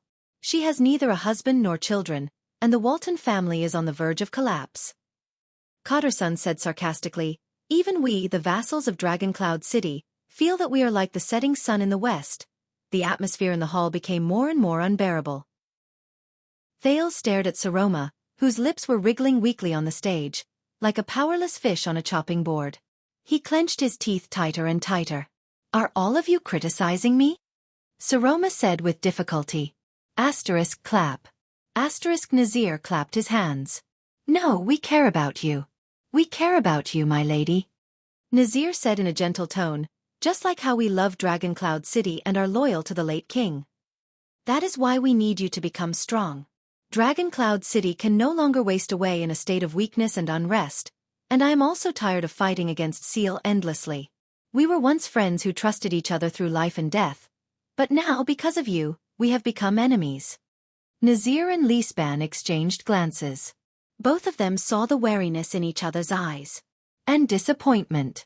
You, Count Nazir, are you saying? The Archduchess' words were a little intermittent. She lowered her head and pressed her arms tightly against the chair. Yes, madam. Nazir turned around. Unhurriedly, like the most competent advisor, he calmly and rationally suggested, I believe you need a husband. For Dragon Cloud City. Chapter 320. The moment Nazir uttered the last word, the entire Hall of Heroes sank into a strange atmosphere. It was not the silence of dead silence, nor was it the liveliness of the crowd. Instead, the nobles at the side of the hall were whispering to each other in groups of twos and threes. Amidst the barely discernible buzzing sounds, they would raise their heads from time to time and glance at the seated Archduchess with strange and distant gazes. It was as if thousands of ants were lurking in the wood of the tall and sturdy beams. The rustling sounds of them gnawing and eating the beams made people agitated. They wanted to break the wood to search, but they disappeared without a trace. In the Archduchess' throne, Saroma's expression froze on her face. Even though the young lady had already expected this due to the treacherous atmosphere during the previous day's State Affairs hearing, as well as Lisban and Thale's direct admonishment or indirect reminders, the Archduchess still could not help but tense up when this moment truly arrived. It was as if a veil covering imperfections had finally been mercilessly torn down. Thales listened to the whispers by his ear and watched the girl's expression. He could not describe the feelings in his heart. Lisban, who sat to the right of the Archduchess, had a dark expression on his face. His eyelids were slightly lowered, and hints of coldness seeped out of his eyes, like an eve that was about to shatter into pieces of ice.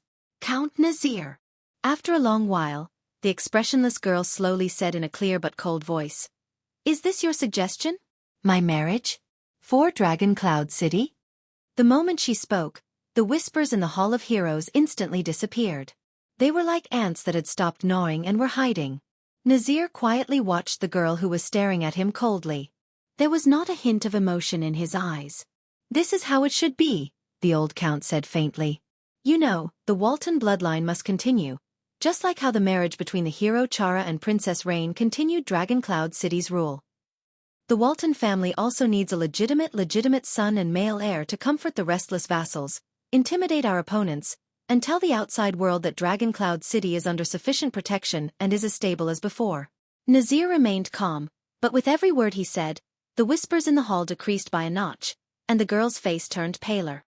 "For that reason, I suggest that you select a young, promising, and responsible man from the vassals and their equally noble and loyal families as your husband." Count Nazir had a solemn expression on his face. "As the father of your future children, as well as the father of the future members of the Dragon Spear family." The Archduchess did not reply immediately. However, Thales could sense that the girl's gaze subconsciously shifted in his direction, but she stopped abruptly halfway and focused on the floor tiles in the middle of the hall. Those were the floor tiles of Heroic Spirit Palace. Even after 1,000 years, they were still as sturdy as ever. "So, you think that as a woman," Saroma said softly, "I don't have the right to sit on this seat and inherit everything from the Archduke of Dragon Cloud City?" The panic and discomfort in her voice gradually disappeared, but there was a hint of bitterness and desolation that was the same as her master's. "So you want me to get married early and give birth to a real heir to Dragon Cloud City who is qualified and powerful?" The hall became completely quiet. The vassals who had been loyal to the Walton family for generations no longer whispered to each other. Instead, they raised their heads and waited for the development of the situation in the hall. The 5 counts had different expressions, but they all stared at their suzerain in silence. Lisban's gaze was fixed on Count Nazir, but the latter did not notice it. When he saw this, Thales sighed. Beside him, Ian shrugged. "Quite the opposite. It is precisely because you have the right to rule Dragon Cloud City as a descendant of the Walton family." Nazir's voice traveled into the hall again. Compared to the Archduchess' lightness and even coldness, his words were steady and powerful. "That is why this is even more necessary. As the closest direct descendant of the family, it is your duty to continue the Walton family." Saroma lowered her eyelids, and her gaze stopped on her long dress, which was at her knees. At that moment, Thales, who had been watching this scene from the sidelines, suddenly realized that the 6 years he had been away from the treacherous affairs of the palace was both unfortunate and fortunate. Finally, a low, cold and angry bellow echoed in the hall. "As far as I know, we are talking about responding to the lady's summons. We are talking about dispatching troops to the Alliance of Freedom." Regent Lisban's voice was like a blizzard during the day before the bitter cold. It instantly swept away the last traces of smiles on the faces of the nobles in the hall. Not rudely changing the agenda and rudely interfering with the lady's private affairs. This is practically no different from a rebellion. Lisban finished his words coldly. Across from him, Nazir turned his head and looked at Lisban, as though he was his greatest enemy today, and as though his earnest teachings to the Archduchess just now were just a careless reminder. The old count fixed his gaze on the regent. His gaze did not shift for a long time. We are talking about the future of Dragon Cloud City, Lisban. In the next second, as though he intended to go against Lisban, Nazir used the calmest and calmest language to say something that caused Lisban's expression to change drastically. This concerns the fate of Dragon Cloud City.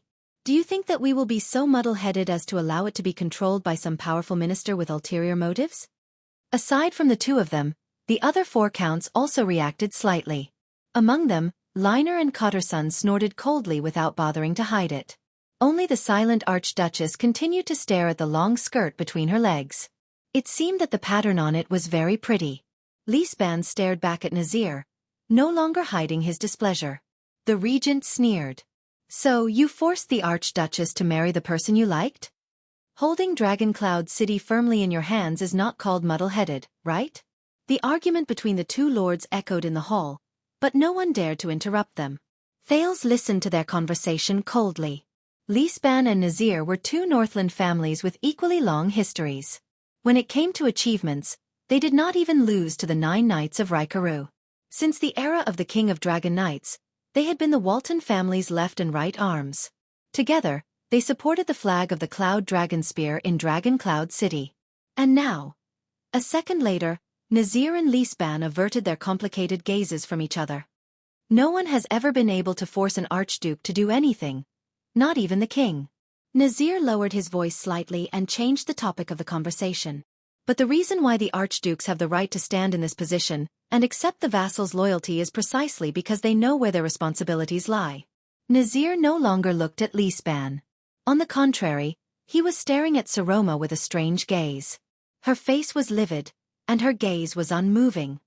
My lady, remember, you are not just yourself, not just Lady Saroma, and not just a lady from the Walton family. Count Nazir snorted softly. You are also Dragon Cloud City. His enunciation was especially clear.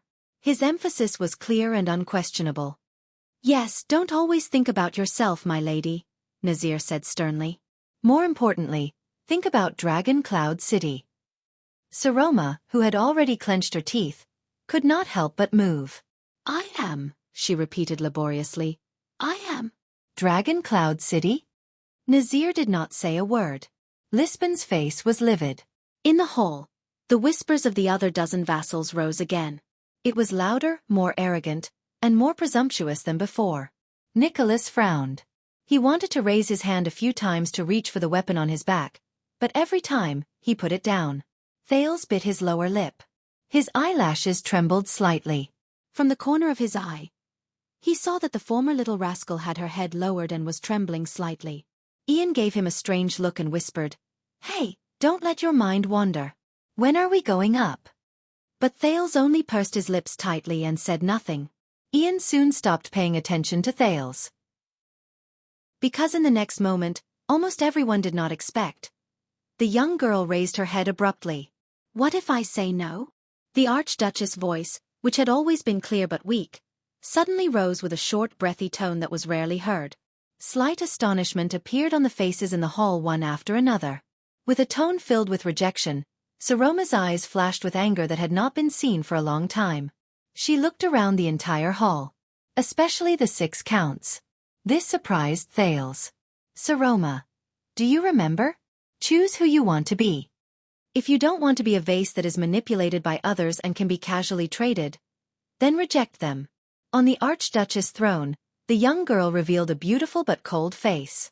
She said in a sonorous voice, What if I say, I don't want to? As soon as she said that, the 6 counts, including Lisban, frowned at the same time. The hall was like the surface of a lake that had another stone thrown into it. Once again, waves of annoying whispers rose. Many people subconsciously looked at Count Lisban, but the latter only furrowed his brows slightly. What's going on? Again? On the last day of the State Affairs hearing, did this young girl also? I really don't understand. How can a little girl who doesn't know anything dare to throw a tantrum on the Archduchess' throne? Damn it, Dragon Cloud City can't go on like this. Hey, Guess if she's a year older, will she roar and order us to find her a nice dress? Like I said, she's just like other women. She needs a whip from her husband. Look at her skinny arms. She probably can't even lift a sword, and she dares to. The voices in the hall rose and fell. It was so noisy that Nicholas had to speak sternly again to maintain order. As he listened to the rumors, Thales gradually furrowed his brows. But Saroma still held her head high and stared at her vassals without showing any signs of weakness. She glanced at a certain direction in the hall, and took a deep breath as if she had made up her mind. What if I insist? Saroma glanced at Hurst with a complicated expression, then glanced at the aggressive Count Liner with difficulty. She then cleared her throat. In the name of the Archduchess of Dragoncloud City, I insist. No, I order that my marriage will not be decided here, and it will not be decided because of this. In an inconspicuous corner, Thales curled up the corners of his lips slightly. That's right. It's that little lioness who lifted her dress and kicked his thigh with puffed cheeks and a red face. I wonder when it started. Everyone, if that's the case. The Archduchess' voice echoed in the hall. What will happen to all of you?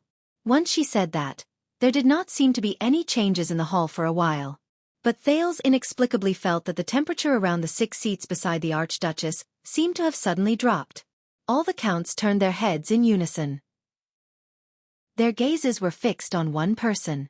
Lisban was the regent. It was as if he was the source of everything. But the Archduchess exceeded their expectations once again. Please don't look at Seal anymore, everyone.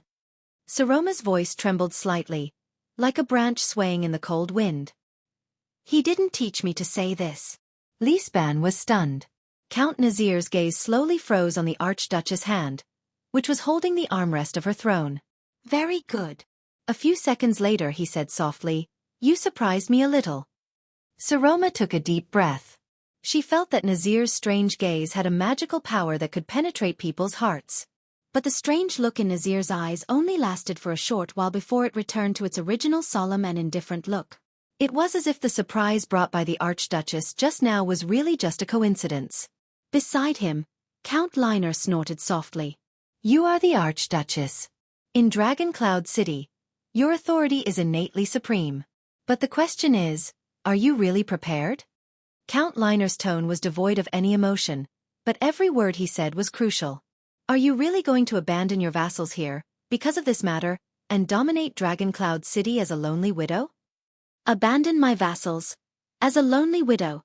This sentence made the atmosphere in the hall even more tense. But Count Liner still stared at the Archduchess on the stairs expressionlessly. Saroma's face turned pale. She gritted her teeth. Count Liner, what are you? Seeing that the atmosphere was not right, Count Hurst, who had always been very friendly, spoke. He raised his hands at both sides and took the initiative to speak first, as if he was trying to mediate between them. My lady, Count Liner, I think we should all be cold. This time, Count Hurst was interrupted by Liner's merciless words. We all know about your blind thoughts, Count Hurst. But don't teach me what to do anymore. That right only belongs to the late King Nuvan. Thales sighed.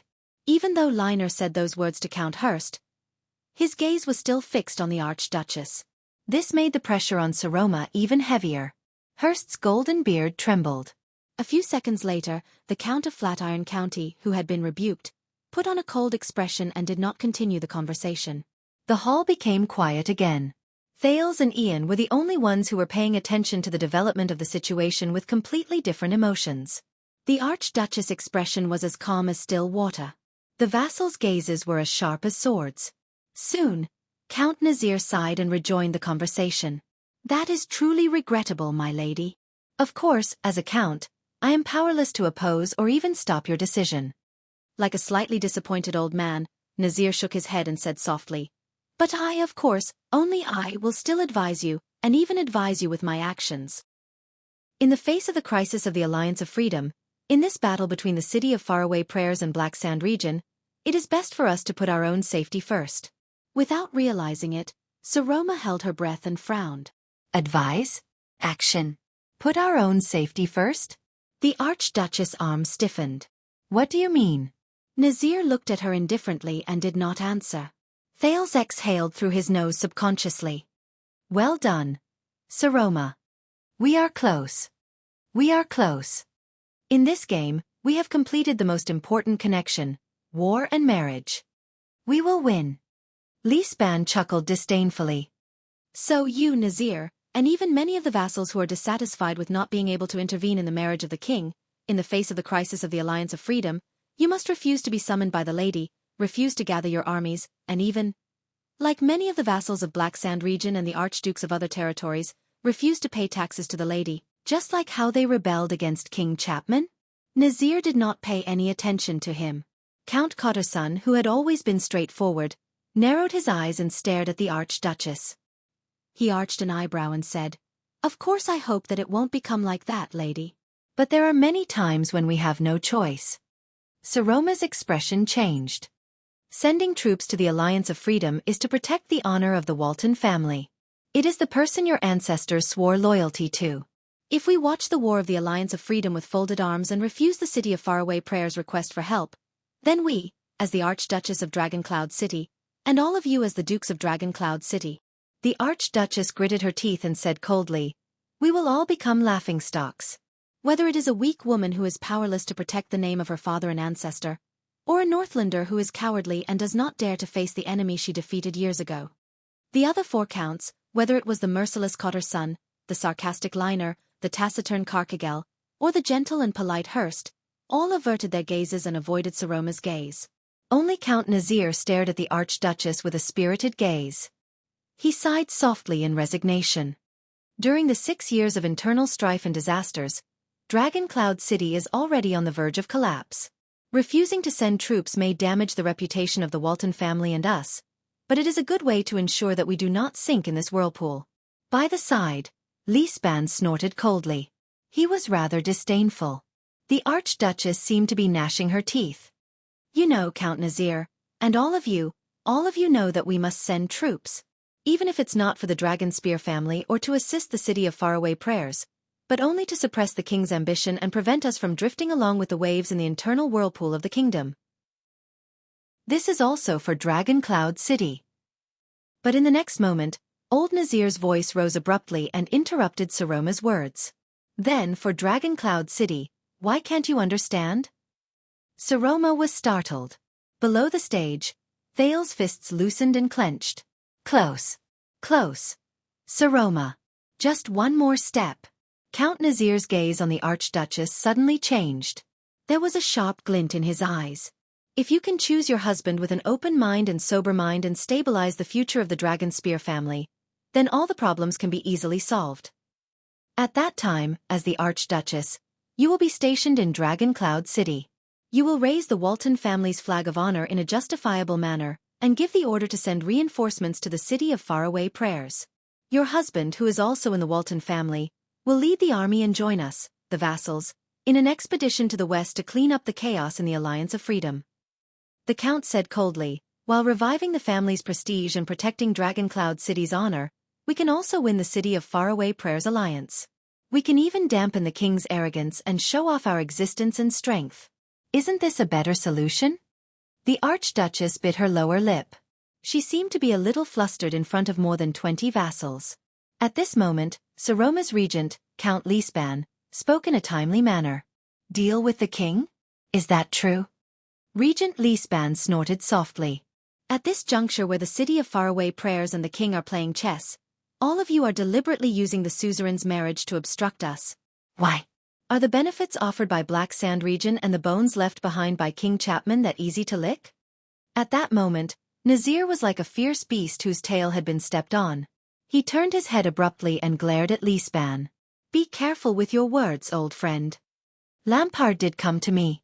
Count Nazir's words were cold, as if he had an irreconcilable grudge against Lisban.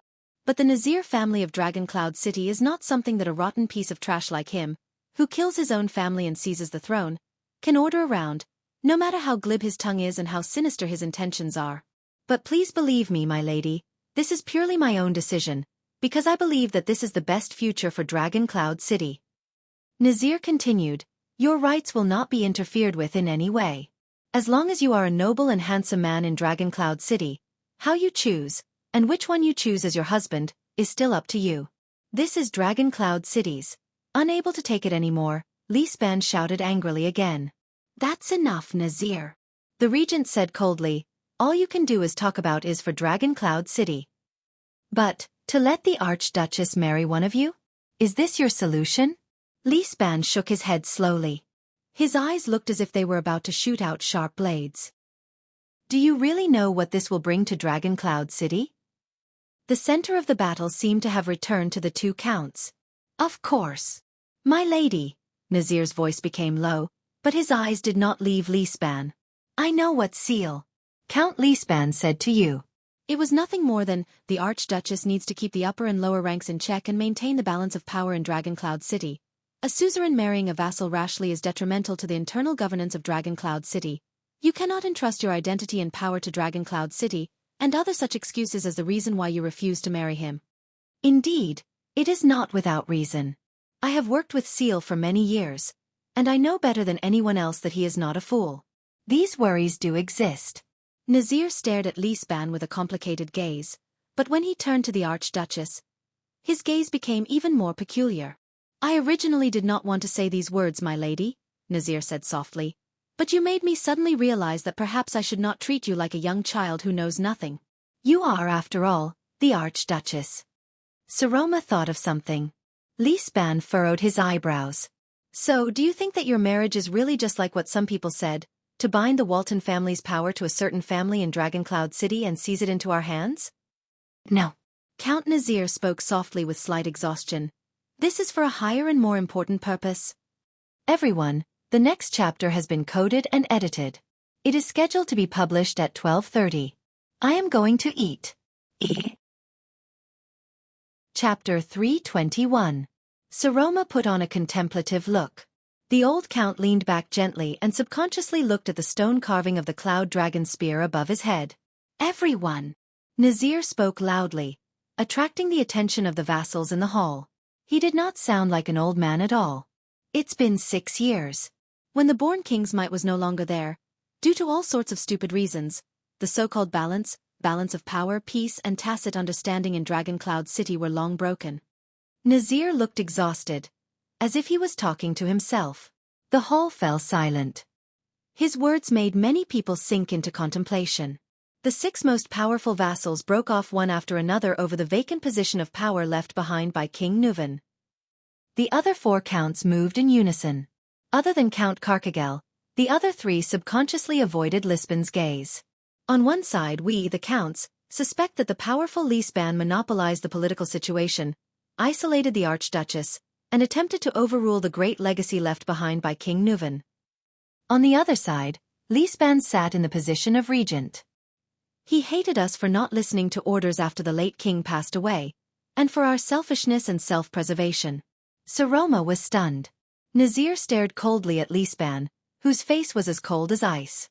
There was disappointment and hatred in his eyes. The slightly smaller families ruled conservatively in their own territories. They trembled in fear in this kind of confrontation. They benefited from both sides, and were afraid of taking a wrong step. The buzzing noises from the vassals quieted down for a moment. And the arrival of the calamities and the Queen of the Sky, the sudden death of the born king, and King Chapman's strange coronation in this place. How much of a storm have they stirred up among the people, causing them to panic? Saroma bit her lower lip gently and subconsciously looked at Thales. Nazir turned to the Archduchess. His tone was rather awkward. You are single and unmarried, and the Prince of Constellation, who has a sensitive status, often accompanies the palace. Who knows how many rumors have been stirred up, and how many people have been corrupted? Saroma stared at Thales without moving. But Thales only looked down at the tiles, even though Ian winked at him a few times to hint at it. Pain and anger flashed in Nazir's eyes, making it difficult to tell whether he was telling the truth or not. What's even more distressing is that, over the past 6 years, what the people outside Dragon Cloud City saw was the fact that the once powerful and unparalleled Walton family's direct bloodline no longer had anyone to inherit it, except for an orphan girl. Hence, after the common elected throne left Dragon Cloud City, ambitious people like Chapman Lampard gradually became greedy. The long-haired Kulgan Rockney of the city of faraway prayers became arrogant and unruly. Beacon Illumination City, which had always been on good terms with us, turned a blind eye to us. Defense City and other places treated us ambiguously. The conflicts between the local nobles under the Archduke's rule and our vassals only increased. Count Nazir raised his head indignantly, and rose from the back of his chair. He said coldly, "Not to mention the empire's neighbors in the south. Who knows how many times they've secretly celebrated the decline of this city?" Thales scratched his head, still pretending that he did not know. Nazir's tone became harsher. "My lady, it's been 6 years. Without King Nuvan, Dragoncloud City can no longer be united. As an archduchess, can't you see the awkwardness, indignation, loss, and pain we experienced when we fell from the clouds to the bottom of the valley? Our so-called balance of power and power has long been completely shattered along with the late king during the world-shaking upheaval 6 years ago." The atmosphere in the hall turned from strange to somber. Lisbon's face darkened. Thales exhaled deeply. This Count Nazir. As expected of a hero who served King Nuvan for many years. If only he wasn't standing against them. Under the Archduchess' pale face and the contemplative gazes of the vassals, Nazir shook his head with a pained expression. "Now, my lady, do you understand what your marriage means? Do you understand what it means for you to have a strong and powerful husband? Do you understand what it means for you and your family to have a healthy and reliable heir?" Nazir's expression was stern. His hair and beard flared up in anger. His words caused the Archduchess to freeze on her last expression. She was rendered speechless. "Is this a sacrifice and price that is disadvantageous to you? Perhaps." Nazir swept his gaze over the vassals in the hall. "But is this something that must be done?" "Of course." Saroma stared at Nazir in disbelief, as if she did not know how to react. "We respect you, my lady." Old Count Nazir's expression became respectful again. He bowed to the Archduchess. "But I believe that the best way to show this respect is to truly treat you as the ruler of Dragoncloud City. We show you the facts that an archduchess of a city should face, the price that should be paid, and the sacrifices that should be made, no matter how unpleasant and uncomfortable it is, no matter whether it is a predicament or an obstacle. Marriage is just one of them." Rather at a loss, Saroma stared at Count Nazir, who seemed to be sincere. "Instead of treating you like a puppet on strings, and locking you up in the depths of the palace after you are fully decorated. Instead of using the excuse of, for your own good, claiming to be a tree that can shield you from the wind and rain, and cutting off all connections between you and the cruel side of the world in a righteous manner." Nazir cast a scornful glance at Regent Lisban, whose face had turned green. "What we need is an archduchess who can protect and control Dragoncloud City, my lady. And not an archduchess who is used to decorate Dragoncloud City." "Nazir!" Lisbon's gaze became fierce. "What did you say?" "He only spoke our minds, Prime Minister," Count Lina replied coldly. "I really can't think of any regent who would treat our suzerain and vassal as a princess for 6 years. Even if she is a girl, she is still the last direct descendant of the Dragon Spear family." Lisban clenched his fists tightly. Behind him, the Star Killer, who was guarding the Archduchess, blushed. Thales felt a weight on his shoulder. Ian had leaned over. "I can finally see the relationship between these 6 vassals," Ian whispered into Thales' ear. "But this Regent Lisban, for the past 6 years, has he been staying in heroic Spirit Palace for your little girl? Is he acting as a shield for her, or is he acting as a bait for her?" "You've asked the most critical question, Your Grace." Thales took a deep breath and forcefully suppressed the conjecture in his heart. "Now, it is time to break that vase, my lady." Count Nazir ignored Lisban. He bowed to the Archduchess again, his eyes sparkling. "The shattered tiles may sting your skin, but only fresh blood can cleanse the heart of a Northlander, even if you are just a girl." As Thales listened to Nazir's words, he suddenly felt a sense of familiarity. In that instant, he suddenly realized that perhaps this Count Nazir, or the other 4 vassals, were not as Putre had described them to be, powerful ministers with selfish motives. They were also not, as Lisban had been wary of, vassals who were eager to take action after Nuvan's death. Thales' gaze swept past the astute Lisban, the level-headed Nazir, the rather friendly Hurst, the silent Karkagel, the callous Liner, and the blabbermouth Cotterson. On the contrary, what King Nuvan had left behind for his successor might be a team that could continue the glory of Dragoncloud City. However, this team had experienced the greatest accident left behind by King Nuvan's premature death, an archduchess. Thales looked at Saroma worriedly. The Archduchess only stared at the Count in a daze. She did not seem to have reacted. Nor did she seem to have anything to say. There is a saying in the Nazir family, the noble bear responsibility, and the ruler must sacrifice, Nazir said coldly. You want to protect your family's honor and Dragon Cloud City's prestige? Of course, but at the same time, the price must be paid. This is you and your fate. Lady Saroma. No one knew that at that moment, Prince Thales, who was fully focused, gently closed his eyes. He vaguely remembered that day many years ago. He remembered the grave and awe-inspiring voice in that dark tomb. Are you ready? From the moment you are crowned with the name of Jade Star, to fight for Constellation, to die for Constellation, and... Thales opened his eyes abruptly. Just as everyone in the hall fell silent because of Count Nazir's words, a familiar cry of pain broke the silence again. Ouch, ouch, ouch, ouch!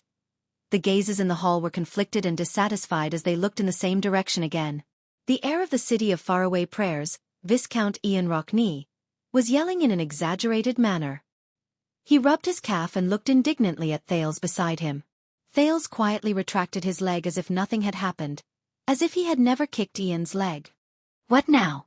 Count Cottison's anger was almost overflowing. Lord Clown? The Archduchess and the vassals also looked at him.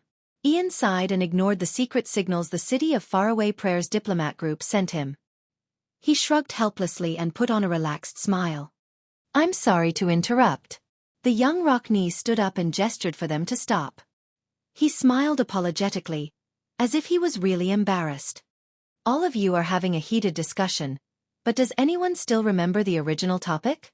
Remember the Alliance of Freedom, remember that we are the important parties involved? The 6 counts were slightly stunned. Yes. Ian was beaming with joy. He looked at the people in the hall and gestured with his hands and feet, as if he was teaching children words.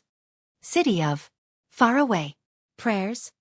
On the other side, the members of the diplomat group from the City of Faraway Prayers sighed and lowered their heads. They no longer held any hope. Thales shook his head. It's here. He raised his head and met Saroma's gaze on the stairs. He even gave her a reassuring smile. It's okay. Just like many years ago. No. Count Cotterson did not fall for Ian's self-proclaimed humor at all. I only know that a conceited clown insulted all of Dragon Cloud City yesterday, and today, he came to us with a grin on his face to ask for our help, asking us to send troops to save them. The vassals looked at Ian coldly as he stood in the middle of the square. Ask for help? Save them? Ian raised his eyebrows, as if he was a little surprised. But in the next second, he revealed a look of realization, as if he understood what was going on. Then he grinned. Ha ha ha ha ha. Laughing, Ian shook his head and waved his hand, as if he had heard the most unbelievable rumor. No. I think everyone, including the Archduchess, may have misunderstood what I meant.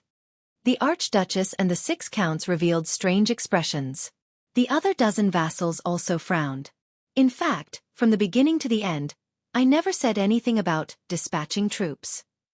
Ian shrugged innocently and winked at Thales in a barely noticeable manner. And I'm not here to ask for help from Dragon Cloud City on behalf of the City of Faraway Prayers. As soon as he finished speaking, Thales could clearly see that almost all the nobles in the hall were slightly stunned. Even the diplomat group from the City of Faraway Prayers were no exception. The Raven of Death even revealed an exaggerated, what shape with his mouth at Old Boney, who was beside him. This was also the Archduchess' reaction. What?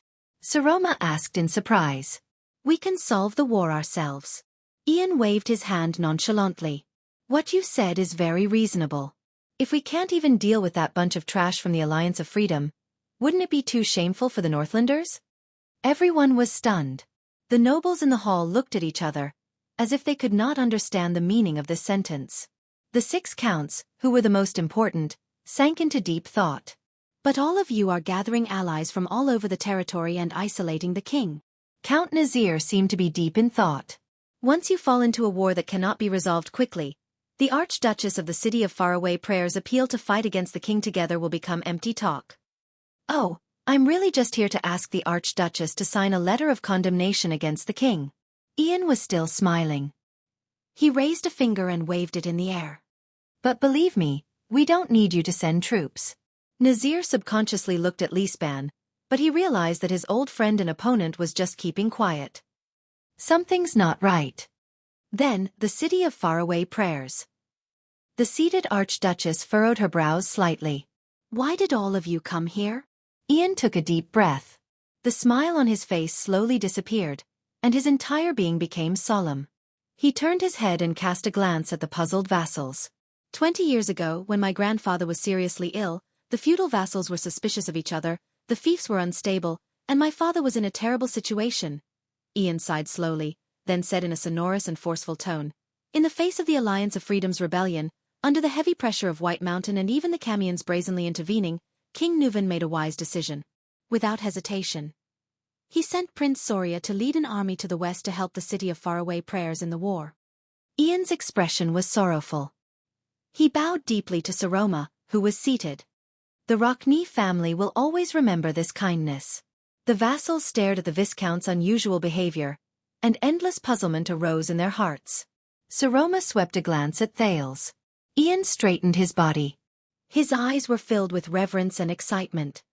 And that war forged the Walton family's glory. Regardless of whether it was the Alliance of Freedom's army, the mercenaries secretly sent by Camus Union, or the elite troops of the White Elves, when they faced Dragoncloud City and Extet's powerful army, they were all defeated at the first touch. They were far from being able to withstand it. Thales was secretly amused when he heard that. You speak as if you personally witnessed what happened 20 years ago, 19-year-old Sir Ian. Ian smiled at the vassals. My lady, your father and grandfather, oh, and also the families who joined the expedition to the west with you, spread the mighty name of Dragoncloud City and the Dragon Spear family throughout the Golden Passage. You intimidated Camus Union, forced the White Elves to retreat, and your influence has continued to this day. That is your grandfather's historical achievements, your father's military achievements, and the glory and honor of your family. Nicholas the Star Killer grinned a little. Monty, the Raven of Death, shrugged in tacit agreement. Count Nazir furrowed his brows. Why did he say these things? Could it be? But I can also see that the great Dragoncloud City is in trouble. His expression was the same as Count Nazir's, who was grieving just now. The scene just now made me extremely worried. You wanted to follow in your father's footsteps and protect the family's glory, but you were forced by the situation in Dragoncloud City, and it was difficult for you to do so. The Walton family was helpless. Aside from Leesban, the expressions of the 5 counts became more and more unpleasant. Their gazes became more and more bewildered. But it doesn't matter. Ian clenched his fists and waved them forcefully. The Viscount of the City of Faraway Prayers took a step forward without hesitation. I, the heir of the Rockne family, Ian Rockne of the City of Faraway Prayers, will make up for your regret. The Archduchess stared at him, puzzled. She blinked. Ha! Thales lowered his head. Very well, everything is going according to plan. I hope nothing goes wrong. But it's clearly a step in the plan. But what's with this slight displeasure in my heart? Thales subconsciously clenched his fists. Ian's gaze was firm, and his words were sonorous. Saroma, please be at ease. On behalf of the City of Faraway Prayers, I will lead an army to tread on the path your father took on his expedition. I will carry the Dragon Spear family's flag, carry your family's glory, and fight against the Alliance of Freedom. His sudden change in how he addressed the Archduchess shocked many people. In the name of the Walton family and the Rockne family, I will teach those useless Alliance of Freedom a lesson, and rewrite our history.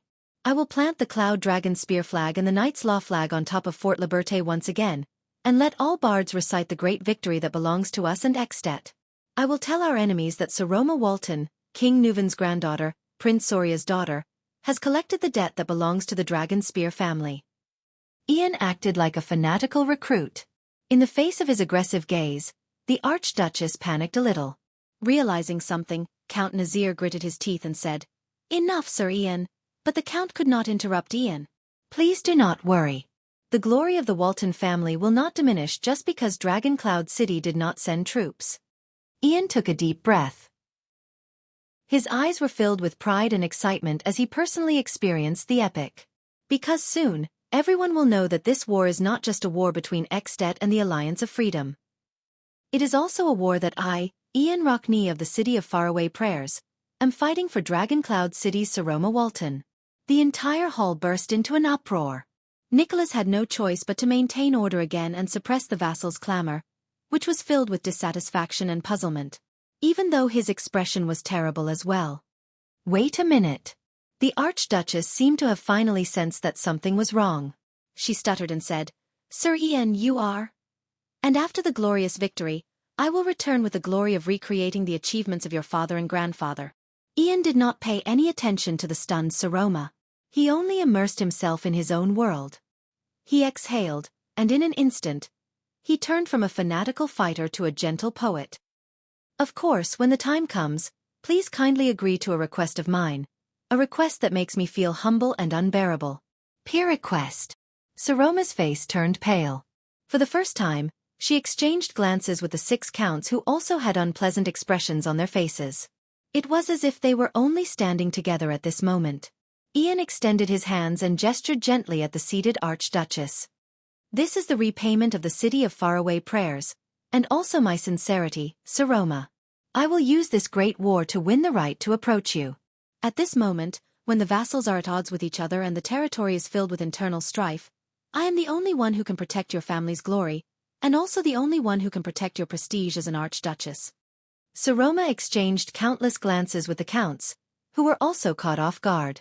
She raised her head with great difficulty and awkwardly said, "You mean?" Beside Ian, Prince Thal's expression was stiff. He clenched his fists tighter. "This is just a plan." "Nothing. This is just a plan." Calm down, he said to himself. Ian took another step forward and stared at Saroma from afar. A dreamy longing appeared on his face. It was as if that was his only pursuit. "Let me continue to protect you from now on with glory, good lady."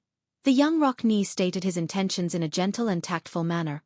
"Let the city of faraway prayers become your strongest and most powerful backing and trump card." At this moment, the hall truly sank into a dead silence. The counts' faces were ashen. Please let the Rockney family and the Walton family truly stand together and restore their glory. With the most longing and gentle gaze, Ian's words trembled with excitement. "From now on, we will protect you and your family's glory together." The beautiful and noble Lady Saroma Walton. The young Ian tried his best to suppress his passion, but it was difficult for him to conceal it. He stroked his heart and said softly, "Marry me." At this moment, in the Great Hall of Heroes, from the Archduchess and the 6 counts to the rest of the vassals and even the guards, everyone was dumbfounded. They were inexplicably shocked, as if they had seen the most unbelievable scene in the world. Except for Thales. The Prince of Constellation stared at Ian's legs with a cold expression and clenched his fists. He almost clenched his palms. "Forget it, I'll just send it out." Clenched fist, "From today onwards, I will be a diligent person who writes." Chapter 322. Is this another one of your jokes? After a long while, amidst the shocked vassals, Count Cotterson was the first to speak. "Clown?" Ian turned around. Under the hostile gazes of the entire hall, he smiled cheerfully at the Archduchess. "Answer carefully." Cotterson's tone was filled with anger and malice. Without waiting for the other party to reply, he said, "Because it might cost you your life." The silent Thales noticed that even though most of the vassals were surprised, there were still a few people who stood out. Regent Leespan, who knew the most inside information, furrowed his brows. The old Nazir's gaze was unfocused. Carcagel, who had always been silent, stared at the Archduchess this time. He remained motionless. Thales thought of something. Beside the Archduchess, Nicholas glared at the Prince of Constellation in the corner with a cold expression.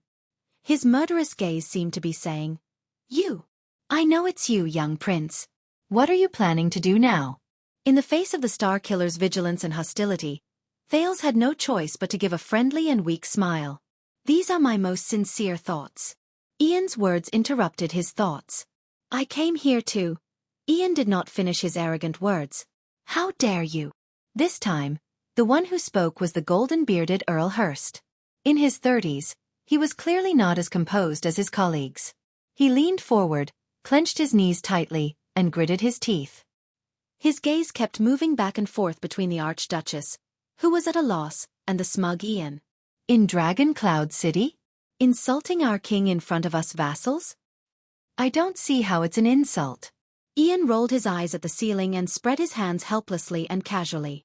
600 years ago, the truth-seeker Kulgan was King Raikaru's most capable and trusted knight. That's why he was sent to conquer the most remote and untamable West. Is it strange that their descendants, the Rockne family and the Walton family, are married? Quite a number of nobles snorted disdainfully and hatefully. Thales could even hear the sound of their knuckles cracking. Thales swept his gaze over the vassals in the hall and came to a conclusion. Ian has probably incurred public wrath. Count Nazir, who had been leading the conversation, coughed loudly, and the ministers fell silent. I believe that Archduke Rockne did not give us any relevant reminders, the old count said slowly. So, this is just your personal impulse? When he faced Nazir, Ian put away his disrespectful expression, which was a rare sight. He nodded gently. Oh, about my father. I think he won't object. Count Nazir's gaze shifted, and he glanced at the Archduchess, intentionally or unintentionally. Saroma only stared blankly at the conversation on the field. She seemed to be lost in her thoughts. Madam, I think we should call it a day. The regent of Dragon Cloud City's voice traveled steadily into her ears. This visitor from the city of faraway prayers is asking for too much. It was rare for Lisban to stand together with the vassals. He stared coldly at the relaxed Ian, and his words were blunt. I'm afraid we'll need to change the envoy for the negotiation between the city of faraway prayers and Dragon Cloud City. Once he said that, the diplomat group from the city of faraway prayers became as anxious as ants on a hot pan. But Ian just laughed. Asking for something? The Viscount of the city of faraway prayers acted as if he had heard the most boring joke. Can't you see that me using the victory against the Alliance of Freedom to propose to the Archduchess is a good deed that will benefit both of us? Some of the vassals immediately spat in disdain. Some even cursed out loud. Win-win? Good deed? Only you can say that. Count Liner, who had always been expressionless, continued to hit the nail on the head and hit the nail on the head. Dragon Cloud City doesn't need your charity, and we're not so kind as to let someone take advantage of the situation to satisfy the city of faraway prayers' dirty intentions. Dirty intentions? Ian snorted in disdain. Who was the one who forced the Archduchess to marry by sending troops as a condition? Who's the dirtier one? Only you. Only you can say that. He narrowed his eyes and shook his head. My lords of Dragon Cloud City. Count Liner stared at him quietly and did not speak. Count Cotterson's face gradually contorted. A few seconds later, Count Cotterson's voice, which was filled with hatred and anger, rose clearly. Listen up, shameless clown. Cotterson glared at Ian fiercely. Go back and tell your father this. Dragon Cloud City is not the city of faraway prayers. Here, it is not popular to form a marriage alliance with the lowly troubled West Billow citizens, even if they only have half of our bloodline. Once he said this, the vassals of Dragon Cloud City let out low, mocking laughter. Ian's gaze darkened, and his shoulders trembled slightly. Thales narrowed his eyes. Wait a minute, the Rockne family is obviously a noble family in Northland, but Cotterson said that, to form a marriage alliance with the lowly troubled West Billow citizens, half of our bloodline. Thales glanced at Ian, who had an unpleasant expression on his face. He remembered that Ian had mentioned before that his mother was a local, from the city of faraway prayers. He immediately fell into deep thought. Lisban coughed. Your Excellency Ian, we all understand your intentions. But you know, we are not only talking about a marriage proposal and war. Regent Lisban stood in the middle of the hall. He warned everyone with his gaze as he said to Ian, this is politics. Ian sucked in a breath and put away his unnatural expression. He chuckled. What I am talking about is the politics of marriage and war. Count Lisban did not speak. The politics of marriage and war. I see. You are. Lisban cast an unexpected glance at Thales. The prince's heart skipped a beat. This old man seems to know what we are up to. Forgive me for my rudeness, Count Lisban, but... Ian shrugged and slowly said, I'm sorry, Count Lisban. Why are all of you so anxious to speak up for the Archduchess? The expressions of the vassals in the hall, including Lisban's, changed again. Many gazes shifted back to Saroma, but the latter only pulled a long face and did not say a word. The gaze of the heir of the city of faraway prayers became stern. It was as if he had turned from a frivolous young master to the cold and aloof Viscount Ian. Just now, weren't you the ones who claimed that you wanted to show her the cruel side of this world? Ian raised his head and stared at the Archduchess on the stage seriously. Saroma, I am speaking to you as the heir of the city of faraway prayers. I will only accept answers from you. His voice was cold, clean and decisive. Saroma subconsciously bit her lower lip. Count Khatarsan, who was furious again, was about to speak, but Lisban and Nazir raised their hands at the same time to stop him. Khatarsan understood their gazes. This is not their turn. Lisban and Nazir raised their heads at the same time and looked at Saroma, waiting for her response. The air in the hall seemed to have frozen. It no longer flowed. On the steps, Saroma, whose face was pale and breathing quickened, swept her gaze over the people in the hall. Until she met Thales's gaze. Thales understood the look in her eyes. It was a gaze he was once familiar with, one that was filled with panic and anxiety. The Prince of Constellations smiled faintly. He raised his fist and clenched it gently over his heart. You can do it, Saroma. You can do it. The vassals still stared at her closely. Their gazes were filled with judgment and sizing up strangers. In the chaotic hall, Saroma and Thales' gazes met for a moment before they looked away. Thales lowered his head and sighed in his heart. Of course, Saroma, if you can't. He looked at his right palm. There were 2 scars left by a dagger when he was young. He took a deep breath. It's okay. I'm here. And me. A few seconds later, the Archduchess relaxed her lower lip. The corners of her mouth curled up slightly, and she nodded slightly. Her tense face finally relaxed a little. My vassals, their intentions are very clear. Saroma exhaled and said with a serious expression, Your Grace. She slowly said, enunciating each word clearly, the marriage between us is impossible. Ian's expression changed. As if someone had opened a window, the frozen air in the Hall of Heroes finally flowed again. Thales could feel that many of the vassals breathed a sigh of relief without batting an eyelid. Among them, the 6 counts were especially special. Nazir glanced at Lisban, who was opposite him, again, but the regent just avoided his gaze. This made Nazir sink into deep thought as well. Saroma lowered her head and took a deep breath. I am very grateful for your appreciation and pursuit, but you are, after all, the heir of the city of faraway prayers, and I am the Archduchess of Dragoncloud City.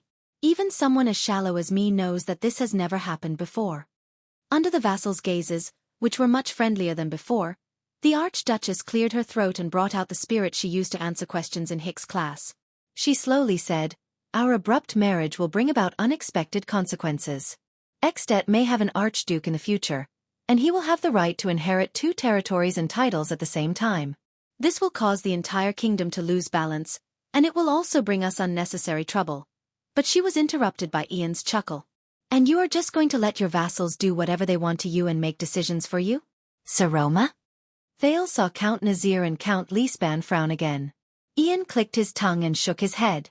Then his voice rose. Oh no, my dear Saroma. The Viscount raised his index finger and waved it. He sighed and said, Don't think about your concerns and worries first. Think about the consequences you are about to face right now. If your current position is shaky, then worrying about the imbalance of the kingdom is meaningless. Saroma was stunned, and the vassals' expressions became even more unpleasant. Ian's gaze swept past the 6 counts. He chuckled and said, Your Grace, you know very well what the predicament you are facing is. The expedition to the Alliance of Freedom is a mission that you must complete. If you are unable to send your troops, it will not only damage your reputation, but also your family's reputation. Ian's smile became a little terrifying. His words also became fierce. Your situation has always been difficult, but today, if you still let this matter pass, you can only stand by and watch helplessly in the face of your family's mission, and you can only let your vassals do as they please without doing anything. Then from now on, the whole of Dragoncloud City, even the whole kingdom, will know that you are just a ruler whose words carry no weight. Even your vassals look down on you, even though they do not think highly of you to begin with. The heir of the city of faraway prayers said loudly, Saroma, in order to avoid becoming an archduchess who has no opinions of her own, is manipulated by others, and is surrounded by wolves. Isn't this the reason why you gathered the vassals to attend the council hearing today? The Archduchess did not speak. Thales saw the expressions of the 6 counts change one after another. "Then, good girl," Ian said faintly, "think about my proposal. Then, think about my suggestion. Think about what you can gain. As long as we, the City of Faraway Prayers, fight for you in this war, then the indifference of the Archduchess of Dragoncloud City will turn into a romantic and bashful reserve. You will be freed from the weak accusation of humiliating your family, and the Walton family's reputation will not be damaged in the slightest." Ian smiled faintly. "And after I win, this will become a beautiful story in all of Extet. It will change from a heavy story of a ruler and her vassals falling out to a romantic story of going to war for love." The hall was silent for a moment. The Archduchess still stared at Ian with a complicated gaze, as if she was thinking about his proposal. Count Liner and Count Cotterson looked at each other. They both felt that something was wrong. After what felt like a century, Saroma slowly raised her head. Her tone was a little desolate. "Yes, when that time comes, I might have no choice but to marry you, the most sincere suitor who defended my father's honor for me, am I right?" At that moment, all the vassals in the hall held their breaths. "My lady!" The young and vigorous Count Hurst could no longer stand it. His golden beard trembled inch by inch. "I swear, as long as the Hurst family is still around, no one can force you." Saroma forced a smile at him. "Then, can you count on these people?" Ian raised his head abruptly. "If I can use marriage to redeem my family's reputation, then compared to them, why isn't the City of Faraway Prayers a better choice?" The young Rockney, who looked like he had victory in his grasp, chuckled and shook his head.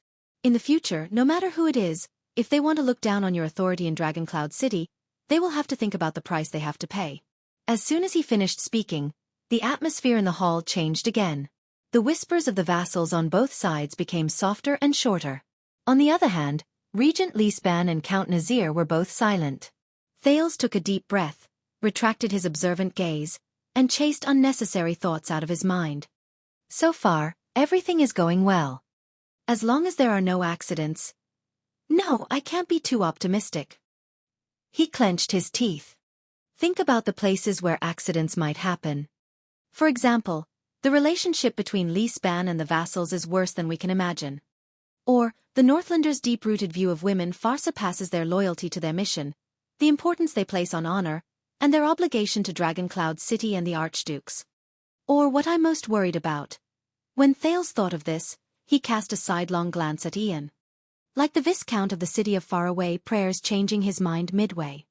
Perhaps obtaining a marriage alliance with Dragoncloud City is more profitable than directly asking Dragoncloud City to send reinforcements? Thales desperately thought about every possibility. "I hope it doesn't come to that. I hope there are no accidents. Otherwise..." Thales turned around and glanced at the door.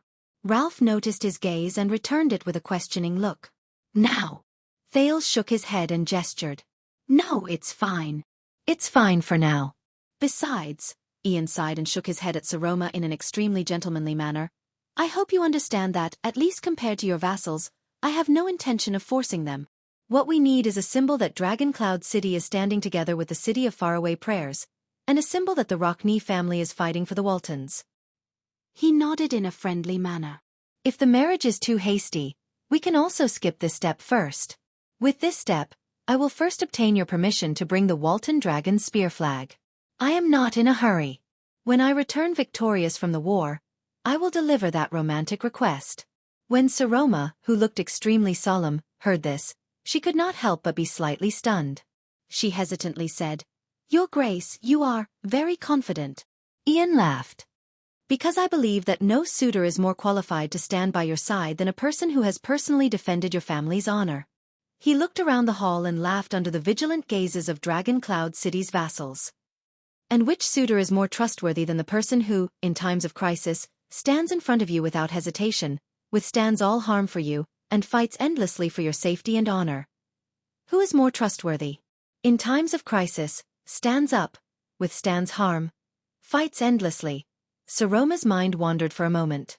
She subconsciously raised her head and looked in Ian's direction. Ian furrowed his brows. No, the Viscount narrowed his eyes and observed the Archduchess' gaze. "She's not looking at me. She's looking at the person beside me." Ian was deep in thought. Thales lowered his head and uncomfortably avoided a certain someone's subconscious gaze. He opened his clenched fists and tried his best to get rid of all unnecessary thoughts and suppress the unnatural feeling. But the moment he lowered his head, he saw Ian's boots again. They were not quite the same style as the Northlander's usual noble boots. But at that moment, Thales only felt that the boots were very ugly. Wearing such ugly boots, to propose? Damn it. I really want to step on them. That's an easy choice. Ian straightened his collar and said in a calm and unruffled manner. In the hall, the vassals saw the Archduchess staring at the guests from the city of faraway prayers with a complicated gaze. Their expressions changed. The disgust in Count Cotterson's eyes had escalated to hatred. Count Hurst gritted his teeth so hard that they made cracking sounds. He desperately suppressed his anger. No, my lady. Count Hurst's panting grew louder. Please consider carefully. But the Archduchess only extended her hand and shook her head to interrupt Hurst. Count, I'm sorry. She put away her contemplative expression, cleared her throat, and turned to Ian again. Saroma said, So, you will fight this battle in the name of proposing to me, protect my reputation and authority, and then we will be connected by marriage? Ian's eyes lit up and he nodded. Yes. With this reason, I will bring the Cloud Dragon spear flag to Fort Liberté. Not only will you not need a single soldier to spread your prestige in Extet and restore your family's reputation, Ian continued to speak slowly. You can even obtain the most powerful support. The vast and magnificent territory of the city of faraway prayers will be your backing. You do not need to be controlled by, if you know what I mean. He shrugged. At that moment, the entire hall was like eternal oil flowing in a world of ice and snow. At the moment it was ignited, the flames of anger and the chill of hatred rose at the same time. The expressions of the vassals of Dragon Cloud City dropped to the freezing point. Thales could even hear the cracking of some people's fists. The envoys of the city of faraway prayers had been confused by their young master, who did not play by the rules, since the beginning of the journey. This time, they all sank into deep thought. Thales furrowed his eyebrows. He suddenly knew why Ian had purposely sat near him. To protect the Prince of Constellation, Lord Justin had arranged sufficient manpower in this corner to block off most of the vassals. Otherwise, the tragedy of a noble from the Rockney family dying a violent death in Dragon Cloud City would probably spread throughout Extet tomorrow. Thales exhaled. At this moment, the Prince of Constellation was probably no longer the most unpopular person in Dragon Cloud City. But, will they succeed? Nazir, who had not spoken for a long time, cast a profound glance at the Archduchess, then turned to Ian. Kulgan Rockney actually has a son like you. The old count coughed. Marrying a local as a wife, he really profited. Ian's expression froze, but he then forced a smile. Enough, Count Liner said coldly. If it's for a marriage alliance and to prove Dragon Cloud City and the City of Faraway Prayer's standpoint, I believe we can find a suitable candidate among the Walton family's collateral bloodline. But the Archduchess has important responsibilities in Dragon Cloud City. It's impossible for her to marry you. Ian snorted softly. Here we go again. You're speaking up for the Archduchess again, as if you're her father or husband. The Viscount swung his arm, his gaze sharp. But can you really protect her? Asterisk thud. Asterisk Count Hurst punched the chair with a fierce look on his face. His golden beard trembled slightly. Why are we still wasting time here? Count Cotterson snorted in agreement. Guards! Chase this Westerner out. But the Archduchess guards only stared at him sternly and did not move. Ian smiled nonchalantly. At this moment, everyone! The Archduchess' clear voice interrupted the conflict that was about to erupt. As masters, we must maintain our demeanor. Thales raised his head and, together with the vassals, turned his gaze to Saroma. It's here. The final blow. I hope there are no accidents. Your Grace. I have to say, you've given me a very interesting suggestion. Saroma sighed.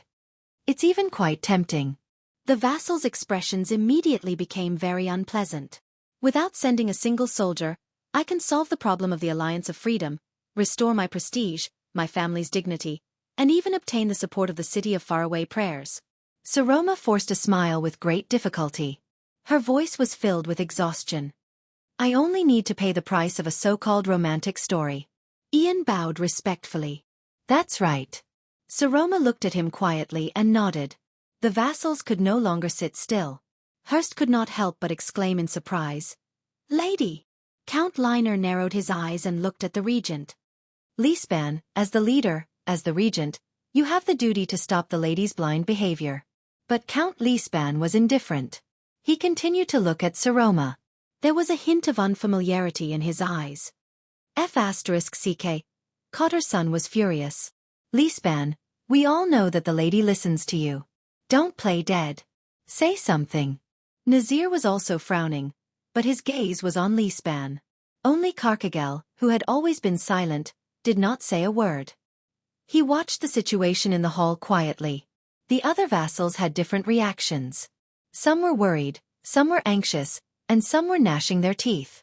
Thales stared at the vassals' expressions and clenched his fists. Saroma smiled and continued to stare at Ian.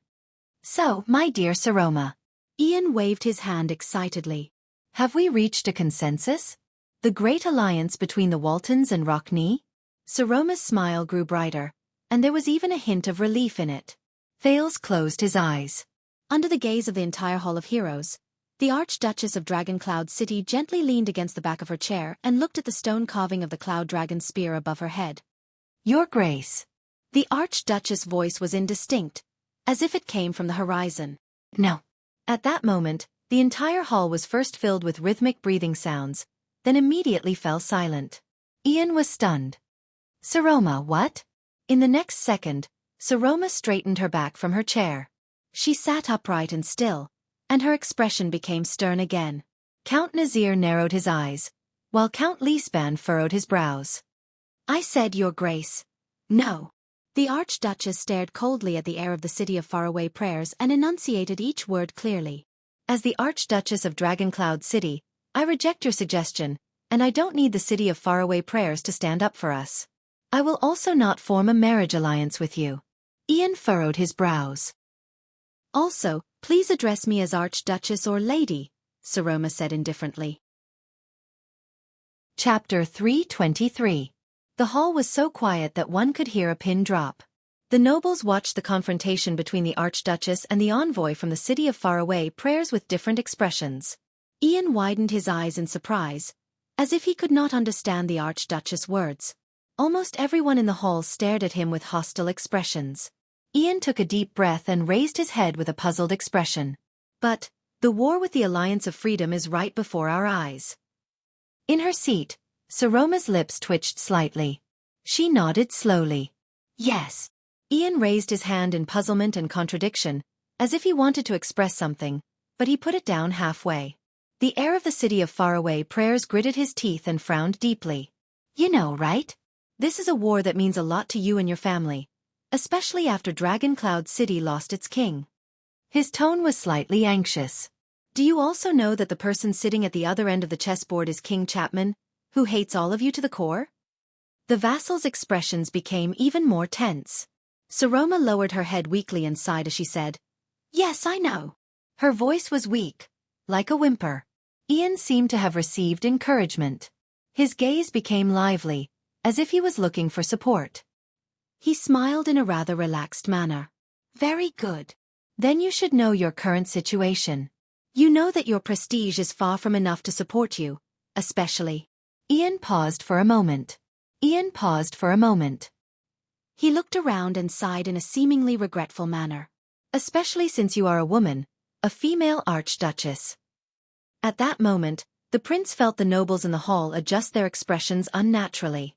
In the seats of the 6 counts, Liner tilted his head and ground his teeth gently. Karkagel stared at the Archduchess without blinking. Hurst's eyes looked as if they were about to spit fire. Count Cotterson's eyebrows were almost knitted together. Lisban and Count Nazir looked at the Archduchess with complicated expressions.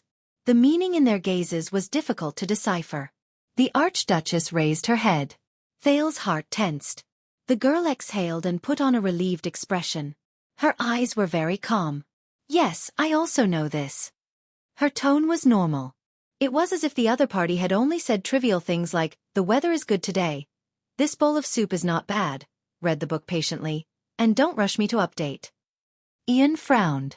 "Then you," the Archduchess interrupted him. "Still, I am a Walton. Her voice was still very soft, but there was a kind of unquestionable firmness. The eyes of her 6 vassals moved in unison. Ian was slightly taken aback. What? Walton.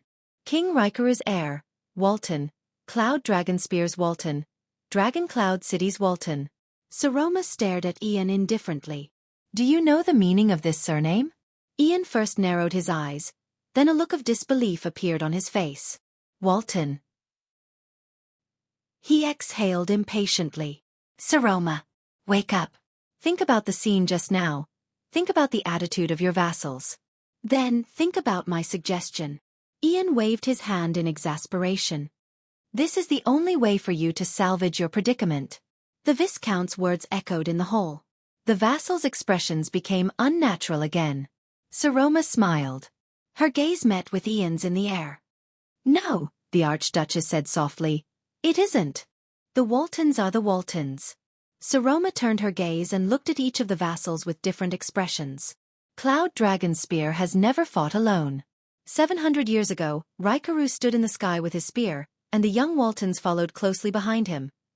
And under the clouds parted by the dragon's wings, behind the 8 knights on the ground, Lisban, Nazir, Carcagel, Hurst. Countless Northland knights, whether they are famous or nameless, charged forward without hesitation.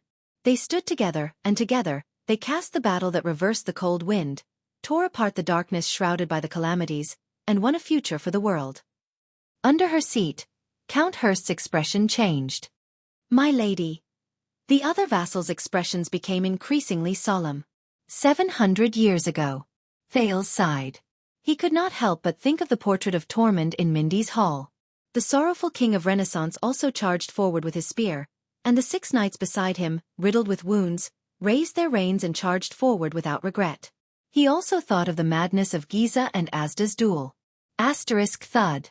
Asterisk at this moment, Saroma slapped her seat and unexpectedly stood up. The entire hall was slightly startled. But nothing was more shocking than the Archduchess' next move.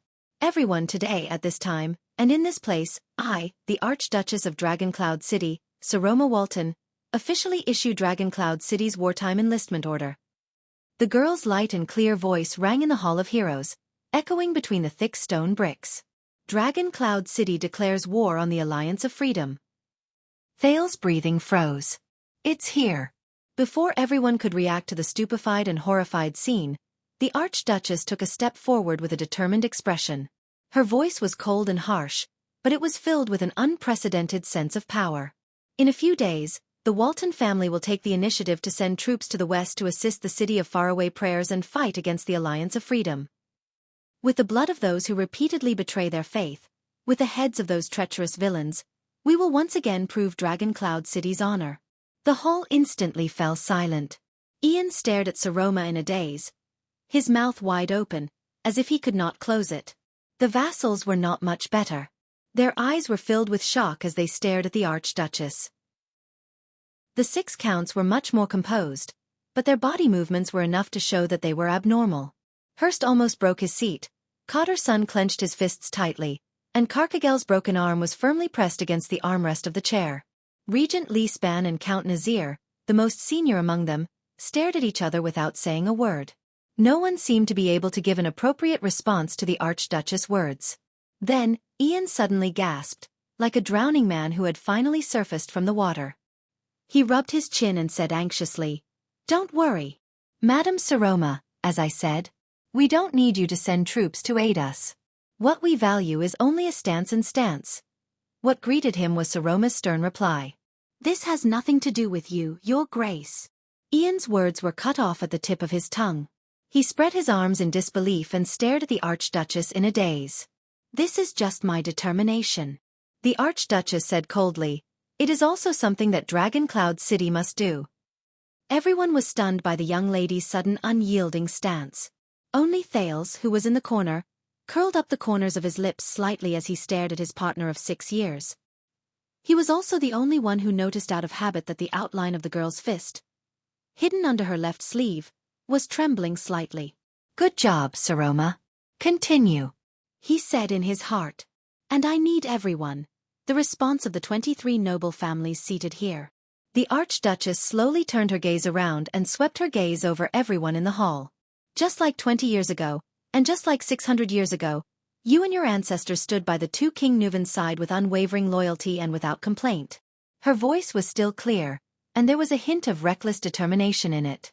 But there was no response as expected. No one spoke. All the vassals stared at her quietly. After the initial shock, suspicion and caution gradually appeared on their faces, and as they stared at each other, it slowly deepened. The hall was still quiet. Even Xiaofan was silent. Saroma's face turned pale. Thales shut his eyes in his seat. Not enough. Saroma. This is not enough. The Archduchess swept her gaze across the hall with an unpleasant expression.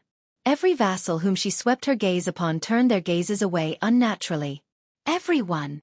Saroma gritted her teeth and said, "The war horn has sounded. Dragon Cloud City needs you." But still, no one responded. Thales extended the tip of his foot and poked Ian without anyone noticing. The Viscount of the City of Faraway Prayers moved a little. Ian turned around nervously. When he saw that no one in the hall spoke, he heaved a sigh of relief and put on a calm smile. "Lady Saroma, I hate interrupting you." Ian clicked his tongue, turned around and shrugged. "But your vassals have already made it very clear just now. You want their response? Then give up your right to marry." The Viscount nodded slightly, his eyes sparkling.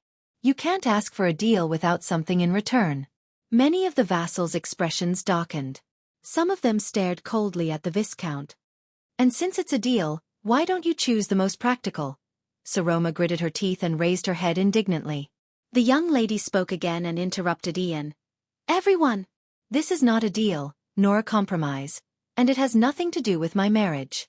It's just my will."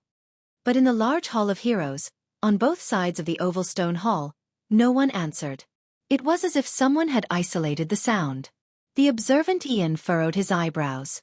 On the stairs, Saroma looked at the silent hall with difficulty, as if she was bearing 1,000 pounds of pressure. Pairs of confused, suspicious, scheming, and dissatisfied gazes were directed at her. But there was no response. It was as if this was just her one-woman show. Saroma immediately felt her legs tremble slightly. "No!" She clenched her teeth subconsciously, and her heart raced. "No!" Panic surged in her heart. What should I do?" At this moment, Saroma suddenly noticed that among those gazes, only a pair of eyes remained unperturbed and as calm as ever. They only stared at her quietly from afar. Just like always. Just like the past 6 years.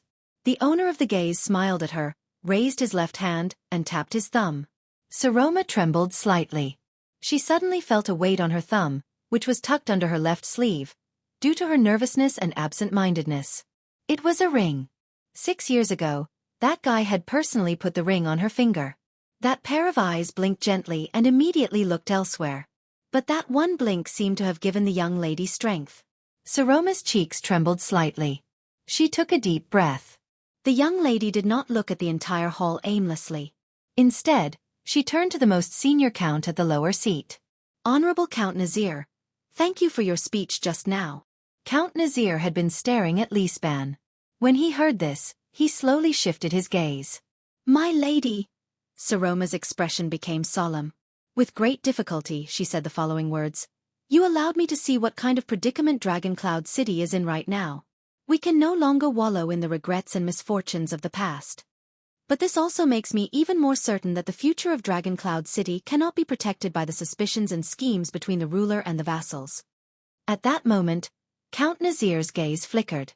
"So, I will not use my own marriage in exchange for your compromise. Dragon Cloud City is not so divided and weak that we need to rely on internal marriages to free up our hands and unite against a foreign enemy." Nazir slowly leaned against the seat behind him. He was still silent. "The honor and victory left behind by my grandfather and father can only be protected and won by us with our own hands." The 6 counts at the head of the table reacted differently, and their expressions varied. The Archduchess glanced at Ian before she looked at her group of vassals again. Only by doing so can we truly prevent external forces from interfering with Dragon Cloud City, no matter what method they use. Ian was a little embarrassed. "This is a little too much, Saroma." But Saroma did not give him a chance to speak again. The young lady took a deep breath. So no matter what, the Walton family will go on an expedition to the west. With King Nuvan's remaining prestige, we will follow Prince Soria's footsteps and seize back what belongs to us with our own hands. Saroma stood in front of her seat, in front of the Soul Slayer pike. She looked around at the entire hall, clenched her fists, and her face was pale. Even if, the Archduchess gritted her teeth, even if no family responds to me. The quiet hall was filled with the sound of people inhaling at different speeds. Even if we are the only ones to go to war. In the face of the Archduchess' fluctuating tone, many of the vassals' expressions became strange. Even the guards who had no right to speak could not help but look at her frequently. Ian sighed. You know, Saroma, you don't have to do this. This will be very ugly. The Viscount's eyes began to become solemn and vigilant. Be it now or when we go to war. Forcefully ordering to send troops will only force everyone to the brink of falling out with you. It will further damage your already shaky prestige, and you will only receive greater humiliation. You will have no way out. This sentence seemed to have pierced a hole in the stagnant atmosphere. The changes in the vassals' expressions became more and more urgent, and they became more and more difficult to read. Yes. Saroma flashed a bitter smile. I know. The Archduchess then looked at her vassals, who had complicated expressions on their faces. Her gaze was unfocused. I know that I am far from being comparable to the former King Nuvan. Perhaps in this lifetime, I will never be able to compare to him. Everyone, perhaps you don't think highly of me or this little girl on the Archduchess' seat. Perhaps you resent me. Perhaps you have your own plans. Count Cotterson tilted his mouth, as if he was deep in thought. The Archduchess sighed and said, But I still hope that at this moment, all of you can bring your warriors and glory and stand with me in Dragon Cloud City. Count Hurst's beard trembled slightly. To prove to the outside world, to this guest from the city of faraway prayers, who claimed that she could save me from my predicament with just a marriage, that Dragon Cloud City is still powerful and united, and that I do not need to bend my knees to outsiders to protect myself. Count Liner clenched his fists in an unnatural manner, twisting his knuckles back and forth. In the next second, Saroma raised her left hand with a solemn expression. Her sleeve slid down from her forearm, revealing her fair wrist. She also revealed the ring on her thumb. Everyone, I believe that no one in this world is more qualified and capable than all of you, my vassals, to fight for me and obtain victory for me. Because I am Dragon Cloud City. When they saw the ring, everyone in the hall frowned. They seemed to have remembered something. But Dragon Cloud City is not just me, it is all of you sitting here. Before everyone's eyes, the Archduchess gently took off the large ring inlaid with a black stone and raised it high. Everyone, in the name of the Walton family, I am going to war. The Archduchess' gaze turned cold and she shouted, Are you coming? Thales trembled slightly. Are you coming? The girl's voice echoed in the hall again. But this time, the vassals stared at the black ring.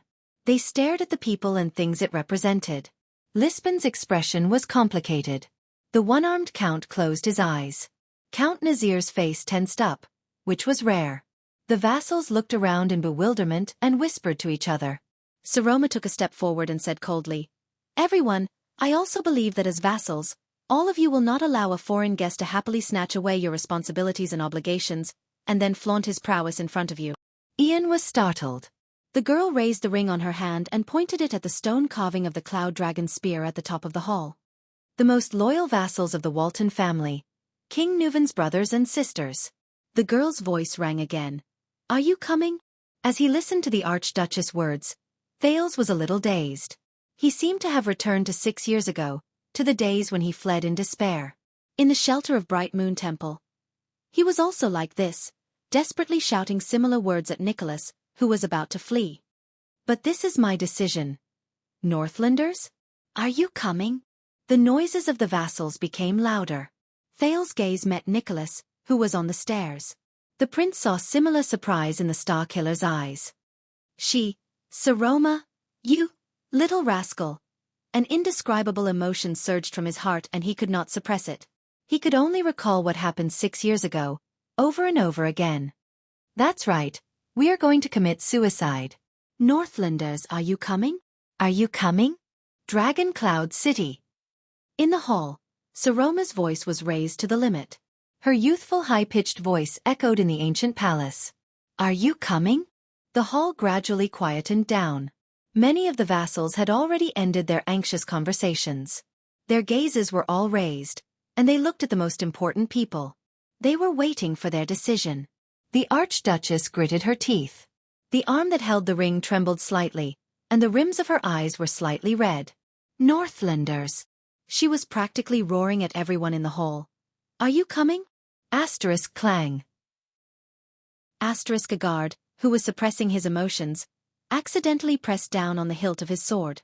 The blade collided with the wall and let out a sharp, piercing sound. This sharp sound made everyone even more tense, and the atmosphere became even more oppressive. But there was still no response from the hall. The Archduchess was the only one who gritted her teeth. Her gaze trembled as she raised the Ring of Triumph, which symbolized the Archduke of Dragon Cloud City. She stood alone in front of the Soul Slayer pike and faced the anxious men in the hall. Among the 6 counts, Cotterson, Hurst, and Liner's abnormalities could no longer be concealed.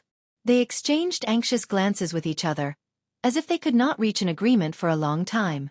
1 second. The one-armed count still had his eyes closed and was silent. 2 seconds.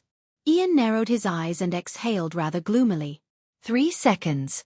The silent confrontation between Lisban and Nazir seemed to have come to an end, but they still did not say a word and waited quietly for the situation to unfold. Time passed. The atmosphere in the hall became increasingly unbearable. Until a suppressed laughter rose from the crowd.